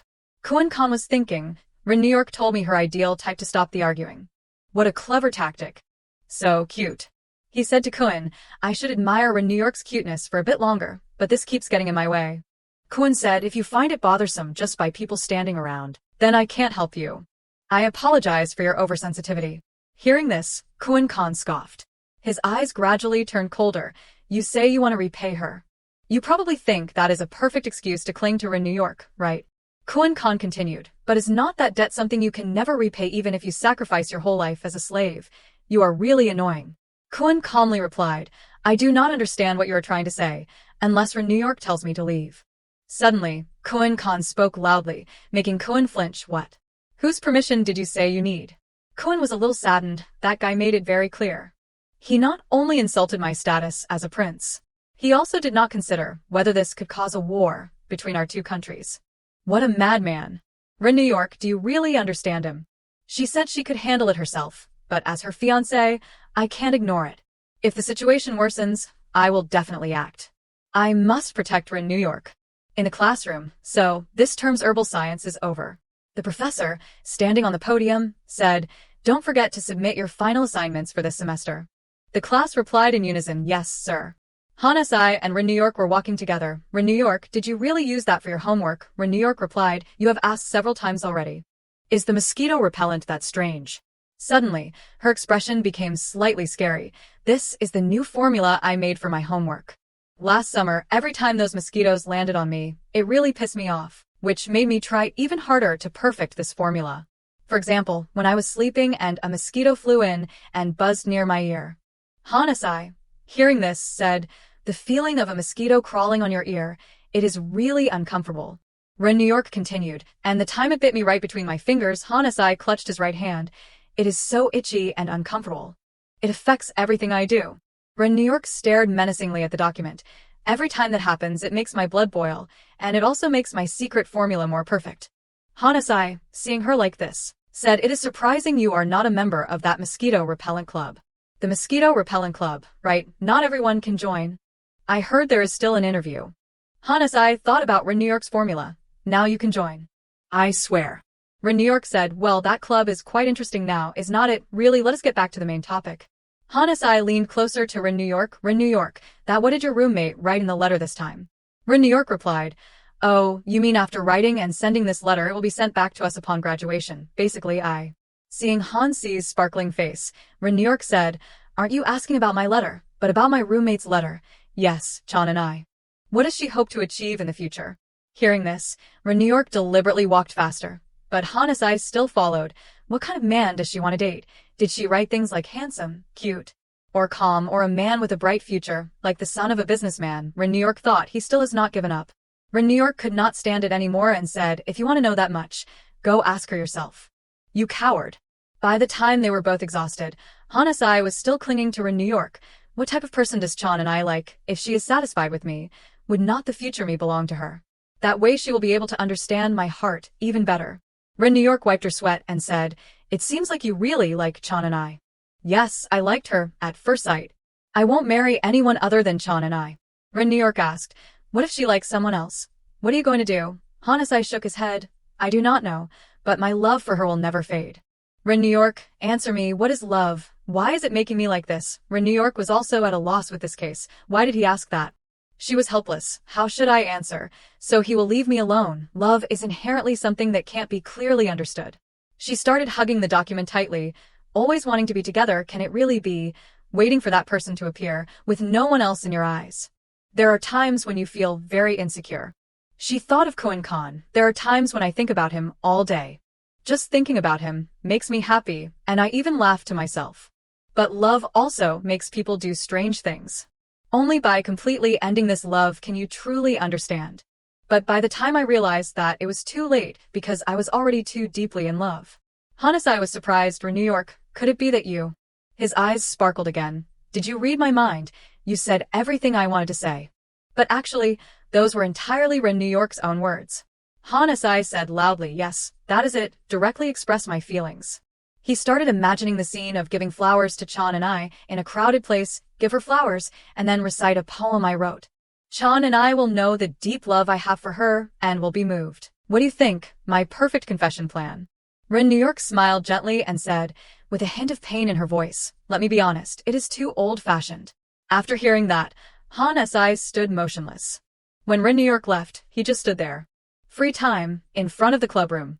Koen was standing outside the door, clutching the doorknob but not opening it yet. He thought, should I really come here? Ren New York is my fiancé. The people around her are dangerous, so to protect my fiancé, I have to keep an eye on her. I do not have any hesitation at all. But my current behavior is not like my usual style at all. It is really inconvenient.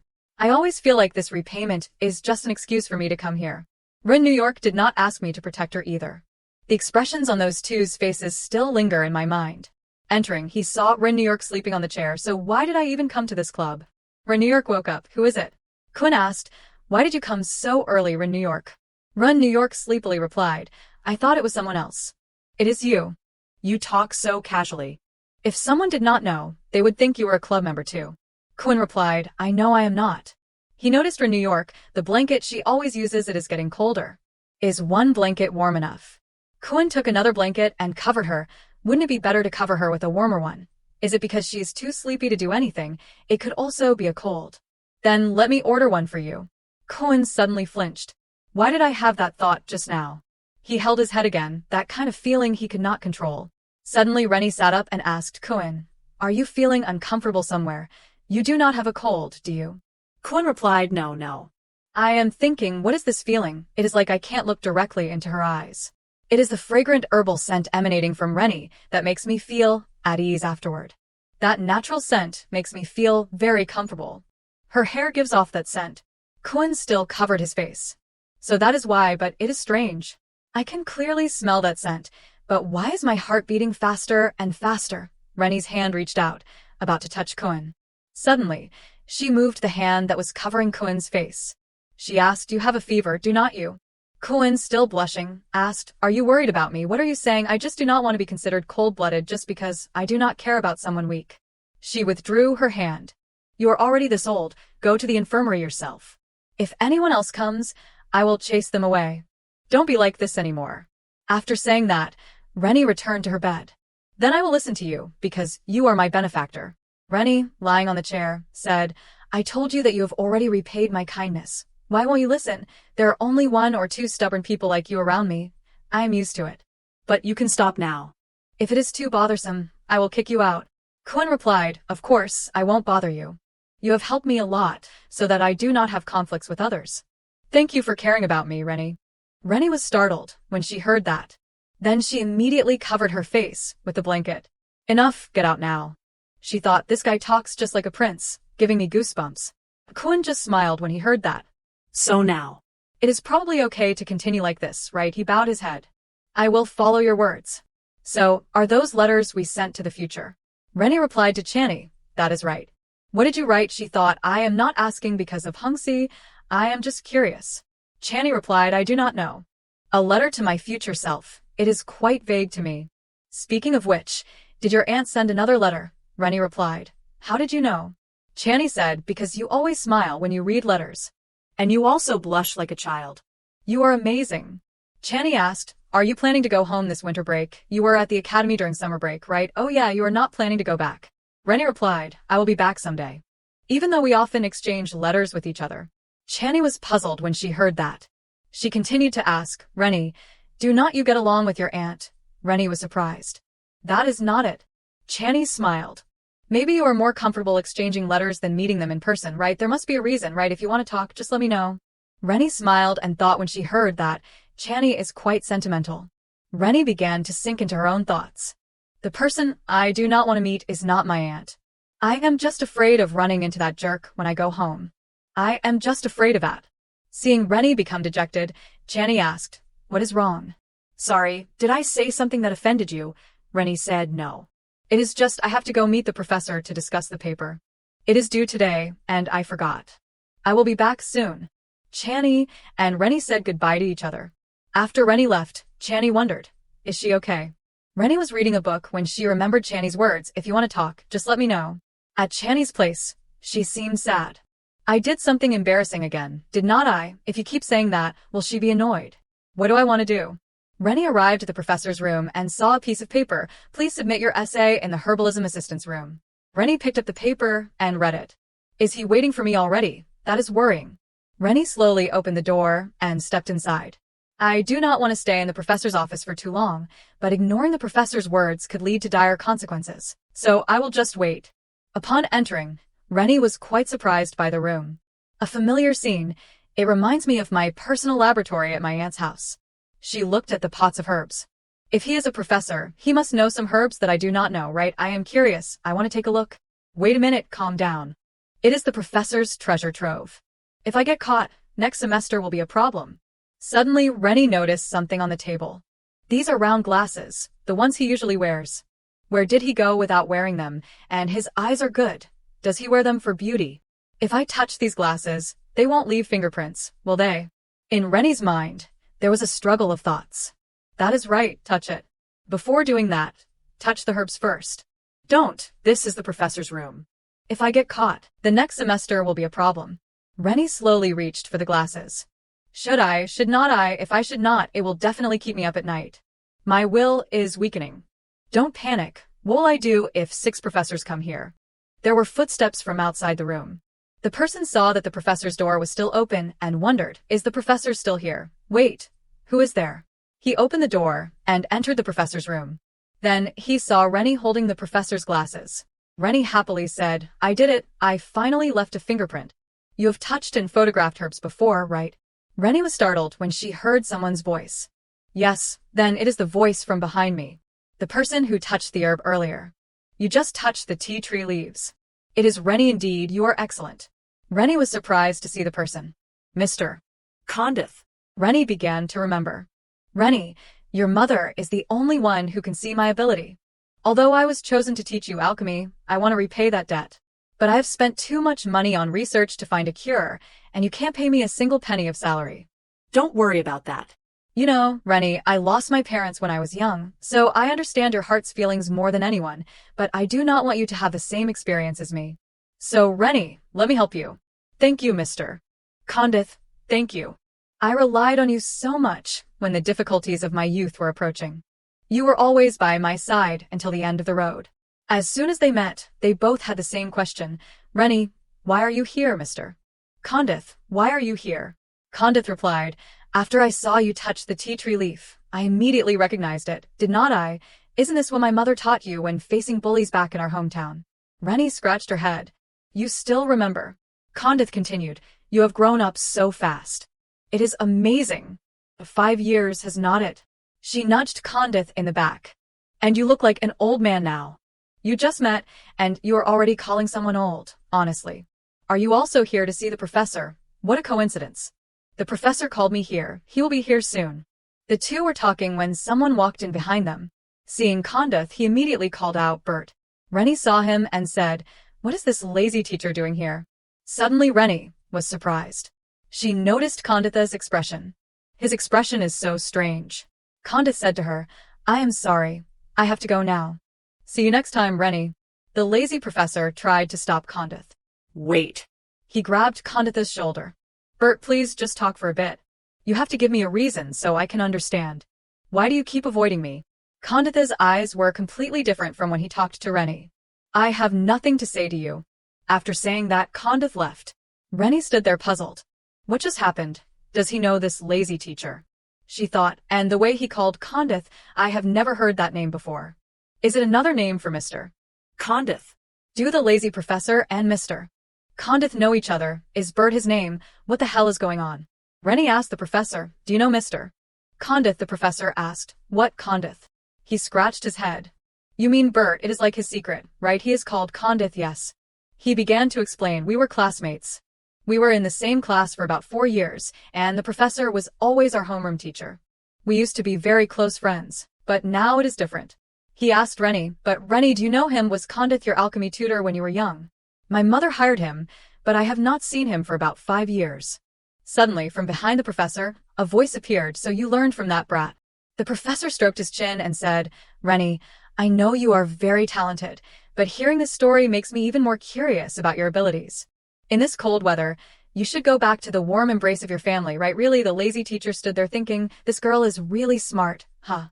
Rennie was walking down the hallway thinking, I have been struggling all week, and making a decision like this is a bit, then I will just ignore that. While she was thinking, Condith appeared. Rennie. He said to Rennie, I waited for you, because I have something to tell you before I leave. Rennie was surprised. Strange. Are you leaving already? We have not even had a proper conversation yet. His expression suddenly changed. I am sorry, but what is wrong? You look so worried. It is rare for me to see you so flustered. Did something bad happen to him? Condith said to Rennie, how many years until you graduate? You just finished your first year, so there are 3 more years. 3 more years, I understand. Condith placed a hand on Rennie's shoulder. Rennie, what I am about to say might sound strange, but you still have to believe me, right? Yes. Condith said, be careful with that lazy teacher.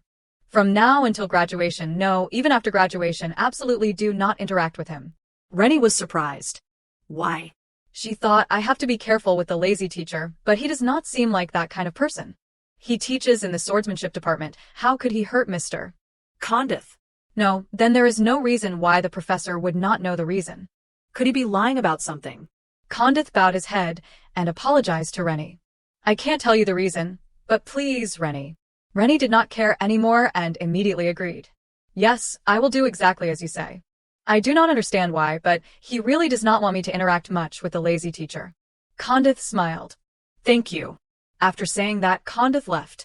See you next time, Rennie. Rennie tried to call after him, but Condith did not turn around. Condith, I will definitely believe you. Everything will be all right. Condith is not the type of person to treat me badly. Kunkin had been standing outside. It seems like he heard everything. Condith. In the dormitory. This is my last snack. I will poke you with a fork if you do not wait for me. Dolby, can you look after yourself while I am away? I only have a few snacks that you need. It seems like you are bluffing. Where are you anyway? The puppy hugged Rennie tightly. Rennie's face was a bit sad. In the end, I could not ask Condith anything. Where he has been all this time, what he has been doing, and why he is using an alias. Condith was there during that dark time, so I also wanted to be there for him. Why did not he tell me anything? I am going to bed. I have to go home tomorrow. Suddenly, Rennie noticed a noise outside. She looked out the window and saw Kunkin calling her. Rennie opened the window and said, "Please use the front door." But doing it this way is more like a surprise. Dolby barked loudly from behind. It is a surprise indeed. But it is cold at night. She turned around and hugged the puppy. That is right, you think the same. Be patient. Let him reflect on himself. Kunkin asked Rennie something. Rennie replied, "Do you remember what we found on the mountain last time? I named it Dolby. I am teaching it to live during the next break. I am talking about my dog, right?" Kunkin wondered, "You're not planning to stay at the academy this break, right? I plan to go home this time. You know, I mean my home, so do not suddenly show up here, okay? Yes, so how about Rennie coming to my house?" Rennie wondered, "To your family's mansion, yes." Rennie thought, "The Lucian ducal family, I have heard rumors about them. The Duke does not have a single drop of blood or tears on him." The Duchess bravely confronted such a Duke. After thinking, Rennie politely declined. Sorry, that is difficult for me. Kunkin immediately approached Rennie. "Then I will send you a letter." Rennie said, "I do not think I will have time to check my mail because I will be busy in the lab. But sure, I will send you a letter to check on you, how about that?" Hearing that, Kunkin became happy. "You do not need to send a letter. When you come out of the lab, I will come find you." Suddenly Kunkin wondered, "What are you smiling about?" Rennie said, "How do you know everything will be okay if you do that? Talking to you is like turning into a character in a fairy tale. I feel like, if it is you, you will sparkle as if believing, and then suddenly appear at the right moment. That is right, it is very magical. Talking to Kunkin always makes me feel more comfortable than ever." Kunkin smiled and replied, "So that is good, right?" Strangely, every time I feel sad or have a hard time, even when my heart feels heavy sometimes, Kunkin is always there to cheer me up. Okay, you have to appear in a flashy way. Rennie felt happy because Kunkin was still there, so she thought it would be okay if she ran into that person at home. Definitely. The carriage carrying Rennie arrived. She looked out the window. "We are here. The Emiria County Mansion, the only place I can call home since my aunt took me in. My second home in this life." As soon as Rennie got out of the carriage, someone ran out to greet her. "Rennie." It was her aunt. She hugged Rennie tightly. "I have missed you so much, welcome home." Rennie asked her aunt, "Have you been waiting for me?" "Of course. What else? I received your letter saying you were coming home, so I kept looking out the window." Rennie said, "It is quite cold today." Rennie and her aunt were talking happily. "Someone else was waiting for you by the window, so I am fine." As soon as she said that, the person appeared behind them. It was her uncle. He just recovered from his illness and hugged Rennie. "Do you know how much your aunt and I missed you? Come on, dear, he is exaggerating again." Rennie said, "I missed you too, uncle." Her uncle hugged Rennie tightly. "Why did you send the letter so late? I almost collapsed from the surprise of your return." "Do you know how much your uncle complained about missing you every day?" Rennie scratched her head. "I wanted to surprise both of you, and if that is the case, I succeeded." Rennie asked, "Is Luca home? He is waiting for you inside, coming quickly." Inside the house, her aunt asked Luca, "Rennie is here. What is with that face?" "Mom, I thought you would jump for joy when you saw Rennie was about to leave with her luggage." Mom, do not say that. Luca continued, "I also go to the academy, but I never get to see Rennie. If I knew she was going home too, we could have gone together." Rennie said, "Luca, that is because the buildings for middle and high school students are too far apart. Besides, your semester ended earlier than mine. If you wanted to wait for me to come home with you would have to carry my luggage for a whole week." Luca whined, but her aunt interrupted, "Come on, just a little longer. She must be very tired after the trip." Luca said, "So what? I will ask the chef to make the eggplant dish that Rennie hates the most." Rennie was surprised. "Why, you can't do that to me. You have the right to decide." "So clever, Luca, come here, I will give you a big hug." "I do not like it, stop it. It tickles." Her uncle and aunt just stood there laughing happily. "All right, both of you go to your rooms. We will continue chatting at dinner." Night had fallen. Rennie's eyes sparkled as she looked at the dining table. There were countless delicious dishes on the dining table. The whole table seems to be glowing. "Isn't this too much?" Her aunt smiled. "I was so worried about whether you ate properly during this time." "Eat a lot." "Mom, why do not you have a party like this when I come home?" her aunt said. "But I have not seen Rennie for a whole year." Rennie turned to Luca. Are you angry? I am not a kid anymore. Why would I be angry? Luca continued. Rennie spent all her allowance on herbs. She really needs to eat a lot while she is home. How cute. Her aunt was happy to hear that. All right, let's eat quickly before the food gets cold. Try this stew first. Her uncle, sitting next to her, was sweating profusely. Rennie scooped a spoonful. Is this dish special? It looks normal, does not it? Seeing her aunt had worked hard to organize the party, Rennie ate happily. But just after the first bite, both Luca and Rennie's expressions changed. Why does it taste so strange? Her aunt stood next to them and said, Is it delicious? Can you guess what ingredients I used? Rennie thought. So, my aunt cooked this herself. Her uncle was just like Rennie and Luca. It tastes really good, honey. Look at that soaring love. Her aunt was happy to hear the compliments. Really, then the person who made this must be very talented. Both Rennie and Luca understood and glanced at each other. They did not speak, but could understand each other. What now? Do we have to keep eating? Luca shook his head. How can I continue? I can't. Everyone, the compliments are enough. Now focus on me. Hearing their aunt say that, both of them were sweating.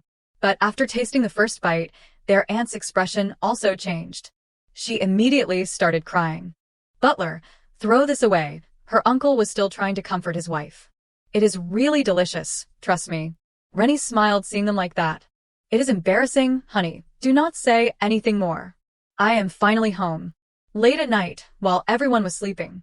The person who made me not want to come back to this house has finally appeared.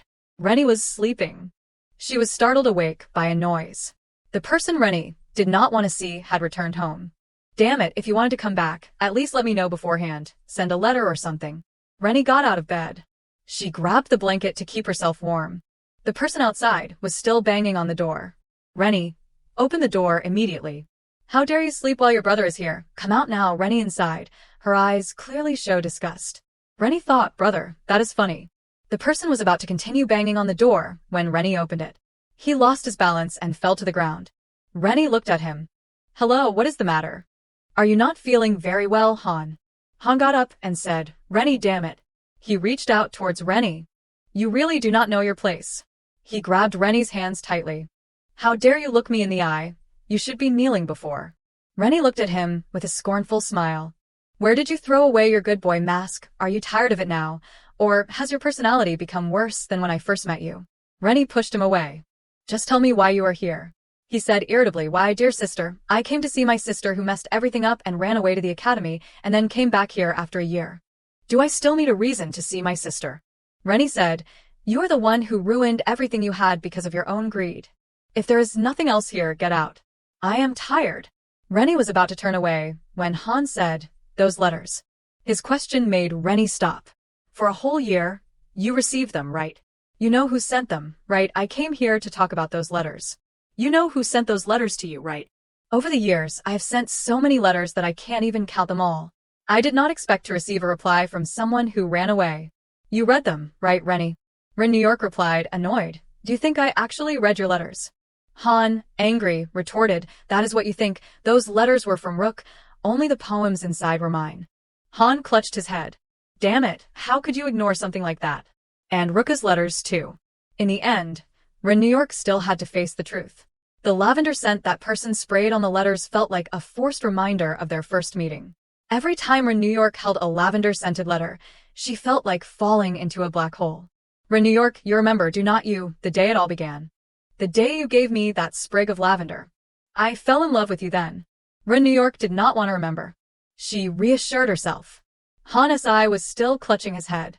Damn it, you did not read a single one of them. You ruined everything. Why do you keep refusing the refund? Why, Ren New York? Can't you just go with the flow? How long are you going to act so distant? Ren New York thought, stupid Han. He acts like an obedient dog, blindly unaware of how terrible Rook is. She said aloud, why are you acting like this? What do you think you will get from licking his boots? Han pointed at Ren New York. Well, yeah, if licking Rook's boots gets me something, I will gladly do it. But Rook wants you. You won't lose anything, right? Rook is the heir to the Begonia dukedom. If you become the Duchess, you will live a life of luxury forever. And so will I. Let me benefit from this lovely relative. My project will collapse if Rook stops investing, so please be reasonable. Ren New York asked, so, not only for your pride, but now you are willing to sell me out for money and fame. Han glared at Ren New York. Why not? Maybe you do not feel anything now because you are conflicted about my parents, but if I inherit the earldom, just get lost. Are you going to keep playing those childish herb-mixing games for the rest of your life? Think about it. If Ruka's feelings change, the Duchess position disappears. Ren New York could not stand it anymore. Since when did you become his lackey? Do you think the future family heir would be like that? She continued, don't your aunt and uncle feel guilty towards them? Han retorted, guilty. Why, if it makes our business successful, they will live a much better life. Fine. If you want to save face with my parents that much, then cooperate. You just want to be the favorite in this house, do not you? Ren New York scoffed. He is good at nothing but talking nonsense. Han went on, next week, there is a party at the Begonia family mansion. You should attend. Ren New York asked why. As soon as he finished speaking, he squeezed Ren New York's face. Don't even think about running away. I will tell Rook. If you do not go, you are finished. Ren New York looked him straight in the eye, unafraid. Seeing Ren New York's gaze, Han quickly withdrew his hand. Damn unlucky bitch. You do not even flinch. He turned and walked away. Don't ignore me. If you go, think of the family's benefit. He slammed the door as he walked out. Ren New York staggered.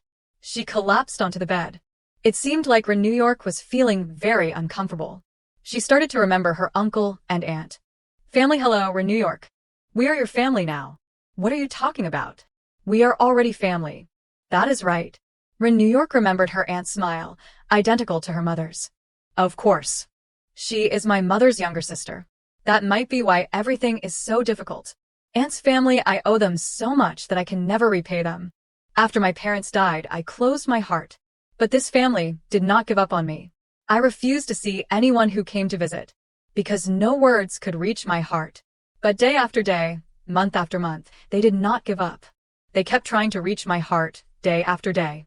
After a year of that, someone in this house kept knocking on my door to let me know I was still alive.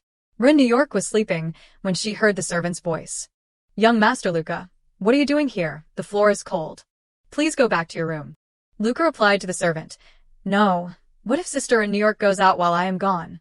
Ren New York, half asleep, thought, Luca, my aunt's second son. He has been loitering outside my door all week. It is so annoying. Luca continued to sit outside the door, making a fuss. I will read you a story, Ren New York. A girl and a boy are on an adventure. They hold hands and walk quickly forward. Ren New York sat in her room, fuming. If you want to read fairy tales, go somewhere else. Or read quietly. I can't sleep because of you. How can you read the same thing over and over again every day? It is already hard to sleep in the early morning. Every time I wake up, I think about stupid things. I just want to disappear forever, to a place where no one knows me. Luca continued reading. The girl shouted. Luca tried to mimic the voice in the story. You are too loud. Go somewhere else. I want to be alone. The boy said to the girl, I won't go. I want to be with you. Look, even the birds fly in flocks. Hey, I want to live like those birds, free. Don't you want that? Finally, Ren New York got out of bed. It is too loud, extremely loud. Go read somewhere else. Luca continued reading. But the girl left the boy to run somewhere else. The heartbroken boy decided to never see the girl again. Ren New York stood at the door. You want me to hear this, do not you? She gripped the doorknob. Every day is a struggle.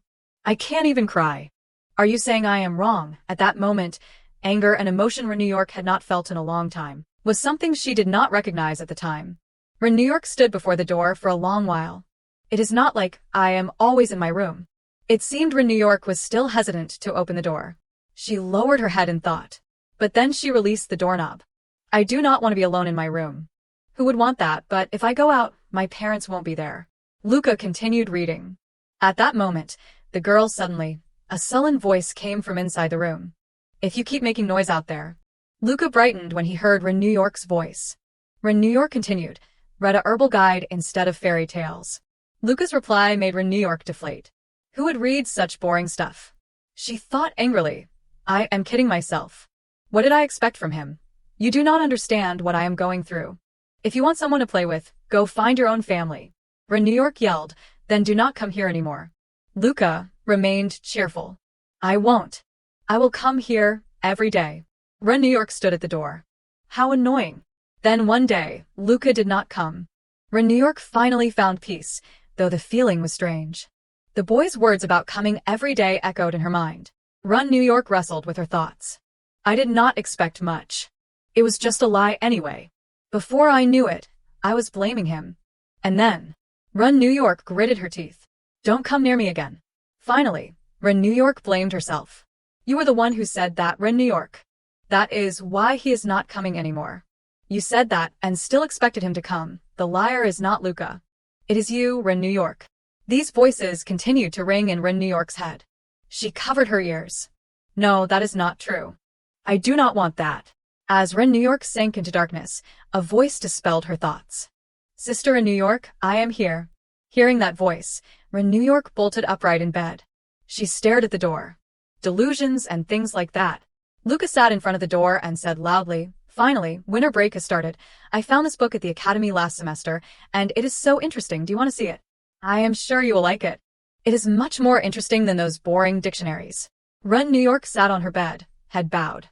Hope, which Ren New York tried not to entertain, flickered.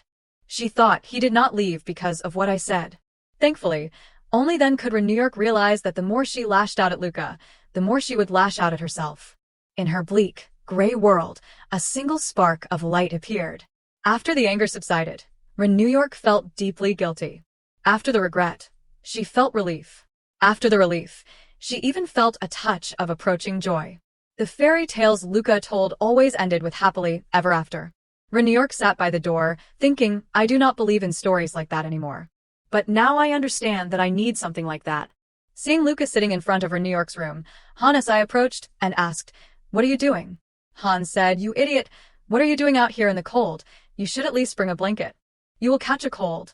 Ren New York, sitting near the door, overheard everything Han said.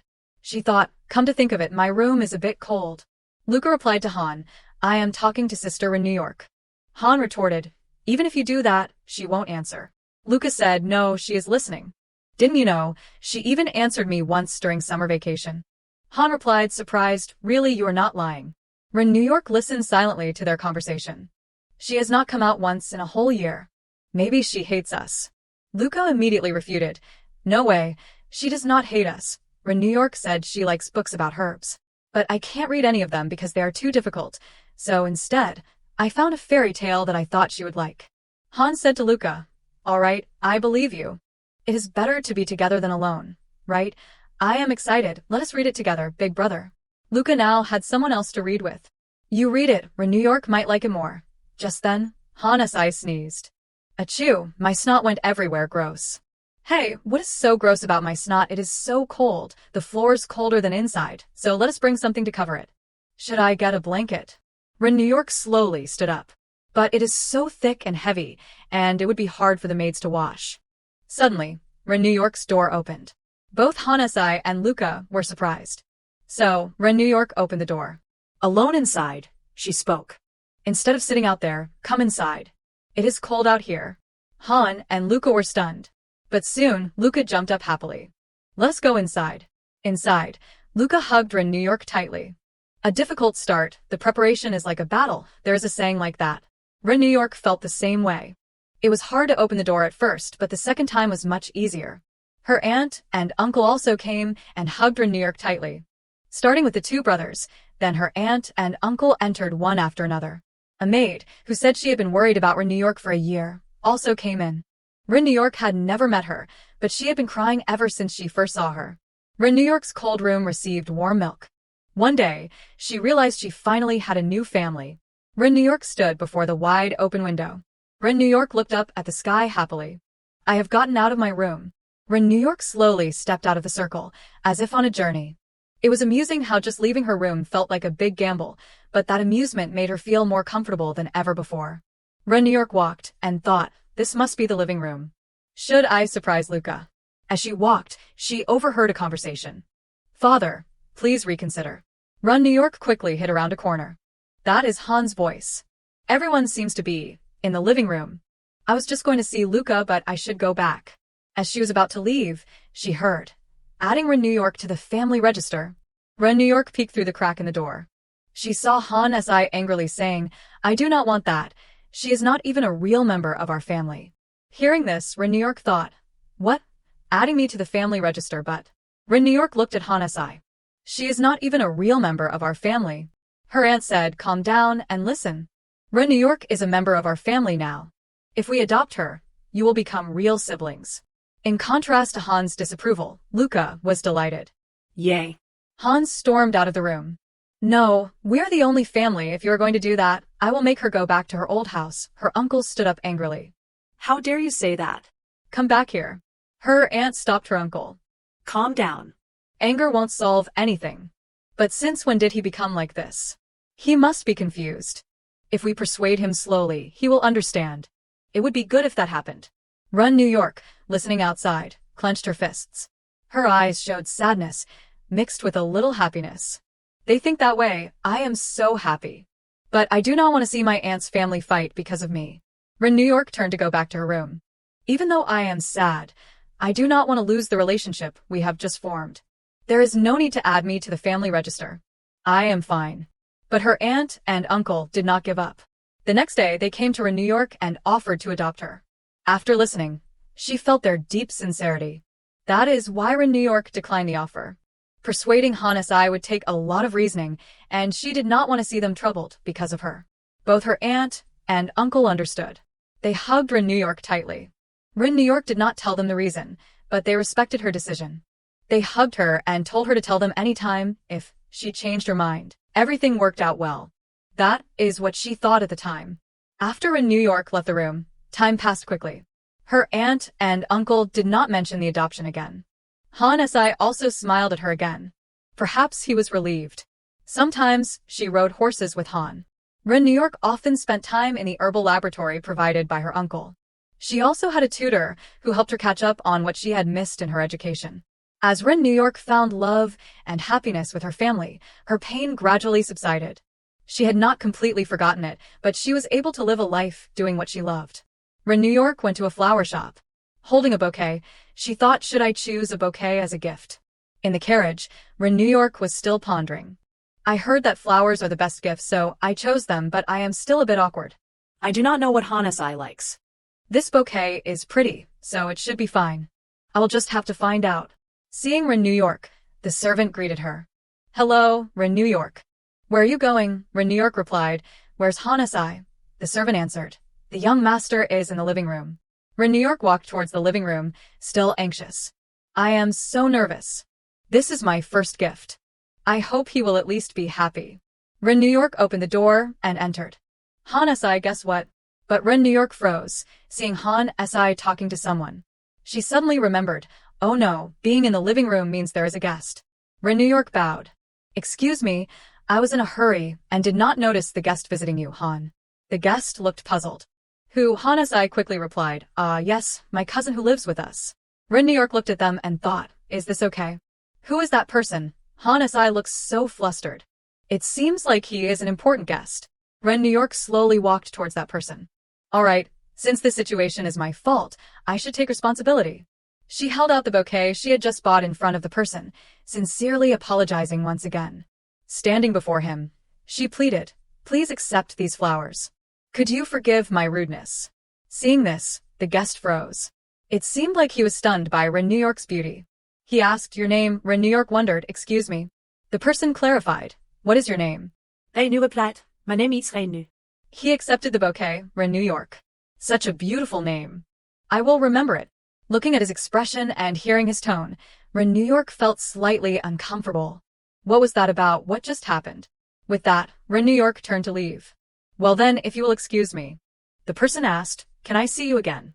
I feel a bit uneasy, but because of Hanasai, Rin New York could not just leave like that. She turned back and bowed. If you are my brother's guest, we will meet again.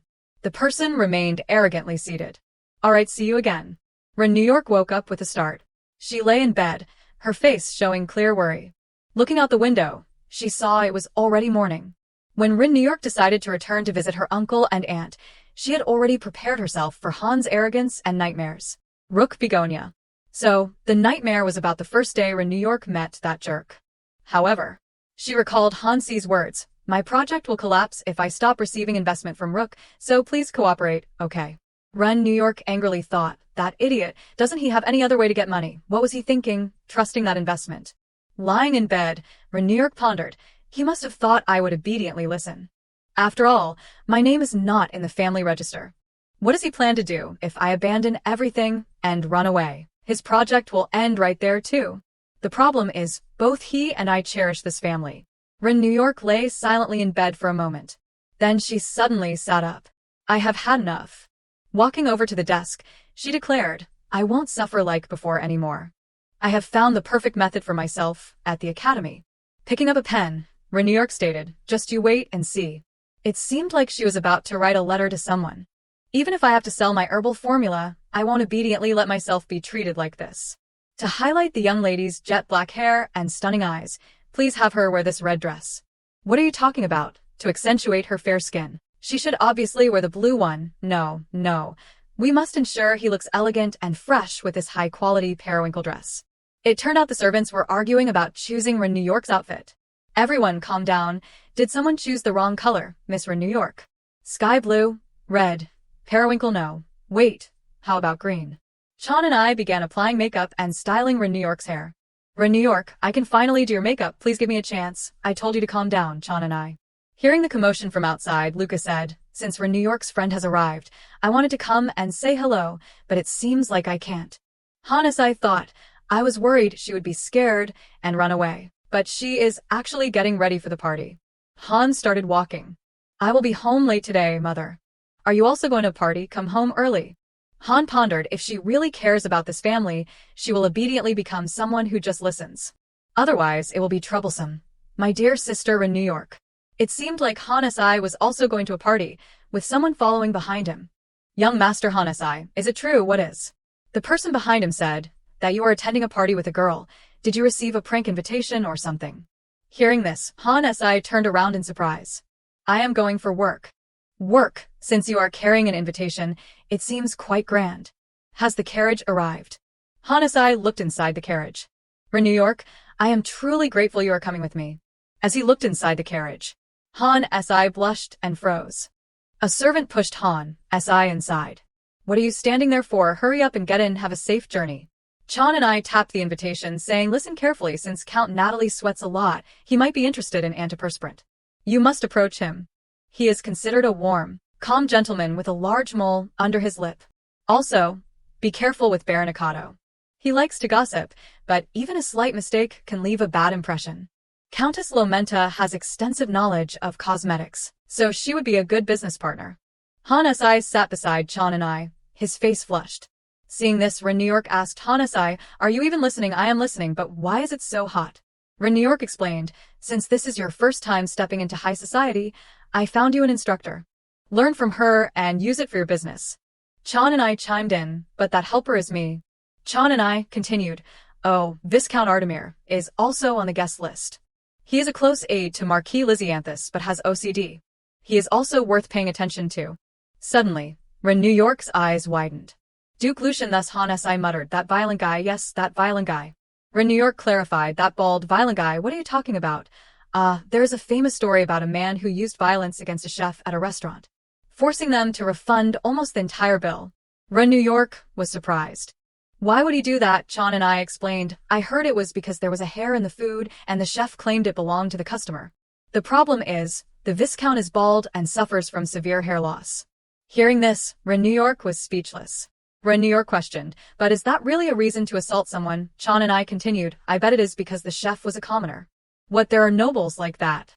Han-si was about to say, there are some rumors like that, but seeing Chan's look, he pretended not to know. Hey, new site. It is just a rumor. No matter what the rumors say, it is not my business. Renuyurk's expression softened. Anyway, Kaikon, once we graduate, he and I will no longer have anything to do with each other. The three of them finally arrived at the party venue. Suddenly, Renuyurk overheard someone say, this is where the Begonia family is holding their party. How wonderful! It was not easy to get an invitation to this party. Let us enjoy it, madam. That is right, this is not the Begonia family's party. Now, I can relax. Han-si must be waiting for me at the party. Just stand there all night, and see if I show up. Inside, people began to murmur. Oh my, look over there. It was the young people entering. It seemed Kai Khan was also present. As expected, young people always brighten up a party. Despite looking so young, her aura is outstanding. I wonder which family's daughter she is. Footsteps slowly approached the party. And the subject of those praises was none other than Rin New York. That young lady, she does not have a man escorting her. What a pity.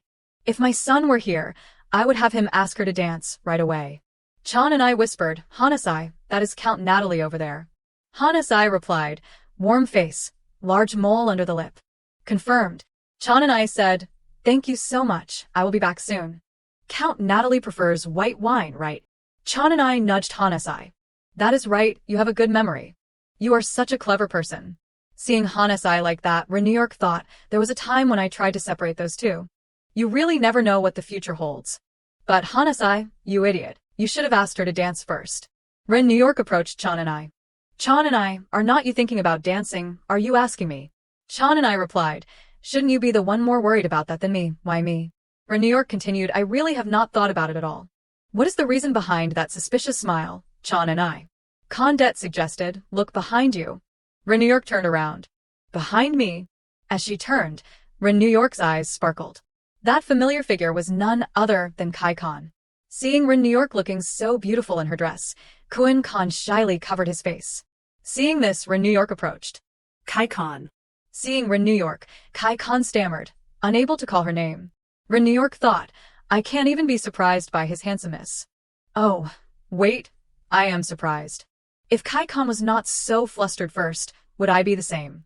Or is Kai Khan so handsome that I forgot to be surprised? Rin New York extended her hand. My favorite song is playing. May I have the honor of this dance? Kai Khan was taken aback. But he quickly regained his composure, smoothing his hair. Then he took Rin New York's hand. Of course. It is my honor, my lady. A beautiful space where you could see the care put into each potted flower. The gleaming floor. The gazes of everyone present. And the thing I pretend not to notice, that blushing face. Even though I am sure he will eventually forget these feelings after we graduate, I will put that future aside for a moment and enjoy this sweet, dreamlike moment. This was not something I could have predicted, but Rin New York thought, as she looked at Kai Khan. Isn't he too skilled? His face is so red, yet he dances so naturally and comfortably, as if he is used to dancing with a partner. Oh, right. Of course he is skilled. He is the Duke's youngest son, after all. Kai Khan noticed Rin New York's expression suddenly fall and became a bit worried. When I danced at the academy, my partner Simon was also very shy. After we finished learning, I did not talk to him again because I felt awkward with someone I had just met. But thinking about it, not every noble's child is a good and skilled dancer, right? But Kai Khan really is. She commented to Kai Khan, you are such a good dancer. You must really enjoy yourself at parties, do not you? Kai Khan was surprised and thought, Rin New York, why is she suddenly making that expression? Kai Khan replied, that is not true. I hate things like parties. He said softly, but since you are here with me today, this is the first time I have been able to enjoy myself at a party. Hearing this, Rin New York thought, I understand how he feels, but seeing this new side of him, it is really annoying that he is bringing up the times he was not with me. I try to hide my trembling, but why do I feel so irritated? Lost in thought, Rin New York accidentally stepped on Kai Khan's foot. Oh my, I am so sorry, this is my first time dancing outside like this. Kai Khan smiled. It is okay. Everyone makes mistakes. I should have noticed, and pulled my foot back. I am sorry. Rin New York looked at Kai Khan with an exasperated expression. She said, it still feels strange. You say you do not like parties, but you are a great dancer, and you are good at talking with your partner. So why? How can anyone be so perfect? Aren't you just lying to make me happy? Kai Khan responded, I have never lied to you, Rin New York. Rin New York continued, so you're just unreasonably perfect. I know that if it was not for the academy, I would never have met you. So you must have everything, right? Today's Kai Khan is so perfect that it constantly reminds me that you are not the right person for me. I did not mean to be so rude. I am sorry, please forgive me. Suddenly, Kai Khan spoke up. That is not it, Rin New York. I never thought that. I am happy to hear you say I am perfect, but I realized something after meeting you, Rin New York. I have been searching for you all along. Rin New York felt a bit shy. What is this about? If he keeps saying things like that, what am I supposed to do? Will I be able to stop myself from liking him? Two warm hands touched. Kai Khan leaned close to Rin New York's ear. Rin New York, I am just asking to be sure. Were you jealous just now? Hearing this, Rin New York blushed. Rin New York shyly replied, of course not. Kai Khan continued, Rin New York, I have never danced with anyone else before. So everything I do with you is always my first time. Rin New York asked, you mean dancing? Kai Khan continued, dancing, of course. And anything else, too. I won't do it with anyone other than you. This is definitely a conversation between lovers. Just a few words from him are making my heart melt. My heart will ignore the future and lean towards Kai Khan. Suddenly, Rin New York called out, Kai Khan. What is it? I won't go home now. I will go back to the academy. Kai Khan smiled. Then, let us go together. You are always bored during breaks because you are alone. Is that okay? Rin New York smiled happily. Of course, it is not like it is a bad thing. You are just asking on purpose, right? Kai Khan held Rin New York's hand. Rin New York, do you want anything to eat later, right now? I mean, because if it were you, I am sure you would say that. Back at Hansi's place, he was panicking. Wait a minute. I clearly saw her getting ready for the party this morning. I was sure she would come. Where did she go? Hearing this, the other person stomped on Han's foot. Could it be that Rin New York hates me? I even promised her the position of Duchess. Is that still not enough? Han-si exclaimed. Duchess. Weren't you just planning to make her a concubine? The other person, who is Rook, said, what? You do not even believe me. Sorry, that is not what I meant. Rook stroked his chin. I see. Now I understand. It is because Rin New York still does not trust me, so she is avoiding me. It is not because she hates me. He let out a breath. To prove my love, I need to prepare carefully, do not I?